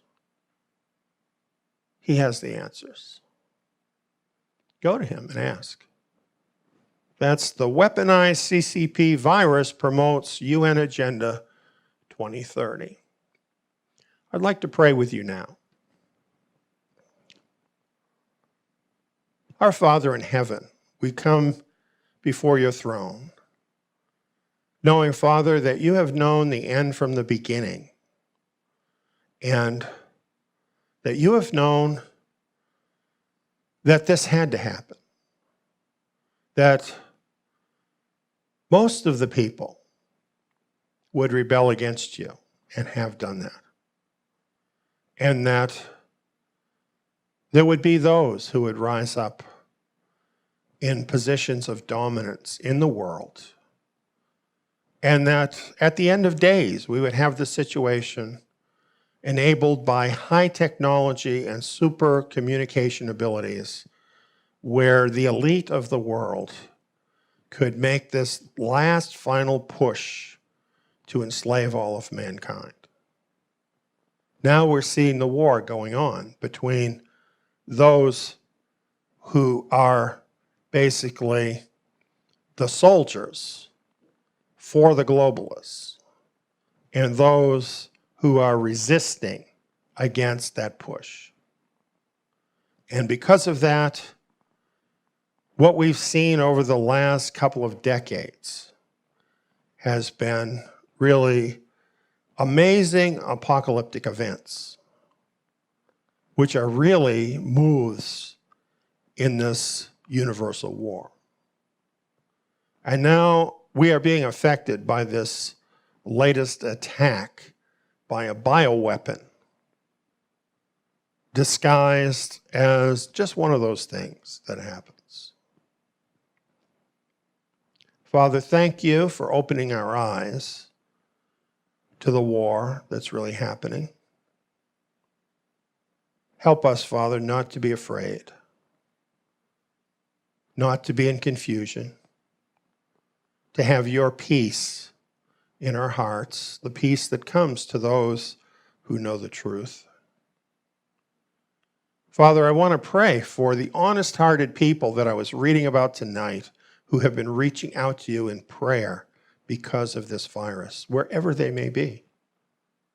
I pray, Father, for them, for the righteous, that you might reach back to them, that you might answer their prayers in your own wonderful supernatural way, that you will draw them closer, and that you will show them the direction that they need to go in order to make their way through these monumental events of these last few years that are left before the end of this world system we live in.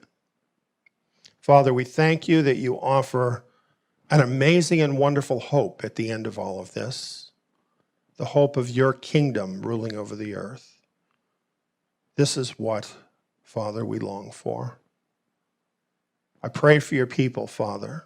I know that your word says he will be saved who endures to the end.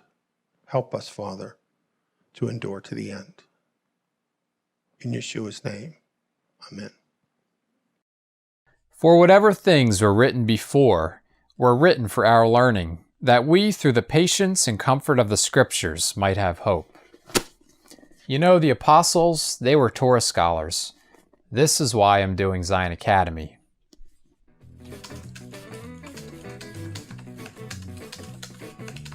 The lessons include 2-hour audio programs and quiz modules. All the lessons in the Torah can be applied to us today. Not to mention, they open up the renewed covenant scriptures in a whole new level, much like the apostles had understanding of the Torah. Plus, I can do the courses in my own time, at my own pace, with no prerequisites, and at a very low cost. I can do them here. Or here. Zion Academy students are provided with study materials, the Zion Messianic Scriptures, in-depth verse-by-verse programs, and quizzes with your final grade and a certificate at the end of the course. Zion Academy also offers assignments for students who would like to opt in to take part in the Zion Tabernacle live Shabbat meetings. Become immersed in the Torah. Find out how you can become a Zion Academy student at zion.org.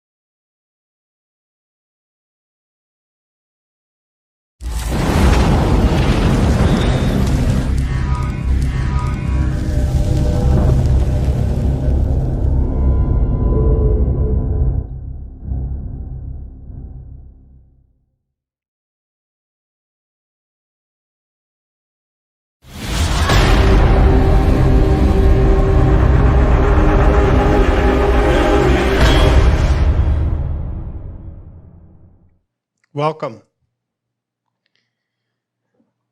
Our theme, the vulnerable world technocalypse.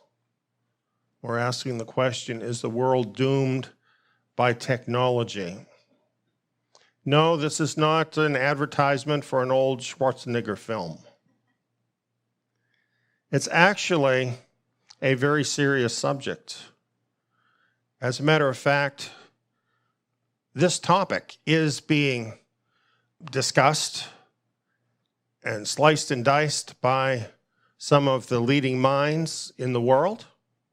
And in fact, that's going to be our starting point tonight.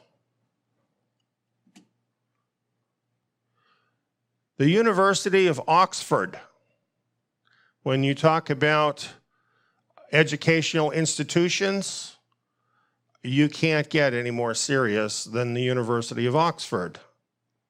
It goes back as far as 1096 and sometime before that. It is the oldest university in the English-speaking world and maybe the entire world. It is quite huge, as you can see. It has a huge budget. Last year, it had a total income of £2.45 billion sterling and took in £624.8 million sterling in research grants and contracts. So many of the world's elite businesses, governments, turn to the University of Oxford for enlightenment. Oxford has a wide range of notable alumni,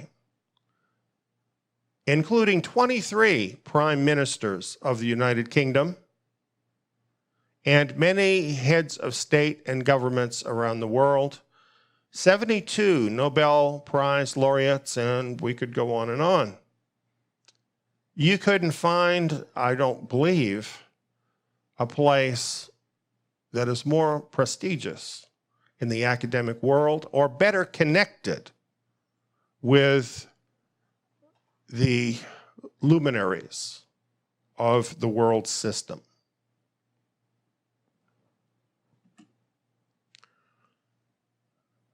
This is Professor Nick Bostrom. He's a professor at Oxford University, and he's the director of something called Oxford Future of Humanity Institute. And he and his institute concern themselves with questions of world importance and actually existential questions about the world. And as you can see here in Wired magazine, it's highlighting Nick Bostrom and what he and his institute are doing with the theme technology that could end humanity and how to stop it. Technology ending humanity is, in fact, what a technocalypse is. It's hard to say. Let's hope it's hard to happen. But Nick Bostrom doesn't think so. And he's thinking, and a lot of other pretty high-powered people are thinking, that we need to do something about this threat. Here's a paper that Nick Bostrom wrote as part of the work of his institute. It's called The Vulnerable World Hypothesis. This is what we're going to look at and discuss tonight, the Vulnerable World Hypothesis. And it's a fairly lengthy paper, but he has an illustration that he uses that kind of gets to the heart of what this is all about. It's this illustration of an urn. And not too long ago, a radio personality described this very well. So I have a video of that for you I'm going to share with you. Are you familiar with the philosopher Nick Bostrom? Yeah. So Nick is a very unusual and very smart guy who focuses on questions of existential risk. And he recently wrote a paper, or at least I recently read this paper. I don't know when he wrote it, but I think it's recent, titled the Vulnerable World Hypothesis. And what he imagines is, what he asks you to imagine is that we have an urn in front of us. He calls it the urn of invention. And the urn is filled with colored balls. And we have been reaching into this urn rather compulsively, lo these millennia, pulling out either white or gray balls. And the white balls are inventions, pieces of technology, memes, cultural norms, institutions that have no real downside, right? These just make our lives better.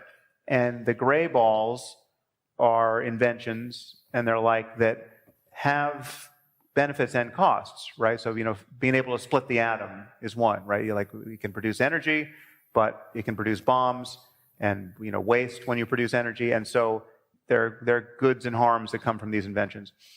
What he asks us to consider is that there's a black ball, or perhaps many black balls, in the urn of invention, and we just haven't pulled one out yet. And a black ball is a technology which is synonymous with the end of civilization, right? And he goes into great detail about what sort of thing this might be and what we would need to do to stabilize civilization in the face of this possibility. And so, the first thing you're asked to acknowledge is that it seems rather plausible that there is a black ball or two in the urn of invention, right? There are things we could discover that we can't undiscover that could spell our doom, because it becomes so easy for one deranged person to destroy the lives of millions or billions. So, one example is that he calls it the easy nukes case. Just imagine if it were just a fact of nature that splitting the atom is much easier than it in fact is, and it turns out it only took taking two pieces of glass and a magnet and running some electric current through it, and then you've got an atom bomb, right? Now, if it were that easy to make an atom bomb, 1 in a million people would make one, more or less every day of the week, and we would just see cities going up in mushroom clouds, right? It would be the end of civilization if it were that easy to make an atom bomb. So we're just lucky that it's hard enough to refine the fuel, and to build bombs, certainly large bombs. If climate change were going to be much worse than it seems likely to be, if we were talking about a 20-degree centigrade rise in temperature over the course of the next 50 years, unless we got our act together, it just may in fact be the case that we can't get our act together in the face of that risk, and we're done for, right? So we're relying on luck in many, many places. But the punchline of this essay is that the only scenario whereby we can actually deal with this risk and respond to it should it come to pass? I mean, should we have the time to realize that we have pulled a black ball from the urn, is to have what he calls a state of turnkey totalitarianism and hyper-technological surveillance, obviously enabled by some AI that we have not yet built, but he's imagining us surveilling one another at all times in as a reasonable way as possible, with the data anonymized in all the ways we would want it anonymized, but basically to deliver a system where we could intrude on your behavior very, very quickly, Minority Report style, where there's an AI at every moment of the day watching what you're doing with your hands, right?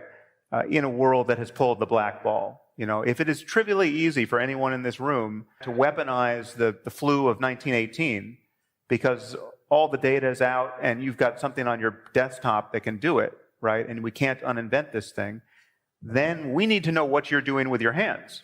So the net result of this essay, to suddenly make me open-minded to something which, if described in the absence of having considered the urn of invention and some of these examples, sounds like just the most dystopian horror show imaginable. I mean, a perfect surveillance and an ability to turn on totalitarianism at a moment's notice.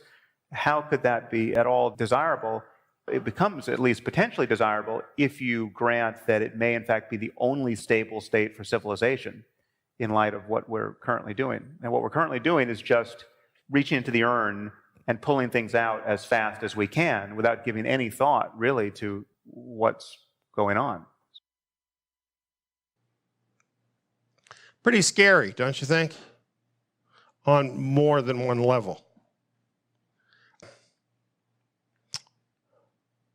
When I came across this and realized where it was from, I was stunned, to tell you the truth.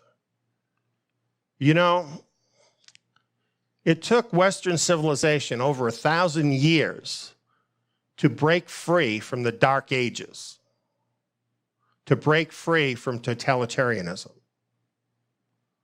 As a matter of fact, Oxford was still a university back then, during the Dark Ages. And it had a role in bringing us out of the Dark Ages. And so it is absolutely stunning to me that a suggestion could come out of Oxford University actually advocating for global totalitarianism on a level the world has never seen. Global totalitarianism where literally every single action you do is observed and can be instantly stopped.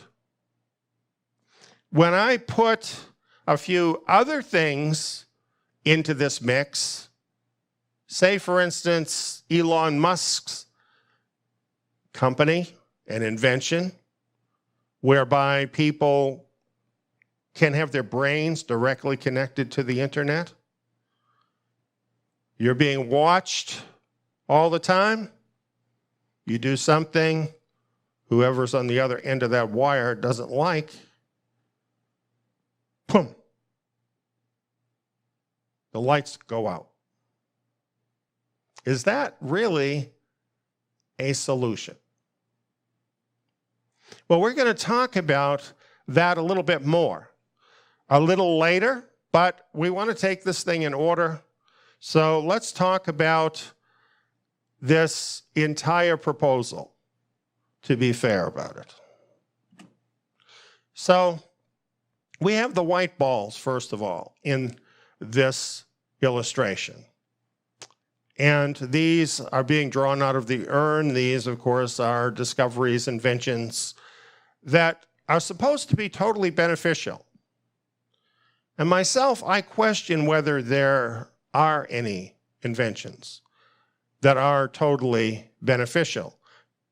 Certainly, many things have been designed to be totally beneficial. But I've seen mankind be so creative in the way that they can use things to cause harm and destruction. I don't think really there's anything that can be invented by man that cannot also be harmful. So I think the white balls are more of a hypothetical idea than a reality in our world. So really, I think most of the balls are gray. And these are discoveries and inventions that are both harmful and beneficial. So some things directly are that way, and you can tell that right away. Like, for instance, knives. Knives are very useful. We cut up vegetables, do all kinds of good work with knives. When I was a kid, I used to carry a penknife in my pocket and used to whittle sticks with it. But people also do bad things with knives, don't they? So it's kind of in the gray area. Gunpowder, the same thing. You know, for a long time, and even today, people have used and do use gunpowder as a means of securing food for their family. Not a bad thing, but I don't have to tell you how otherwise gunpowder can be used that's not so good. Money. Money can be a good thing if it's used wisely, but the love of money is the root of all evil. Computers. I spend a good part of my day in front of a computer, and I hate it every minute. I don't hate what I'm doing, but I hate the computer. I feel like I'm fighting with it all the time, and I feel like I don't really own it. Do you know what I mean? My computer seems to be always wanting to tell me what to do instead of doing what I want it to do. So I kind of see my computer as in this gray area. I need to use it for beneficial purposes, but trust me, I'm not in love with it. Then we have the black balls. We hope there's not too many in there because they're catastrophic.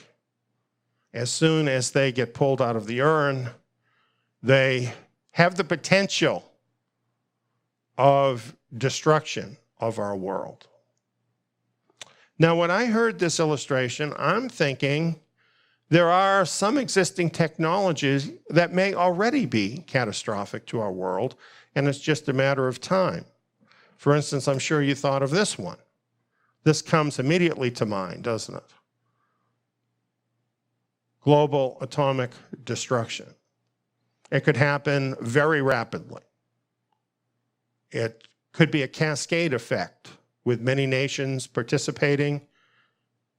And very soon, in a matter really of minutes, the whole world could be turned into a cinder.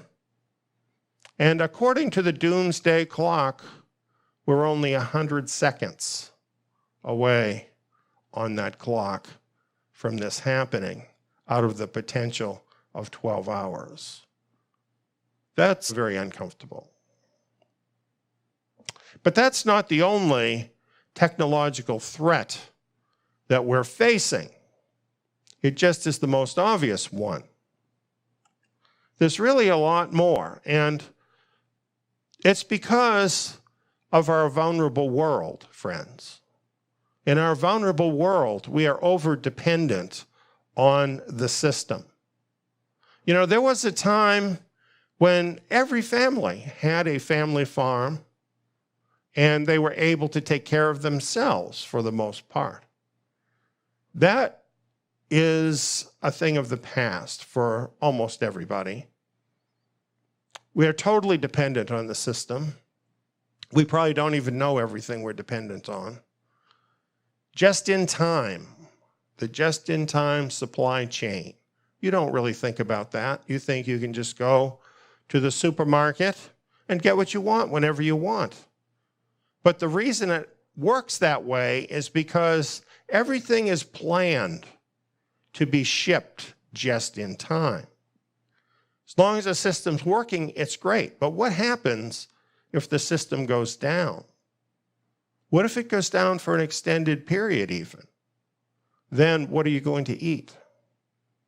Once people can't eat, the world gets very ugly. So something as simple as the supply chain can be a big problem. We've had some disruptions lately in the supply chain, and thankfully it hasn't been with the staples we need to survive, but it has been enough of a reminder to us for us to realize that things like medical supplies and even the humble toilet paper is something we rely upon, but if the supply chain breaks down, you don't have it. Imagine if it's everything in the store. Electronic money.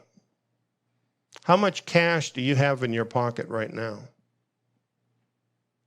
Let's say there was a global disruption of electronic money. How long would it take before you literally could not survive? What about if you need a crisis response? Because let's face it, if you don't have what you need to survive and you're in a crisis, you need somebody to help you. What about those people in Louisiana, in Hurricane Katrina, that were trapped in the big stadium, thousands of them? Can you imagine that? What if that happened to a whole country, to the whole world? We are so dependent on the system. And of course, if you have a massive breakdown in the system and society reacts to that harshly, you could have a cascading effect of violence throughout the world that could literally destroy civilization. So system failure is a huge thing. Well, what could cause that? How about a global internet crash? Any system is literally impossible to rule out every conceivable threat. The nature of catastrophe is exactly that. You don't see it coming. I thought this was interesting that it has been studied that the average American relies on the successful operation of more than 250 computers every day. Every day. So just conducting your life, you are subject to 250 computers every day. Considering how I feel about my own computer, I'm not pleased with that. And of course, the majority of that is internet connections. This is our world today. If the internet crashes, it literally could lead to a catastrophic failure, not just of the internet, but of civilization. A stock market collapse can have major impact. It can be much worse than what we experienced in 2008. Much worse. It may get much worse. A satellite cascade. I'm thinking this is not something we think a lot about. But of course, our entire system today depends on satellites. Communications, electronic communications are absolutely vital to the survival and the everyday operation of our system. If you take the satellites out of the picture, then everything crashes and goes down. And this is something that can happen. The Union of Concerned Scientists, isn't that an interesting name, Union of Concerned Scientists? They would know what to be concerned about, I'm thinking. And they think we should be concerned about this. They say there are over 1,100 active satellites in orbit, with around 60% of them used for communications. And then an additional 2,500 inactive satellites circling the Earth too. So the possibility of this cascade getting started is very real. However, we're going to add to that because Elon Musk wants to put tens of thousands of satellites blanketing the Earth, And Jeff Bezos, he wants to put a whole bunch of them up there too. And a number of other billionaires also are planning this. So the number of satellites that are in orbit right now is going to be totally dwarfed by the number they have in mind. And one expert says the worst case is this: you launch all your satellites, you go bankrupt, and they all stay there. Then you have thousands of new satellites without a plan of getting them out of there, and you would have a Kessler type of syndrome. In other words, a cascade where they start bumping into each other and then, like dominoes, just taking them all out. That could happen.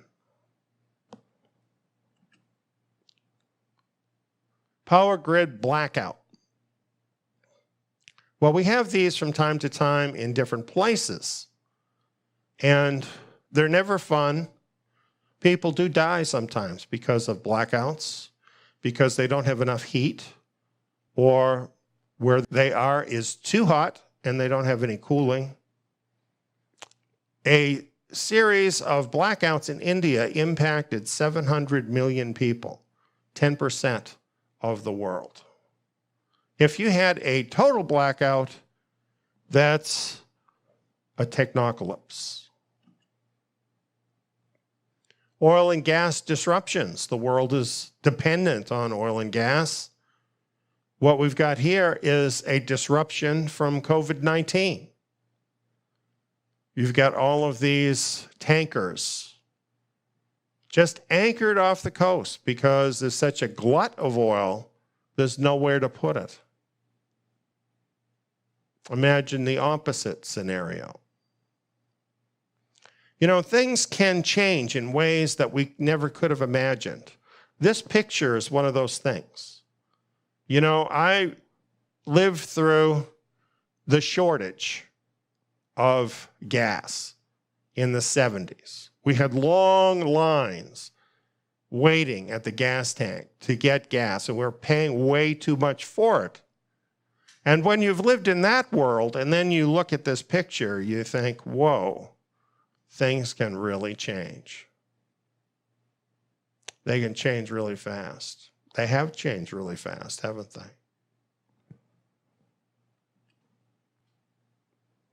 I always thought this was a very scary possibility. A water supply attack. This seems to be a favorite of TV shows and movies as well, because we're so vulnerable regarding water. We absolutely have to have it in order to live. Do you have a well? You might have a well where you live. Most of us don't now. We depend on that water company to pump that water to us all the time. What happens when that stops? What if there's a coordinated attack deliberately taking out the entire infrastructure? Well, that sounds pretty ridiculous if you had to send people all over the place to do it. But in the computer age, that's a whole different story. If you can get a computer virus into all these different systems, you totally can take down the entire system. And don't think it can't happen. Don't think it can't happen. There was an attack against Yahoo, and the attackers literally got a hold of half of this country's data of the people in the country. This is a huge problem. And let me say this too. We have quantum computing coming. Quantum computing works in an entirely different way. The encryption that we're all depending on to keep out the bad guys, quantum computing can break through that in seconds. As a matter of fact, it can go backwards into other things that you already have out there on the internet, things you've forgotten about that are under encryption, and obtain data and information that was never meant for anybody to have, but quantum computing opens all the doors. Big problem. And then, of course, we all hear about the rogue AI, right? Don't we have an interesting future coming up? Isn't technology such a great thing? At best, it's in the gray area, isn't it? At best. Yes, it does have some benefits, but the downside, just one time, could be a real killer. As a matter of fact, you know what? It is a real killer. Since 1970, we've lost 52% of the Earth's bird, mammal, fish, reptile, and amphibian population. Entire species are dying out at a rapid rate. What is the cause? Well, the people who are causing it don't want you to know what the cause is. And you know, they're the ones that fund all the studies and basically hold the reins of power. So they want to keep this in the gray area. Because if we found out about the chemicals that they're putting into the food and into our environment that ends up in the water, that ends up all through our environment, things like plastics, GMOs, electromagnetic radiation. How about that? Can you imagine when we add, like, I don't know, 60,000 satellites all beaming microwave energy towards the Earth? How much worse that will be?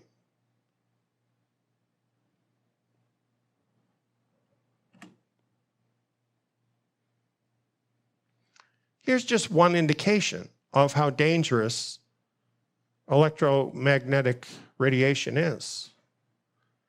There was a study done. The scientific journal Human Reproduction published a shocking finding in 2017. The bottom line, sperm count has halved in Western civilization since the 1970s. Sperm count has dropped by over half. And it's getting worse because guys are doing what you see in the picture. Everybody's carrying around a cell phone. And it's literally cooking men's sperm. And many men are becoming infertile because of carrying the cell phone around, let alone holding it to the side of your head, friends. Electromagnetic energy. It is very helpful in many ways, but it is very harmful in many ways as well. And the amount of electromagnetic energy that's being beamed out at this point in time is only going to get so much more than it is right now. Can you say 5G? Can you say Starlink?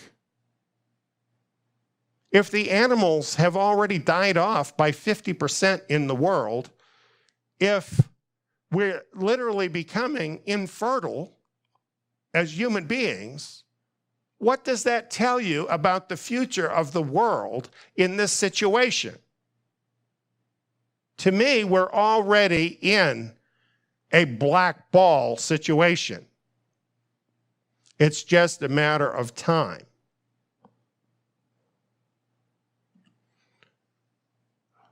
Then we have designer bugs. This is the new favorite because it's during this last decade that the ability to do this has been perfected. As this article points out, new tools from the field of synthetic biology could endow scientists with the frightening ability to design and manufacture maximally dangerous pathogens, leapfrogging natural selection. Leapfrogging nature is how I would put it. And it also says, no obvious physical or biological constraints preclude the construction of such potent biological weapons. According to biosecurity expert Piers Millett, if you're deliberately trying to create a pathogen that is deadly, spreads easily, and that we don't have appropriate public health measures to mitigate, then that thing you create is amongst the most dangerous things on the planet. I guess I should let you read it too.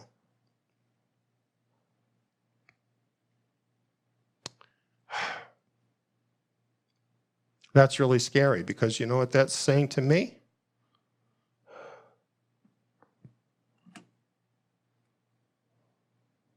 A year ago, we were warned.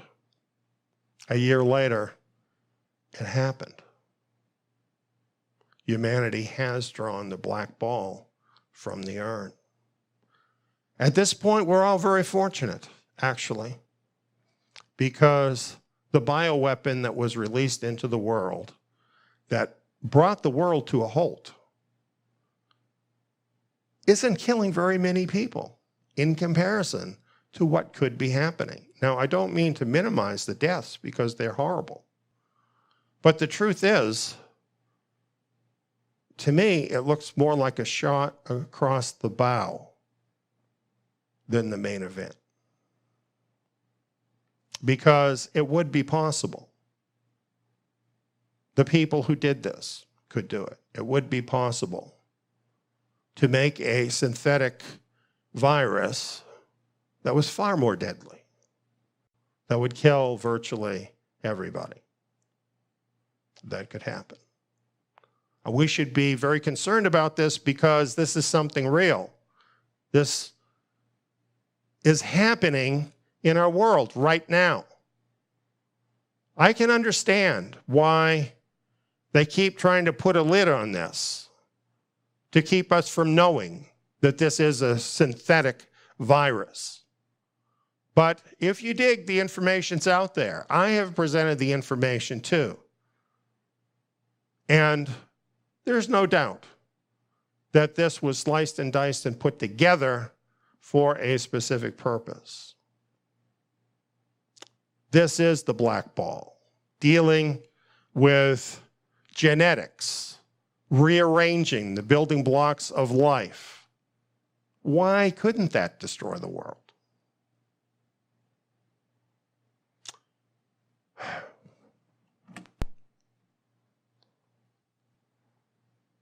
And here is sort of a big category. The black ball could be the catastrophic technology we don't know about yet. You see, there could be other things that we don't know. And when they're discovered, they could be immediately catastrophic. Because that's where we're at, friends. That's where we've come to in the 21st century.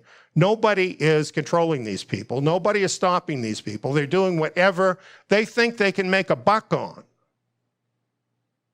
This is a very dangerous situation. This is a vulnerable world. And actually, this has been known for decades that the world is a vulnerable world and it's headed for trouble. I have a little video I want to share with you from 1972.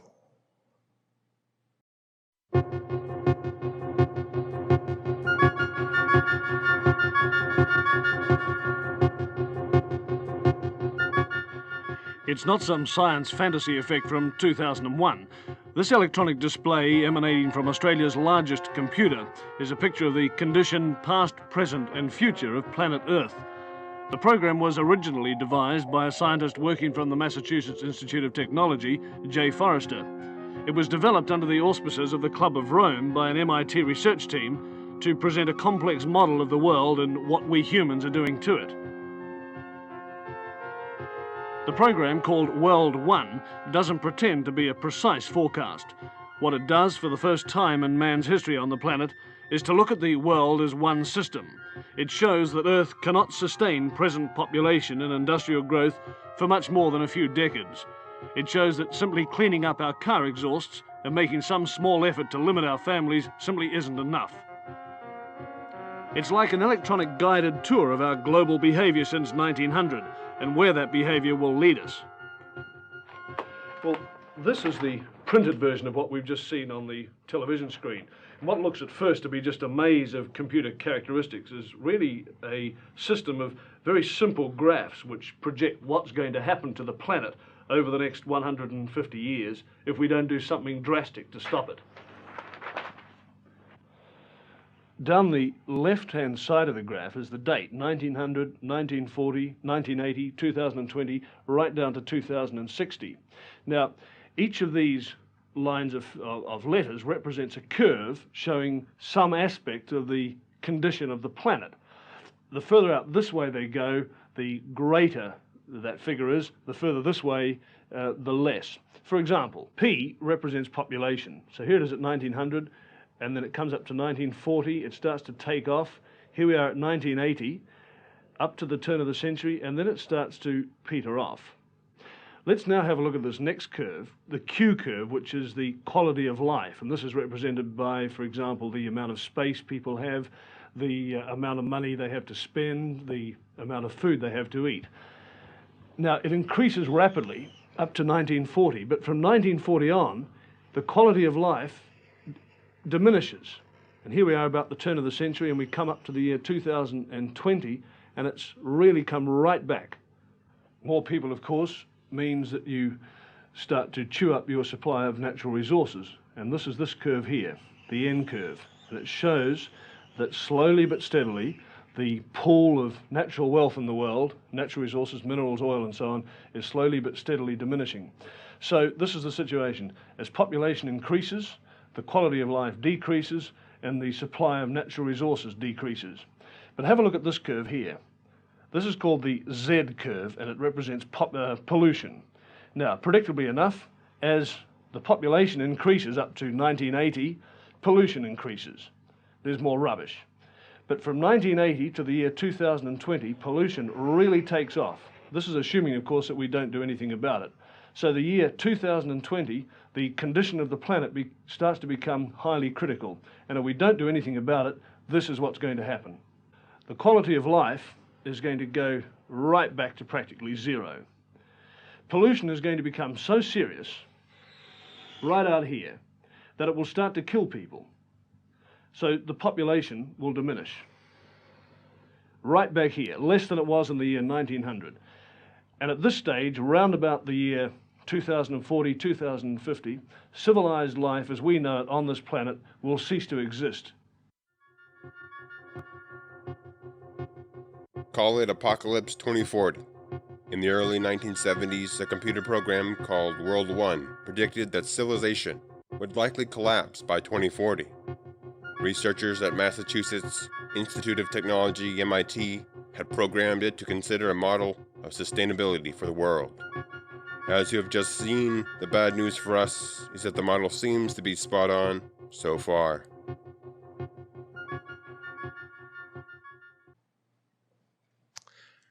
That was interesting, wasn't it? You know, it has tracked pretty close to that, don't you think? Particularly if you've been here through the closing part of the 20th century, you've seen that all happen very much like that. I'd like to mention something about that too. The Club of Rome sponsored that. The Club of Rome is a group of the elite. And they have had a plan for a long time. There's actually more on this video, but I didn't have time to share it all, where some of the people from the Club of Rome are interviewed, and they're saying what their plan is. And amazingly, it's very, very similar to what Nick Bostrom is saying now. They've had the same plan all along. And it makes me wonder, as I look at that computer model, if that's actually tracking data or if it's tracking the plan of the Club of Rome and the rest of the elite. Just kind of an interesting question. Well, I'm a Bible teacher, and I've taught a lot about the passage of time and things that happen. from the standpoint of Bible prophecy. And what I've seen is that Bible prophecy has agreed with essentially the main things that we saw in that video as they have unfolded. And that video kind of shows us you get to 2020 and everything starts going to pieces. Did you notice that? Did you notice that happened? Did you notice the world kind of got a little shove right at the beginning of 2020? Connect the dots. The scriptures very much agree with this picture and show us to have entered into a very critical period.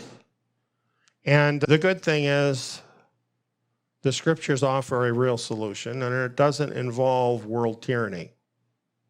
So we're going to get into that a little bit later. But it's interesting that the pattern that was set forth, sponsored by the Club of Rome, from this first computer to do this, has tracked so closely with what has actually happened and what the Bible has predicted for this generation. So we have every reason to believe, since everything else the Bible has predicted has come true, that the rest of it will happen too. So I just want to invite anyone who is with us right now. Soon we're going to put out a new edit of this Ages of the World series that I did. And particularly you want to look at the last age of the world, which deals with these very issues. We also have a lot of other prophetic material and seminars available at the site, and we invite you to come and see them. So that's pretty much the picture of what has happened. So I guess what I want to say is the first part of the illustration, I think, is true, that we have brought a lot of black balls, or I would say gray balls, out that could be good or bad.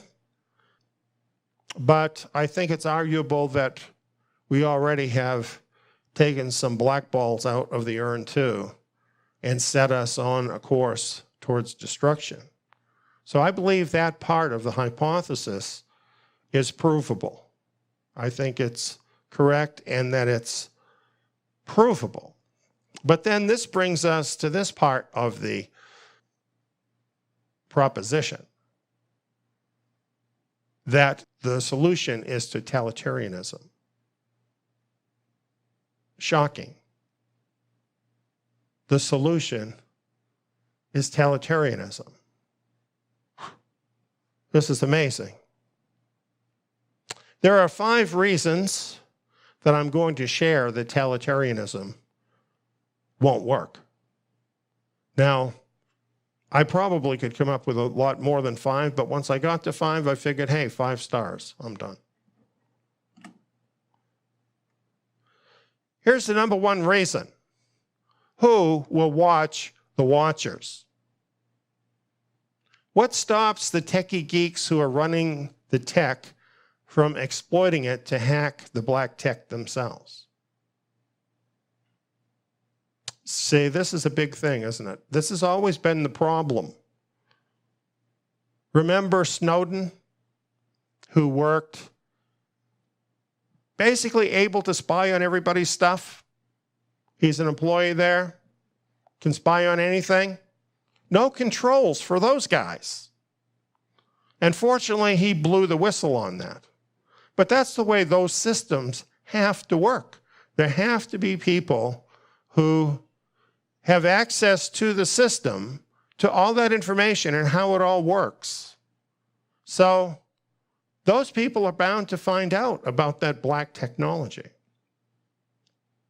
All you need is just one of them to think, well, I could make that work, and then I could be the greatest person in the world.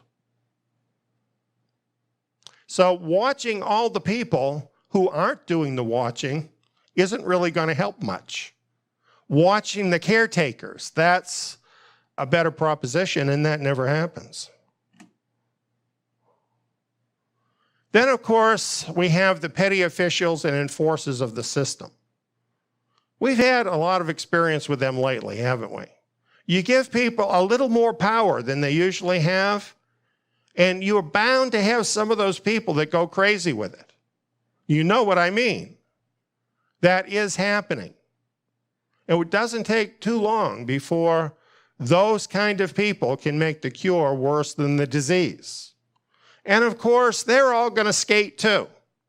So, you know what? It's really the worst people in the world that tend to gravitate towards those positions. Those are the people most likely to use the black tech against the world.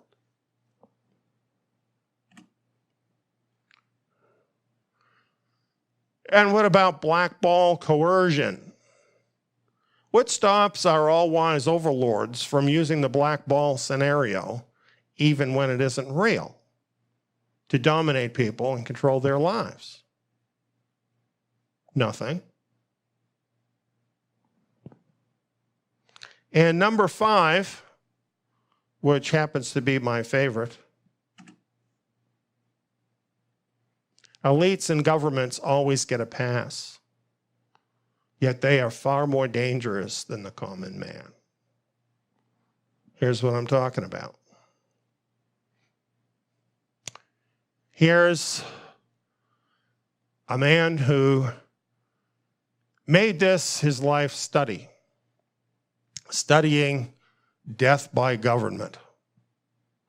And he published this book, which has great detail, well studied out. And in the 20th century, he found that governments murdered about 169 million people. Think about that. I'm not talking about wars here. I'm talking about intentional killing by a government of unarmed people. Governments are very dangerous. And statistically, they're more dangerous than anybody. The rulers are more dangerous than the people by a wide margin. And even if you factor in people like terrorists and criminals, the government is still way beyond them in terms of being dangerous.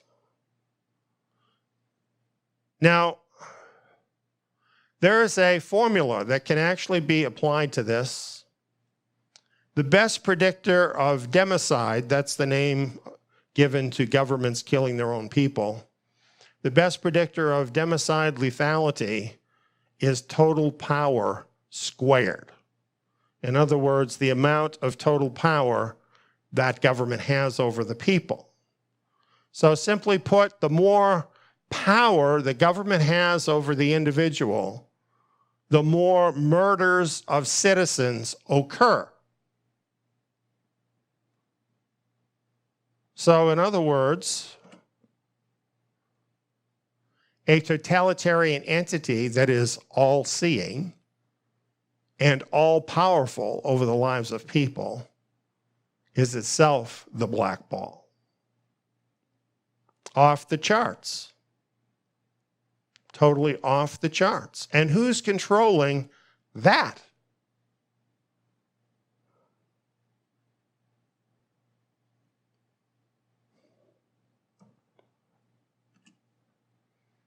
When I considered all of this, I thought surely Nick Bostrom knows these reasons and others with him eliminate totalitarianism as a solution. It's a preposterous solution. And, you know, most of us are not college professors, but we can figure this out, that this is no solution. So I'm wondering, why put forth a solution that is obviously wrong?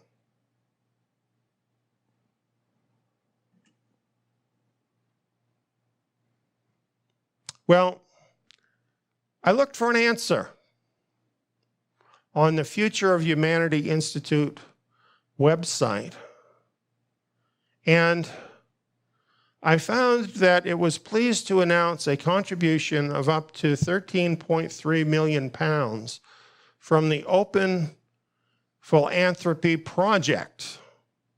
This was the largest donation in their history.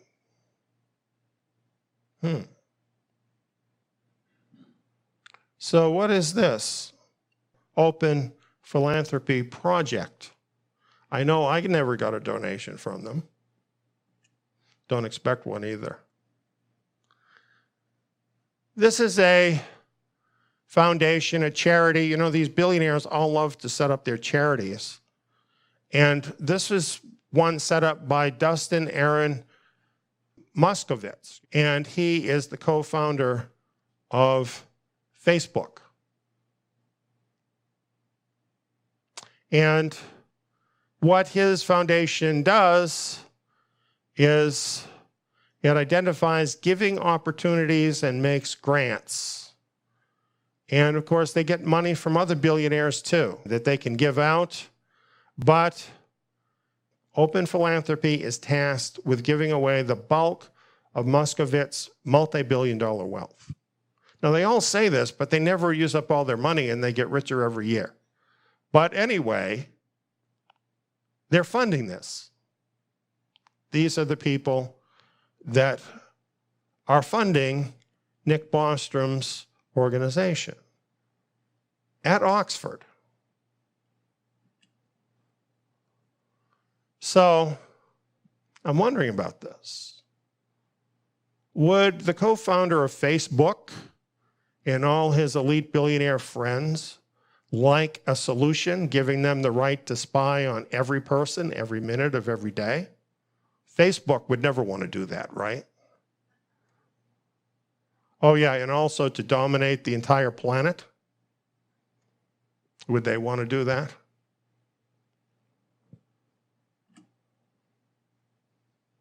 Would the globalist elite pay money for a new excuse to surveil and dominate every person?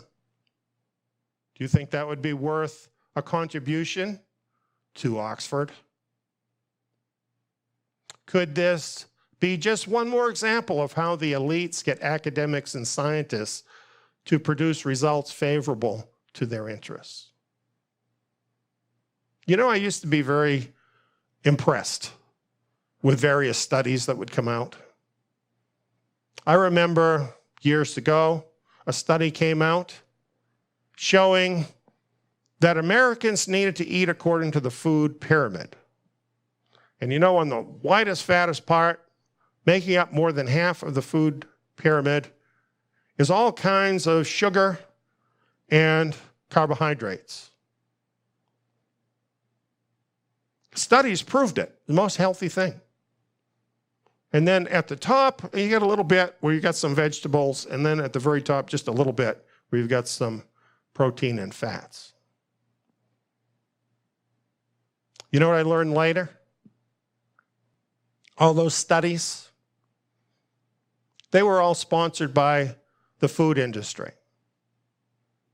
And they made big money with the food pyramid. And meanwhile, people died of heart attacks, obesity, diabetes, and the list goes on. Those studies, let me tell you something. Scientists can be whores too. And often they are. If you live long enough, you start to understand how the world works. And it isn't pretty,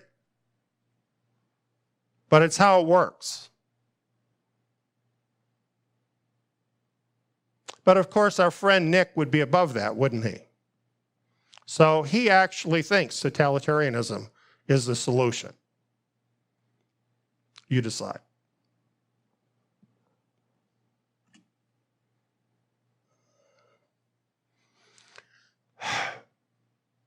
So why did they fund this? Why did the elite fund this at Oxford? the most prestigious institution on the planet, arguably. Why did they fund it? They need the support of this theory. And now that they have it, this vulnerable world hypothesis, it is energizing the elite. Because you know why? It gives these morally degenerate people who are totally selfish, but don't want to be seen by the world as being selfish, a moral justification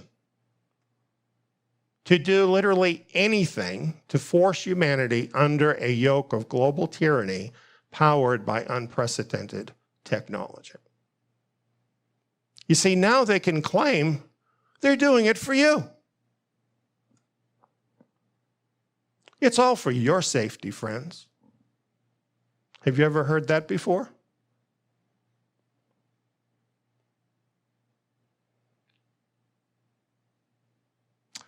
I'm telling you, now that this is out and they're pushing this, you're going to be hearing about this a lot more.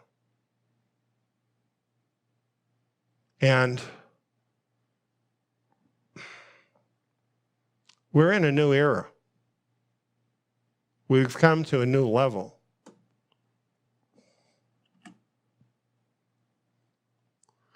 The globalist elites are now making covert war on all ordinary people of this world to bring everyone under a global totalitarian technocracy. And most of us do nothing to defend ourselves. We don't even believe it. Most of us don't even believe it. And I think even now, where most everybody that's hearing this, you may have lost your job, you may have lost your business, you have been isolated away by yourself, your life has been totally affected and changed by something that you had no control over, and yet you still don't know you're at war. This is a bioweapon, friends. You may not like it, but somebody is making war on you. Wake up and smell the coffee. Life is not going to go on like it always did. I know you want things to get back to the way they were. Well, they never are going to. Never. Oh, it might change back a little bit, just to throw you off a little bit, but the next thing is coming. Trust me. These people are absolutely determined to bring the world under totalitarianism and to do it soon. And they have means. They hold the keys to all the doors. They have all the levers of power. They have money, lots of money, control over the money. They have the technology. This is not a movie. This is real life. It's on, 100%.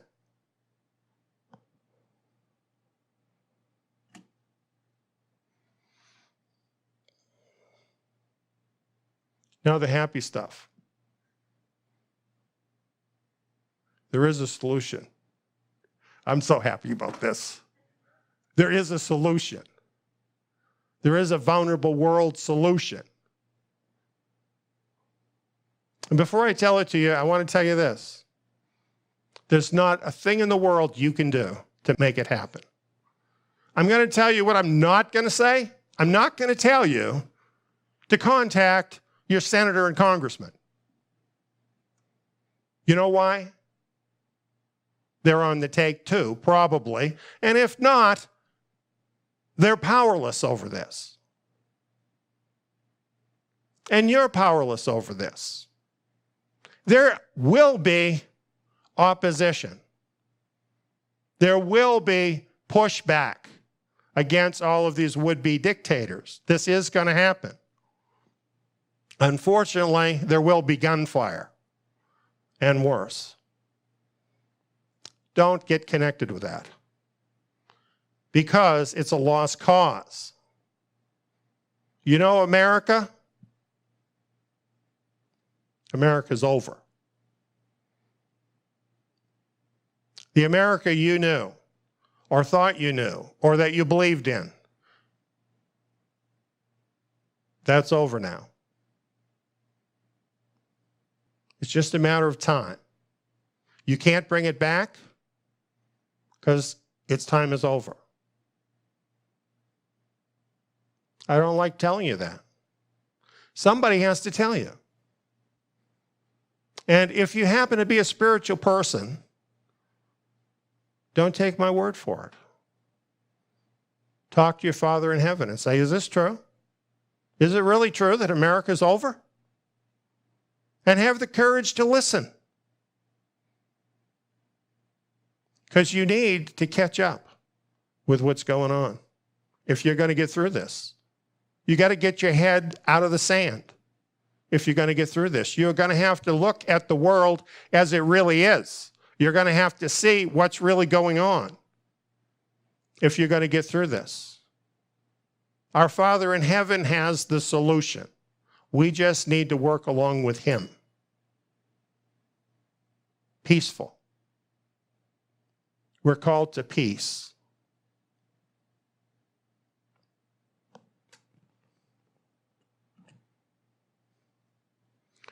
Well, here's a good place to start for a solution. Stop stealing from the Creator's urn without his permission. What makes these people think that they have a right to cross barriers that the Creator deliberately set up to break and enter into his areas to mess with his stuff?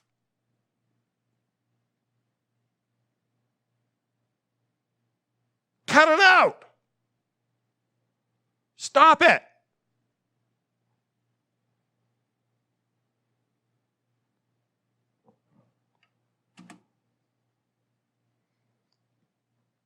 And I know what they'll say. Well, there really is no God. The fool has said in his heart, there is no God. They are corrupt and have done abominable iniquity. The things we're talking about are abominable iniquity. And the excuse, well, if we don't do it, somebody else will, doesn't work. There is somebody watching you. He who created the world is watching you. You are accountable whether you want to accept it or not accept it. It's still true. It's his world, not yours. Hands off.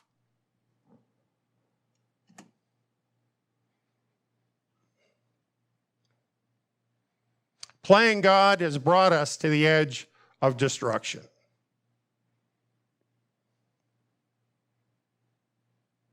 Right now.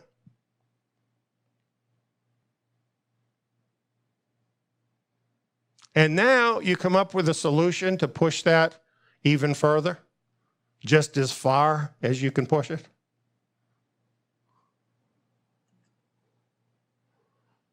Which is to say, the fools will not turn back to God and repent. So the solution is not convincing these people to change their mind and be good people. They already made their choice. They wouldn't be who they are unless they'd already sold out to Satan, would they? So stop worrying about them. They're the enemies of God. They're the enemies of humanity. If some of them repent, all the better, but don't expect it.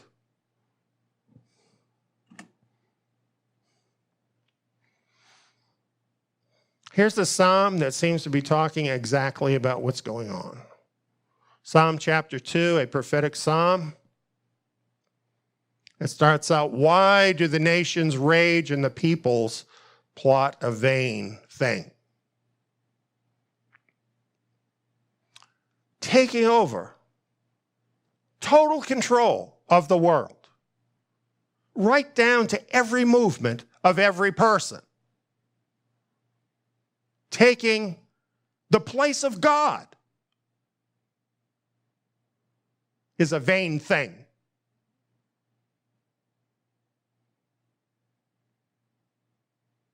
The kings of the earth take a stand, and the rulers take counsel together against Yahweh and against his Messiah. You see, these things they're doing, they are taking a position against the Creator and his Messiah, whom he has set forth to rule. And what do they say? Let's break their bonds apart and cast their cords from us. They can't control us. God can't control me. We're taking over now. That's what they're saying. That's what they want to do. That's what their one world government is about. Taking total control over those things that belong to God. Wresting that right out of his hand. He who sits in the heavens will laugh. Who do they think they are? Who do they think they are? They think they're pretty hot because they can build a cell phone. The Creator built the universe.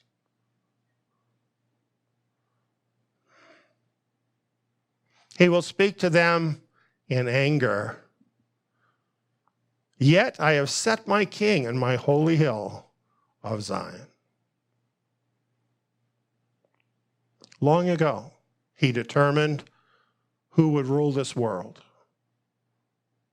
The only person who's worthy of that position, the only person who could ever do that and remain righteous, good, loving, kind, his son, Yeshua, who gave his life for us, who proved himself.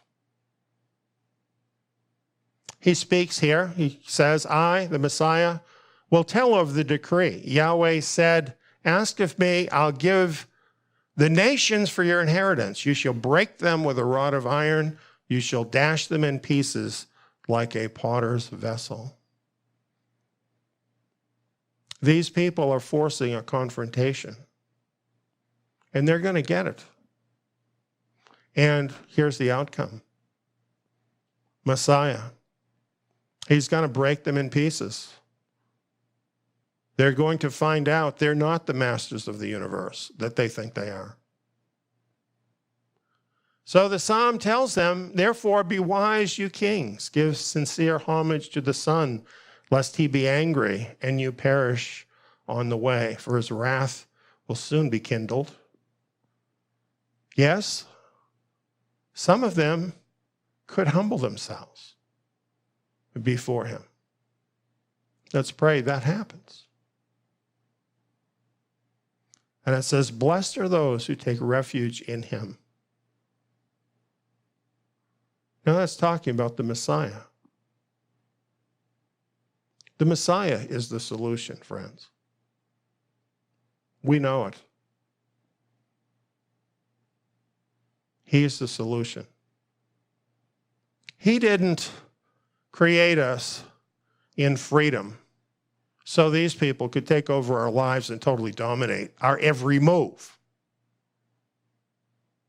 He's not down with that. Because if we're giving them our entire lives, we're not giving him the service he deserves.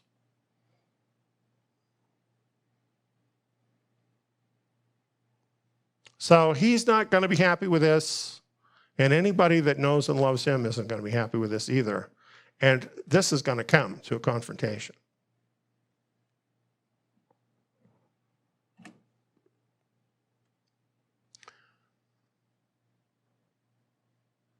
The book of Revelation talks about this. Revelation 11, 7 through 18. Revelation gives us a look into the future of the end of these days, speaking this prophetic prayer. We give you thanks, Lord Elohim, the Almighty, the one who is and who was, because you've taken your great power and reigned. The nations were angry, and your wrath came, as did the time for the dead to be judged and to give your bondservants, the prophets, their reward, as well as the holy ones, and those who fear your name, to the small and the great, and to destroy those who destroy the earth. That's the solution. Get rid of the people that are causing the problem. That's not our job. That's his job. And he says when he comes, he's going to do that. He's going to destroy those who are destroying the earth. And it is going to happen. Unfortunately, it's the only solution that will work. Because as long as people like this, who want to totally dominate everybody else, who want to rip off everybody, who want to take over all of the resources of the world, who want to dominate all the people, as long as those people are in the world, it can't be better. You know what? We could have a technological society right now, it would be possible, that didn't have these problems. Could totally happen. Think about how our world is organized. Like, for instance, we talked about the vulnerable world, right? Do you think it's by accident that we have been totally separated from all means of support of ourselves? Do you think that's an accident, that it happened that way? Couldn't we just as easily have technology so that each of us could have our own land, our own home, with our own energy? Even with existing technology, like, for instance, solar panels to provide our energy or other ways. Is there any reason we couldn't do that?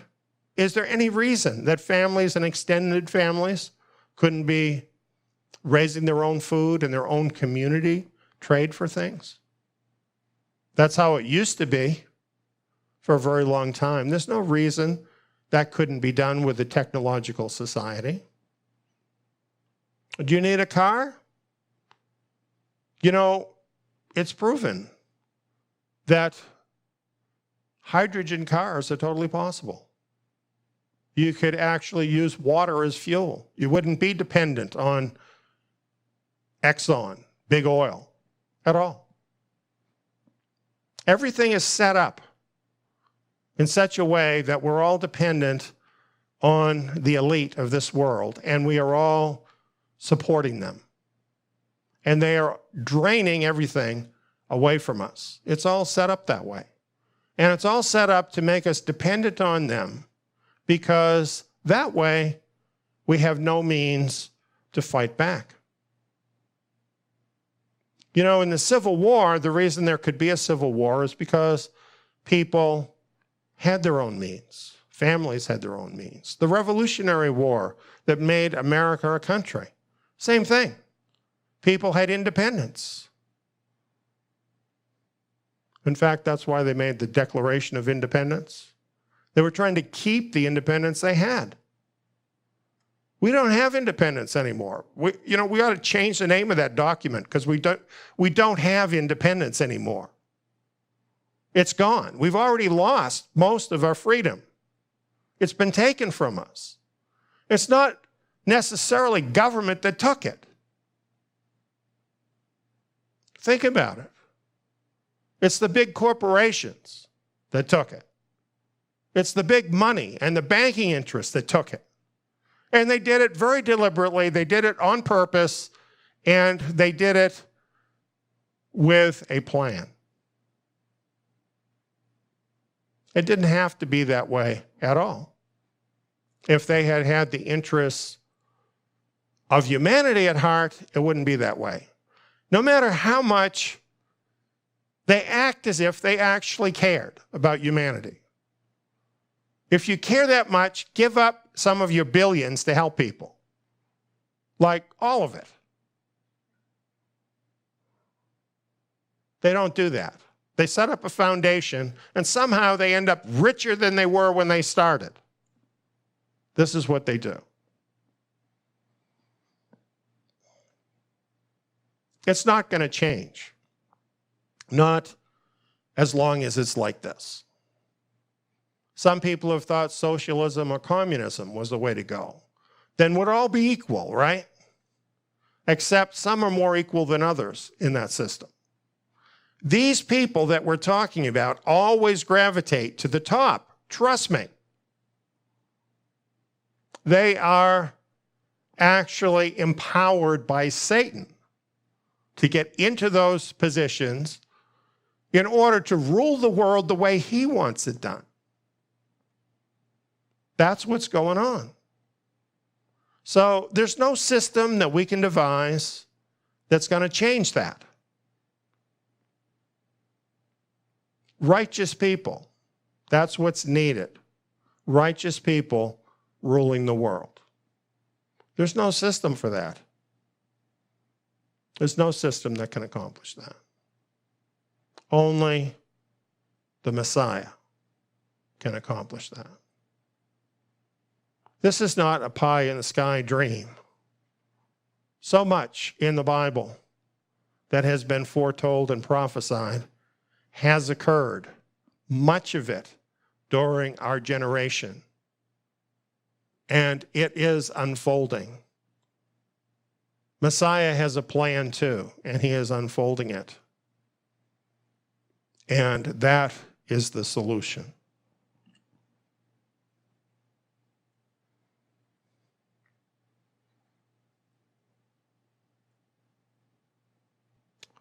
So here we are. We have a time of crisis. We're living in a time of crisis. And it's going to intensify. There's a war going on. And in the book of Revelation, it shows us that.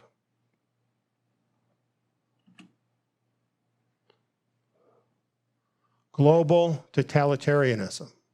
That's what we're looking at. You know, there's never been totalitarianism like this. They've wanted to do it, but they haven't been able to do it. Just imagine what they're proposing. Being able to use technology to track every person's movements in real time all the time. And whatever they don't like, to be able to instantly censor. And of course, the very worst possibility is if Elon Musk's vision goes along with this, and we have our brains actually wired into the system. Imagine that.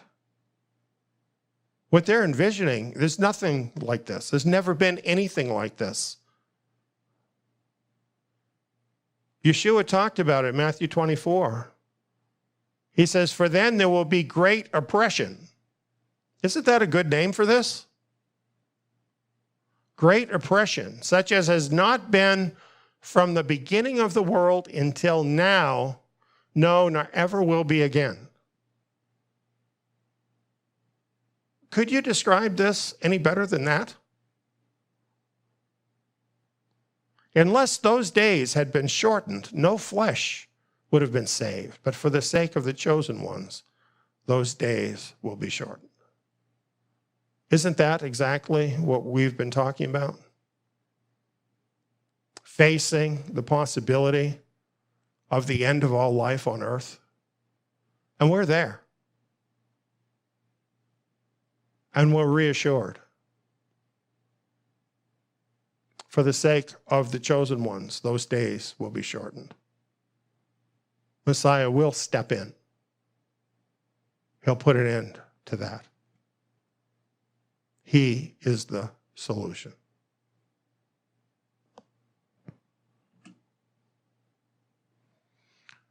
He also said in Luke chapter 21, "So be careful, that day will come on you suddenly, for it will come like a snare on all those who dwell on the surface of the earth.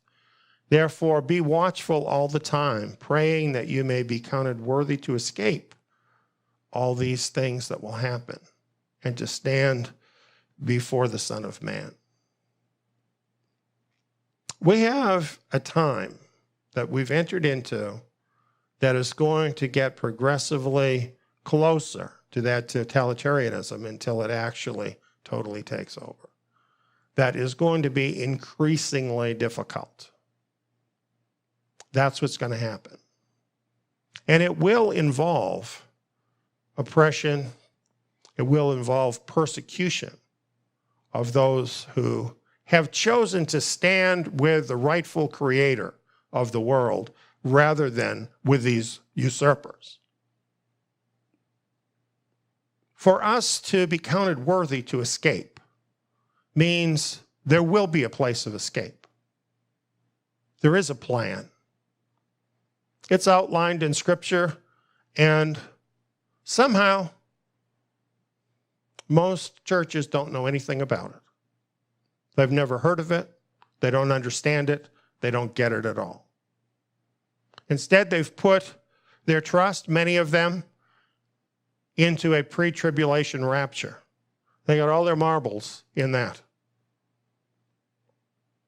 And that's all based, unfortunately, on an error. That's not the answer. It's not the answer.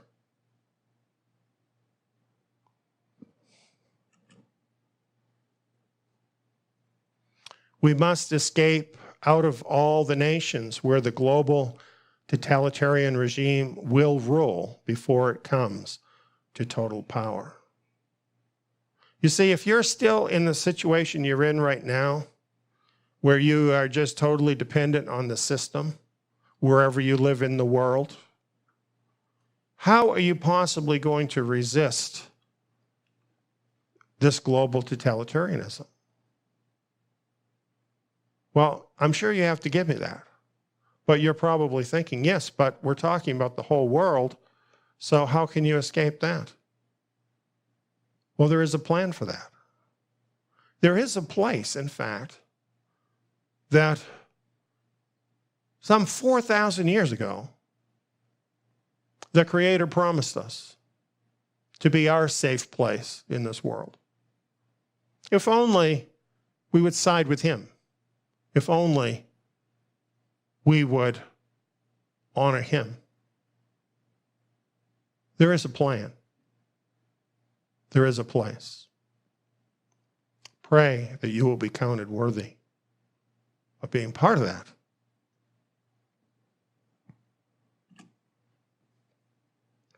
The vulnerable world solution.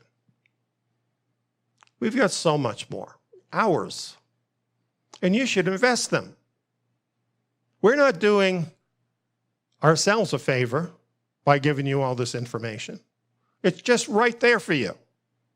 Hours of free information to help you through this time.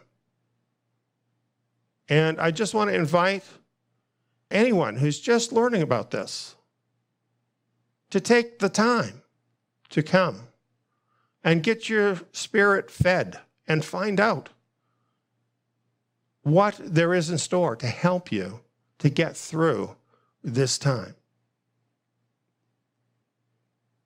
Thank you for listening.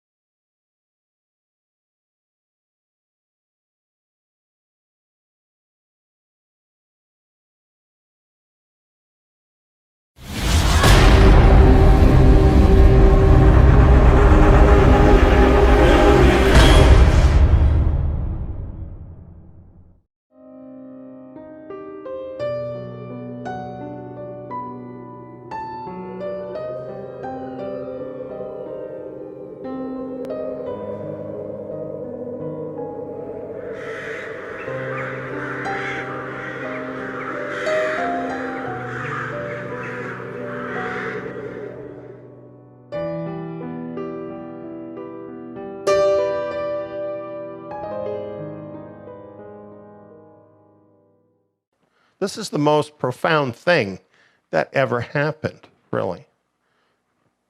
Now, look at the picture that I prepared regarding the sufferings of Messiah. Some people would look at that picture and they'd say, oh, that's really awful. You know, you really shouldn't choose a picture like that. And I have to tell you, I've really toned it down. You know, the actual picture was in living color. And there's a lot of blood. And you know what? The picture is probably not anywhere near true to life, as bloody and as horrible as it really was. And when we talk about what happened with Messiah, we're talking about something that is visceral and on a certain level repugnant to us. I think most of us by nature hate violence, don't we? One of the things about this picture that I thought kind of helped understand what was going on is this Roman who is applying the lash here to the back of Messiah, and how deranged and even gleeful this face really is to be causing this suffering. And I don't know if the Roman soldier who did it was actually like this, but certainly Rome itself was like this. And really much of the human race is like this. Vindictive and hateful. And we're seeing a lot of hate in the world today, a lot of hate. And all of the hate of the whole world was directed on him.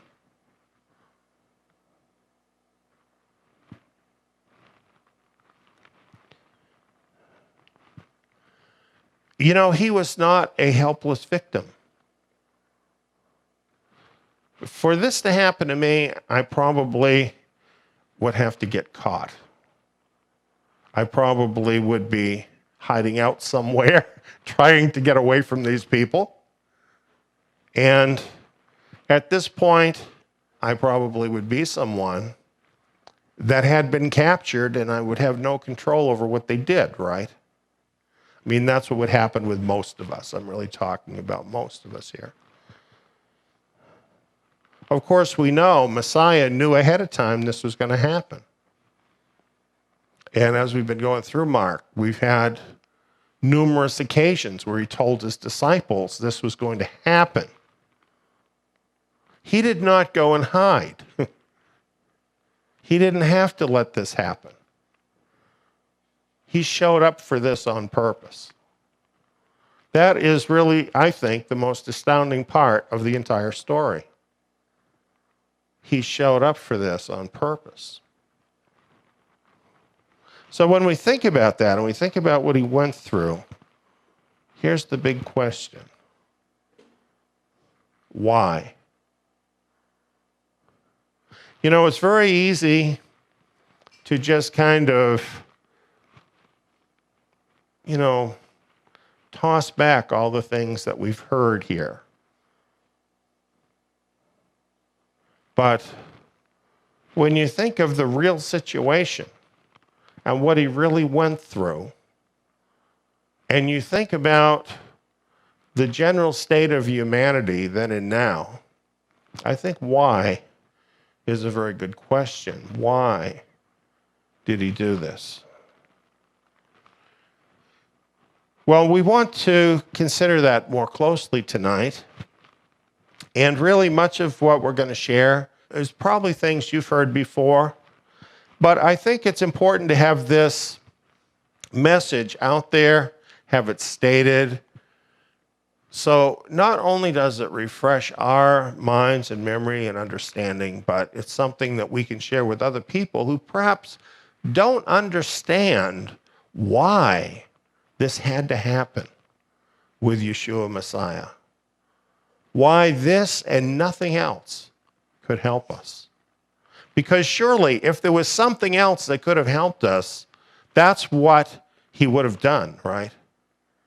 You're not going to go to this kind of extreme unless it's the only thing that works. What possibly could have required this? Well, it really has to do with good and evil. Now let's talk about some of the concepts of good and evil that are some of the most popular concepts today. One concept comes to us from Charles Darwin. It's the evolutionary mindset. And it's called survival of the fittest. And according to this mindset, good and evil actually don't exist. There's no such thing as good and evil. There are only winners and losers in the fight for survival. So it's actually a virtue, if you consider being alive a virtue, to do absolutely anything you need to do to be the big fish, to be the one that survives. It's a dog-eat-dog world, some people say.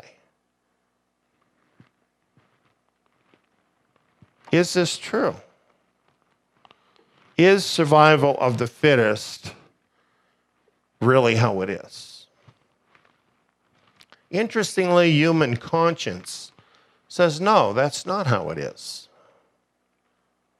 If evolution were true, why would human beings ever develop a conscience? If it was all about just surviving, why would we ever have a conscience telling us the difference between right and wrong? And you know, it seems that virtually all people have that. The book of Romans explains this. It says, when Gentiles who don't have the Torah do by nature the things of the Torah, these not having the Torah are a Torah to themselves, in that they show the work of the Torah written in their hearts, their conscience testifying with them. So the fact that we have a conscience that is capable of recognizing right and wrong shows that right and wrong is something real. It's a real thing. So that idea is really proven wrong in its face. Well, another idea that's very prominent, not only is this a prominent idea in Eastern religions, but also in popular culture. The idea that evil and good are really part of the same thing, but different ends of the same spectrum. In other words, all of it is eternal. And you have to have evil to have good, and you have to have good to have evil. And there's a reason for all of it to eternally exist. And Star Wars has taught really popular culture this teaching. The Force, right? The Force. And there's the dark side of the Force. And there's the light side of the Force. But it's all the Force. Well, I don't really like Star Wars very much anymore. I did like the original movies, but that's a whole other story. But is this idea of the balance of good and evil in any way true? Is this really what it's about? Is it really all about balance between good and evil? Well, The truth is, and I think we already know this, that whole idea is wrong. There is no such thing as a dark side of the force, as if there's a dark side of the Creator. Darkness does not exist on the same spectrum with light. We know this is true, right? Darkness does not exist on the same spectrum with light. Light was created, but if you look in Genesis chapter 1, you'll find darkness was never created. Darkness is simply the effect of the absence of light, right? So, when light is everywhere, there can be no darkness. The same thing is true of evil. Evil does not exist on the same spectrum with good at all. Evil is not a created thing at all. Evil is the effect of the absence of good. So, when good is everywhere, there can be no evil. I think this is wonderful news, don't you? Because it means that evil is only temporary and it will eventually be eradicated out of the universe. The balance of the force is a myth.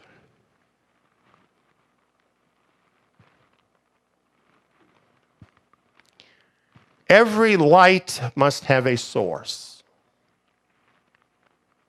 It might be your flashlight, might be the fluorescent lights, might be the sun, might be a candle in the darkness.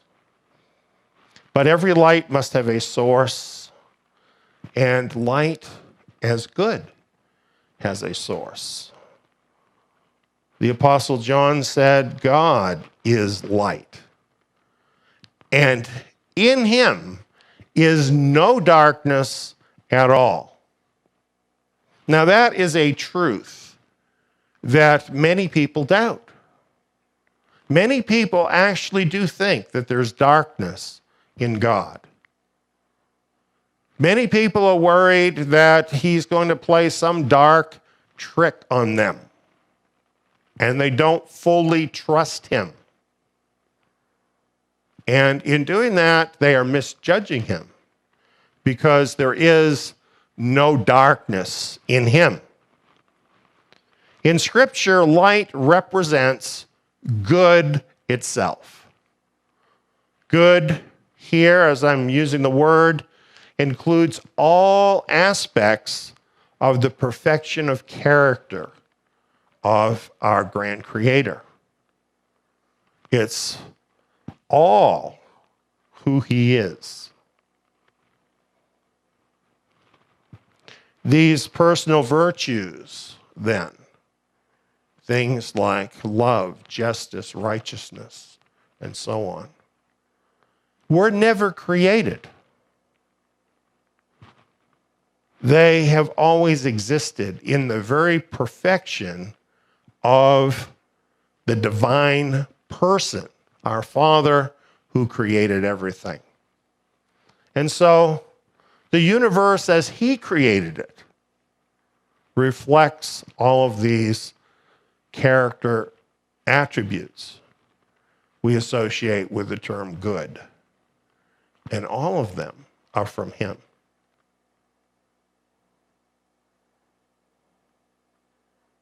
You know,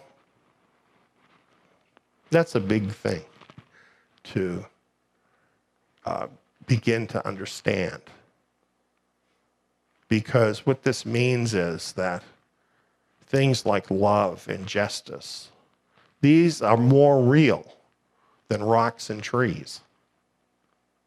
Because they have always existed within the Creator. They're not even created things. They are, in fact, eternal. Those character attributes of our Father. And they will always exist because he will always exist. It's really an amazing thing to think of that. So to equate that with darkness and evil is stupid, isn't it? When you think about it. Well, here's what happened. Our Father created man and woman in his image. Now, we often hear that term, man was created in the image of God, but what does it mean? It means that human beings were created embodying the virtues of the divine character. In other words, mirroring those virtues. And since there is no evil in God, we just read that, right? There's no darkness in him. Then there was no evil in man when man was created as a direct creation of our Father in heaven. Human beings, when first created, were absolutely perfect in every respect. Isn't that amazing? I can really understand why some people find that hard to believe in today's world, because it's far from a perfect world. But that's not how it started out. The image of God includes free will. Our Father in heaven has free will to make choices. So therefore, when he created man and woman, being in his image, they had free will. They could make choices. And they did make choices. Now, this is really where the problem came in. And this was not a mistake on God's part, giving them free will. They wouldn't be real people if they didn't have free will. When Yahweh created the angels, they too had free will. All intelligent beings have free will. And we know the story from the scriptures of what happened. God told the first man and woman not to eat the fruit of a certain tree. Do you know why he told them that? To give them a choice. To make it possible for them to actually decide to obey him. If there were no commands that they could break, then what choice would they have, right? They wouldn't have a choice to obey him. So he gave them one command. This was the only one at that time. Don't eat the fruit of a certain tree. And they could get by perfectly well without that fruit, right? Because they had a whole garden of fruit trees. Well, we know what happened. An angel that we sometimes call Lucifer saw in this an opportunity to elevate himself. And he took the form of a snake in the garden. And he deceived the first woman into eating the fruit. Adam, like a lot of men, had a real soft spot for his wife. Turns out he loved her more than he loved his Creator. And he was not deceived, but he also ate the fruit.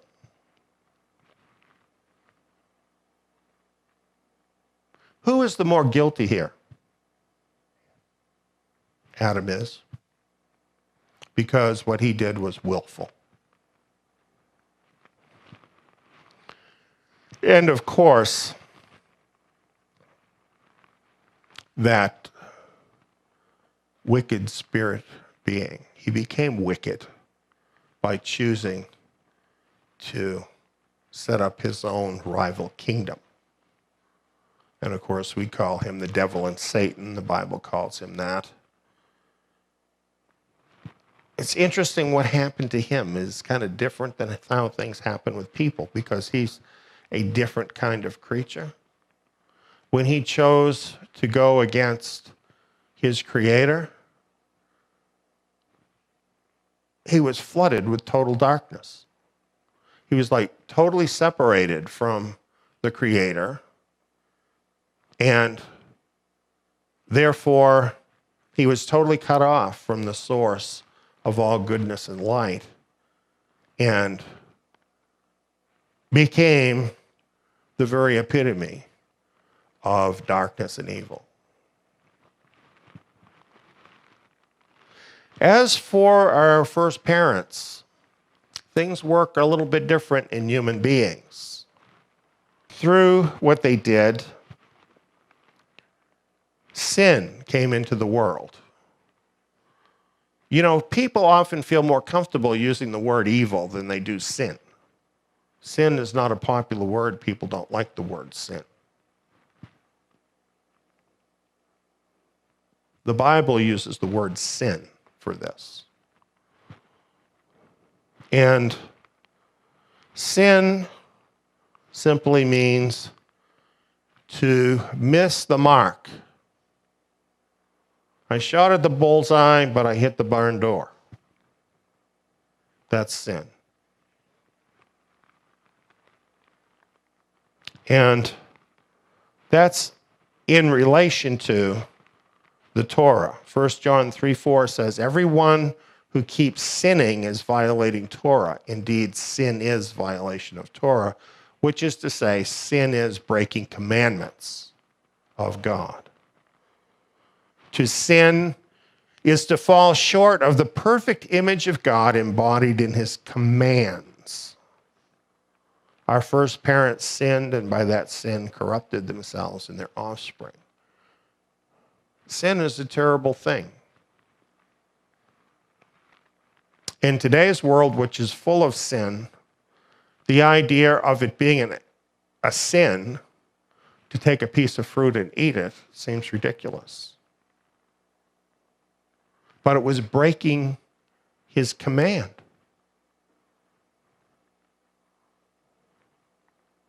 When we see the results of sin, we have to say that sin is the most toxic thing that ever came into the created world. It's far more destructive than atomic energy, for example. It has really left its horrible mark on the entire creation. And it continues to every day.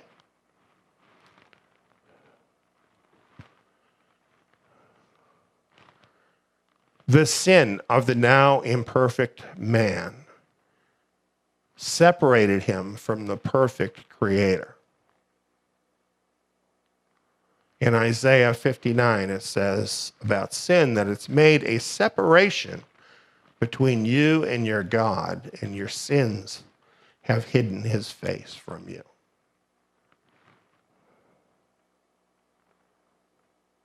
I think that's understandable, because we were created to reflect the perfect image of our Creator. And now, because of sin, that image has been irreparably marred, cutting mankind off from his Creator.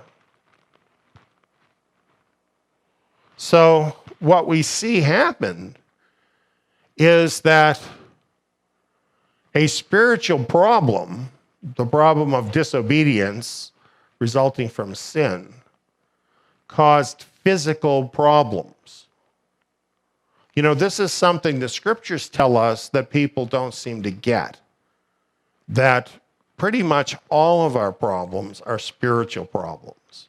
They originate because of spiritual issues, and these are manifested in the physical world. And this is very much what has happened regarding sin. The scripture says that the wages of sin is death. And we see this in our own lives. and in the lives of people around us. Sin brought imperfection, suffering, and death to us all. While that's always been a biblical truth, we haven't always known how that happens. Only in this 21st century have we had scientific inquiry on such a level as to actually confirm this truth of Scripture and to tell us how it happens.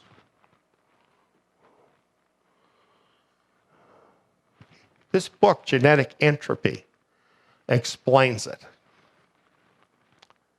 This book is written by a world-famous geneticist by the name of Sanford. And he's a person who has decades of actual experience of working with genes. And when he started out, he basically accepted what they taught him in college about evolution. But as time went by and he was actually working with genes and studying genes and developing genetics, establishing companies that were based on genetics even, he could tell from his own experimentation what he was able to actually see happening, that things were very much different than the way they had been represented, and that it was really quite impossible for our DNA to have evolved.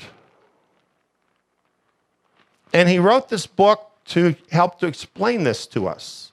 And by the way, it was the human genome that caused this atheistic scientist to become a believer in Messiah.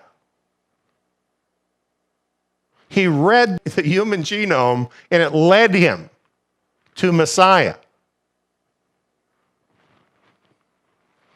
Genetic entropy is known by confirmed scientific observation. It is a fact, not a theory. Observed science tells us we're not evolving upward as some think. We are, in fact, breaking down daily, just as the inspired scriptures say. Genetic entropy is the actual mechanism by which sin causes aging, disease, and death. And we have a little graphic here of our genome.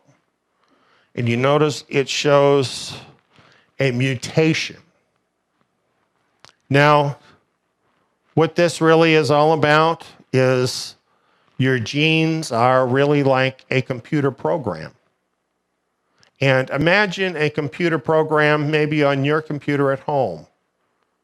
And have you ever noticed that after you've had your computer a while, it gets slower and you have lots of errors and stuff?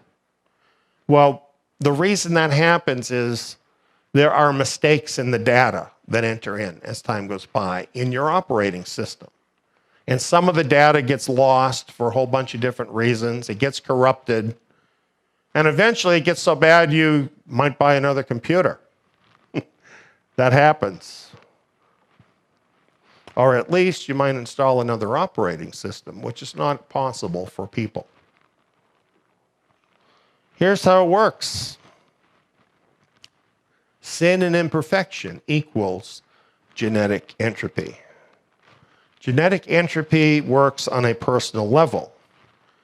In our bodies, there are roughly 3 new mutations. That's DNA write errors for every cell division. And you have cells dividing off by the thousands all the time. So every one of them is producing new mutations, breaking down your DNA. Our cells become more mutant and more divergent from each other every day. By the time we are old, each of our cells has accumulated tens of thousands of mutations. And you know what? We don't have a pill for this, because your DNA is in every cell of your body. We don't have an elixir for this. You can't get an operation for this. There is no cure for this problem. Mutation, accumulation is the primary reason our bodies break down and we grow old and die. Another way of saying this is imperfection. Imperfection is continually multiplied within your DNA. That's what's going on. Exactly what the scriptures tell us. This is what's going on. This is what is killing you right now.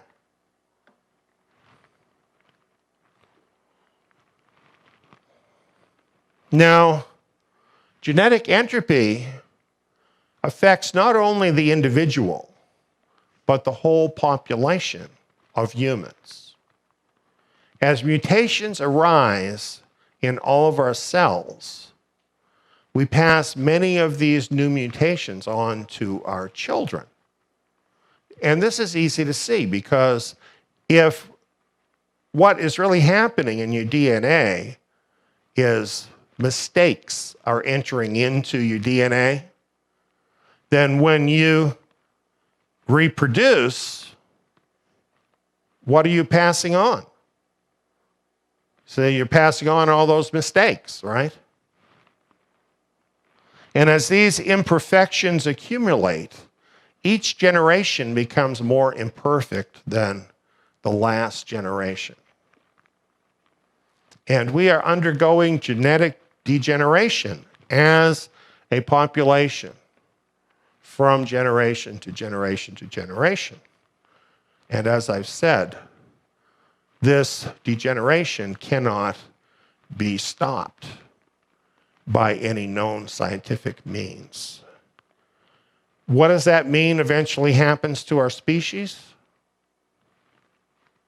The same thing that has happened, by the way, to other less complex species already. And that is, we get to a point where our species can no longer successfully reproduce, and mankind will die. There would be no more people if this just keeps going this way. That is the effects of sin.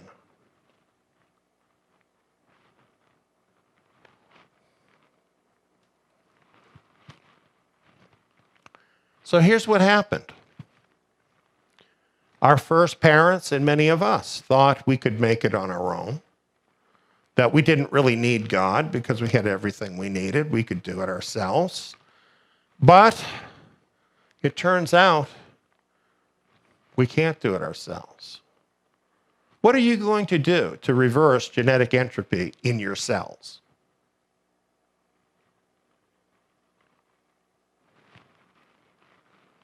Both spiritually and physically, we were and are completely lost. That's just a fact. A lot of us don't want to believe that. A lot of us like all this rah-rah, mankind can do anything kind of thinking. But that's all just a stupid dream.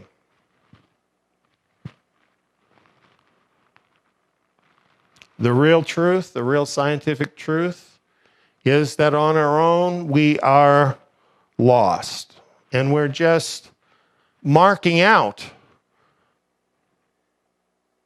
the inevitable, passing time till we finally get to that place. That's where we're at on our own.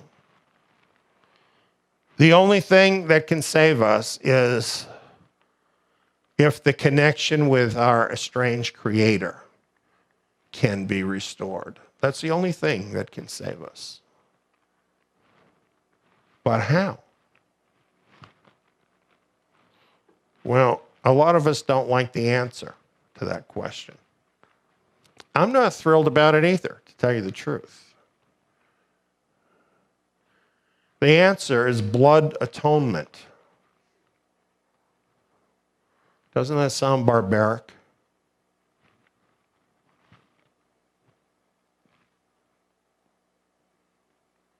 Blood atonement.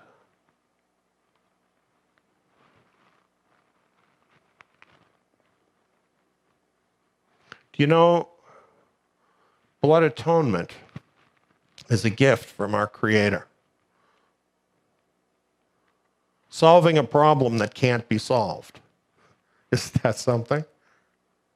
That's why even if it sounds repulsive, we need to understand the truth about it.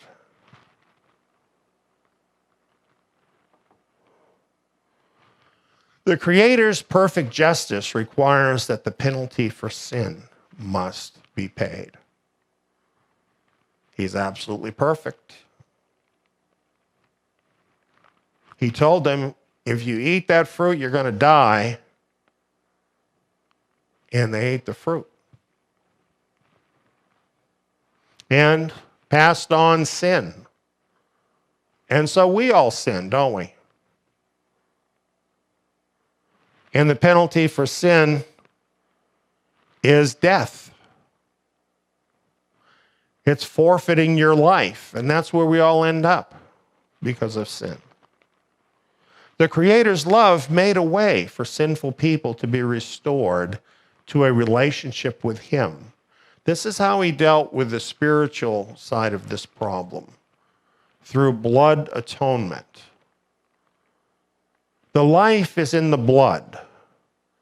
The blood of an acceptable animal sacrifice could be substituted for your life through blood atonement to pay the price for your sins so that then you could approach your Creator and have a relationship with Him. And faithful men such as Abel, Noah, Abraham, Jacob, and the whole nation of Israel practiced blood atonement so that they could have a relationship with their Creator. And this was truly a gift of grace from Him to allow sinful men to have a way to be able to approach Him. And yes, it's repulsive. The idea of killing any creature, especially in this modern age, is a repulsive idea. And yet, the price for sin must be paid, and it is a high price. Nothing less will do.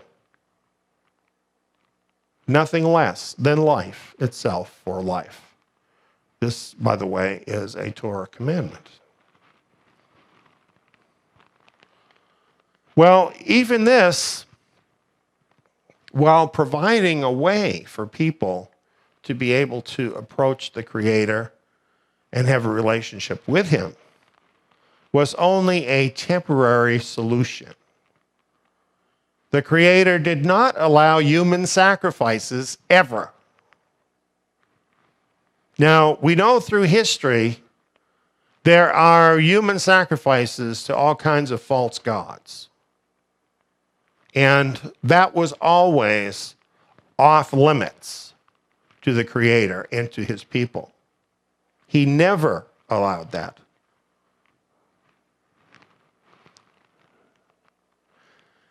Animal sacrifices don't equal the life of a human. So they had to be continually repeated as a person continued to sin throughout his life. Blood atonement through animal sacrifices made a relationship with Yahweh possible for thousands of years for His people.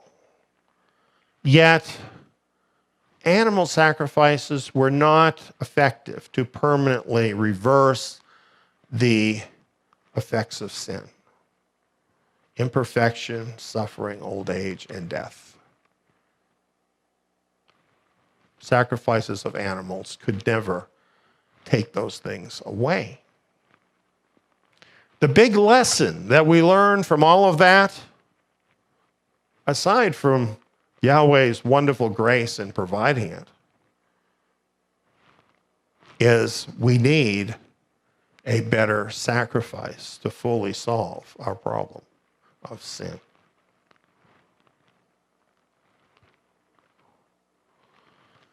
And a better sacrifice was promised through the prophets. Here in Isaiah 53, we have a prophecy speaking of the Messiah hundreds of years before he actually came into the world. And I'll read some of these verses. Surely he has borne our sickness and carried our suffering, yet we considered him plagued, struck by God, and afflicted. But he was pierced for our transgressions. He was crushed for our iniquities. The punishment that brought our peace was on him, and by his wounds we are healed.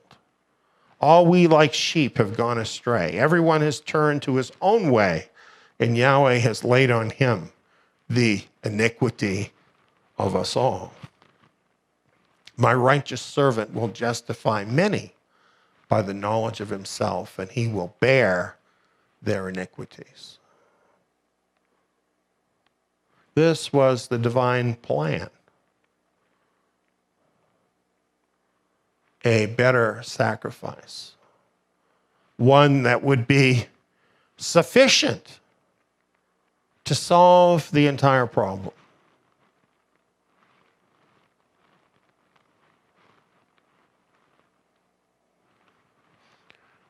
When you understand these truths from Scripture and reality, and you look at this picture, you understand why the Scriptures say that he took our punishment. That could be me there, getting what I deserve. It could be you there, getting what you deserve. But he stepped in your place and took your punishment. That's just too profound for words, isn't it?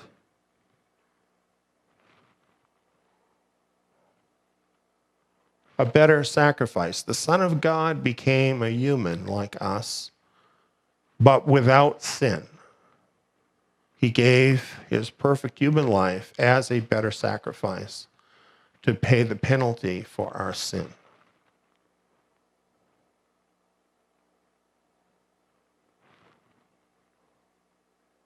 I've spent a lot of time thinking about this, and I bet you have too.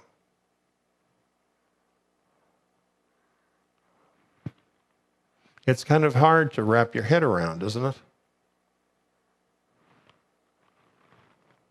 The big question I've thought about a lot is this question. Why?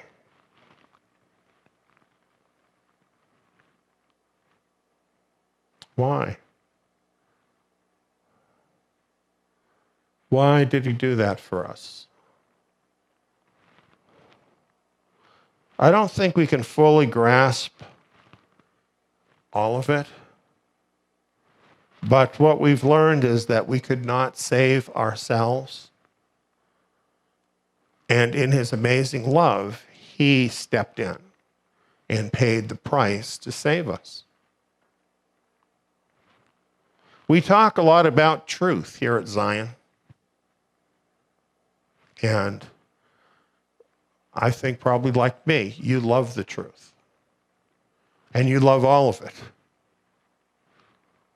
But I don't think there's any truth that we ever look at that is more profound than this truth. Because this was backed up with something real.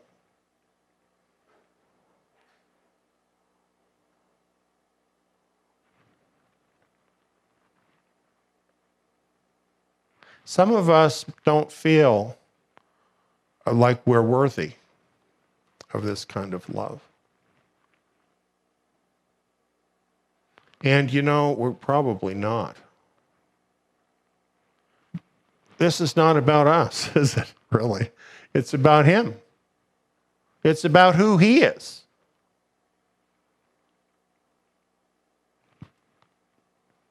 The book of Revelation says he alone is worthy. It's really about him, not us. He saw our need, and he had this love. His Father had this love to do what we needed. It was the one thing that would work, and he did it. And that's what love is. That's love. That's how we know what love is. And this is so much more than just those gushy emotional feelings, isn't it? There's nothing gushy about this. This is real love, doing for us what's needed.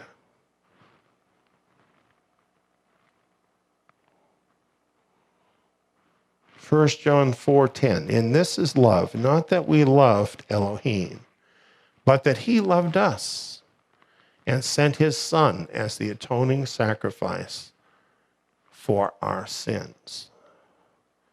It's not really about our love for him. It's really his love for us that explains this to us. But where does our love then fit in? Is there any other response that's appropriate with what he has done for us, but for us to love him?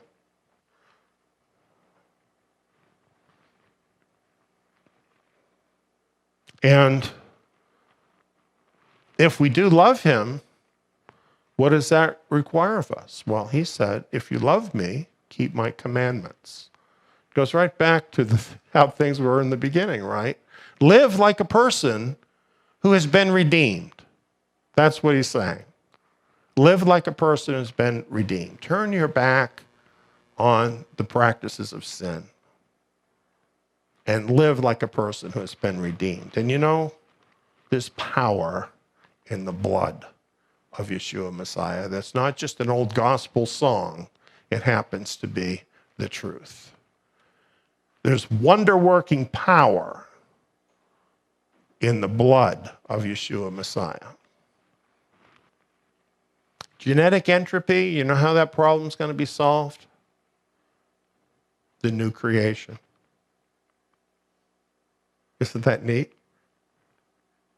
He's going to recreate the heavens and the earth without all those mistakes that sin has brought in to the universe.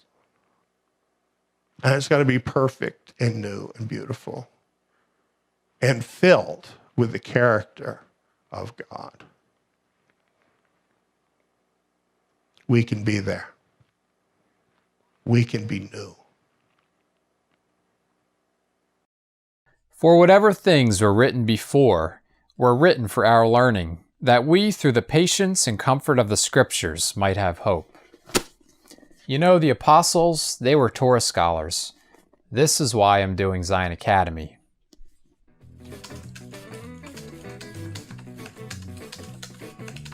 The lessons include 2-hour audio programs and quiz modules. All the lessons in the Torah can be applied to us today. Not to mention, they open up the renewed covenant scriptures in a whole new level, much like the apostles had understanding of the Torah. Plus, I can do the courses in my own time, at my own pace, with no prerequisites, and at a very low cost. I can do them here. Or here.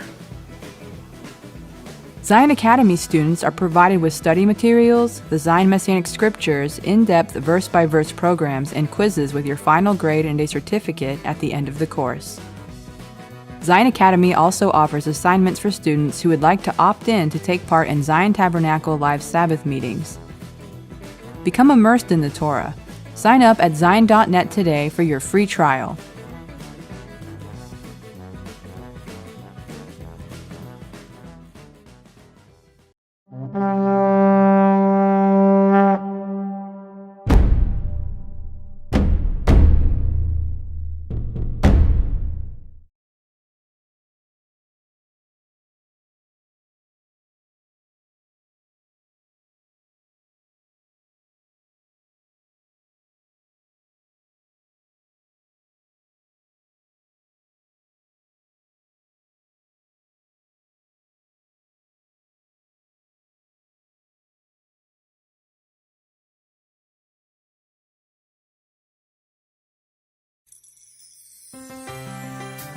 Isn't the world around us going insane?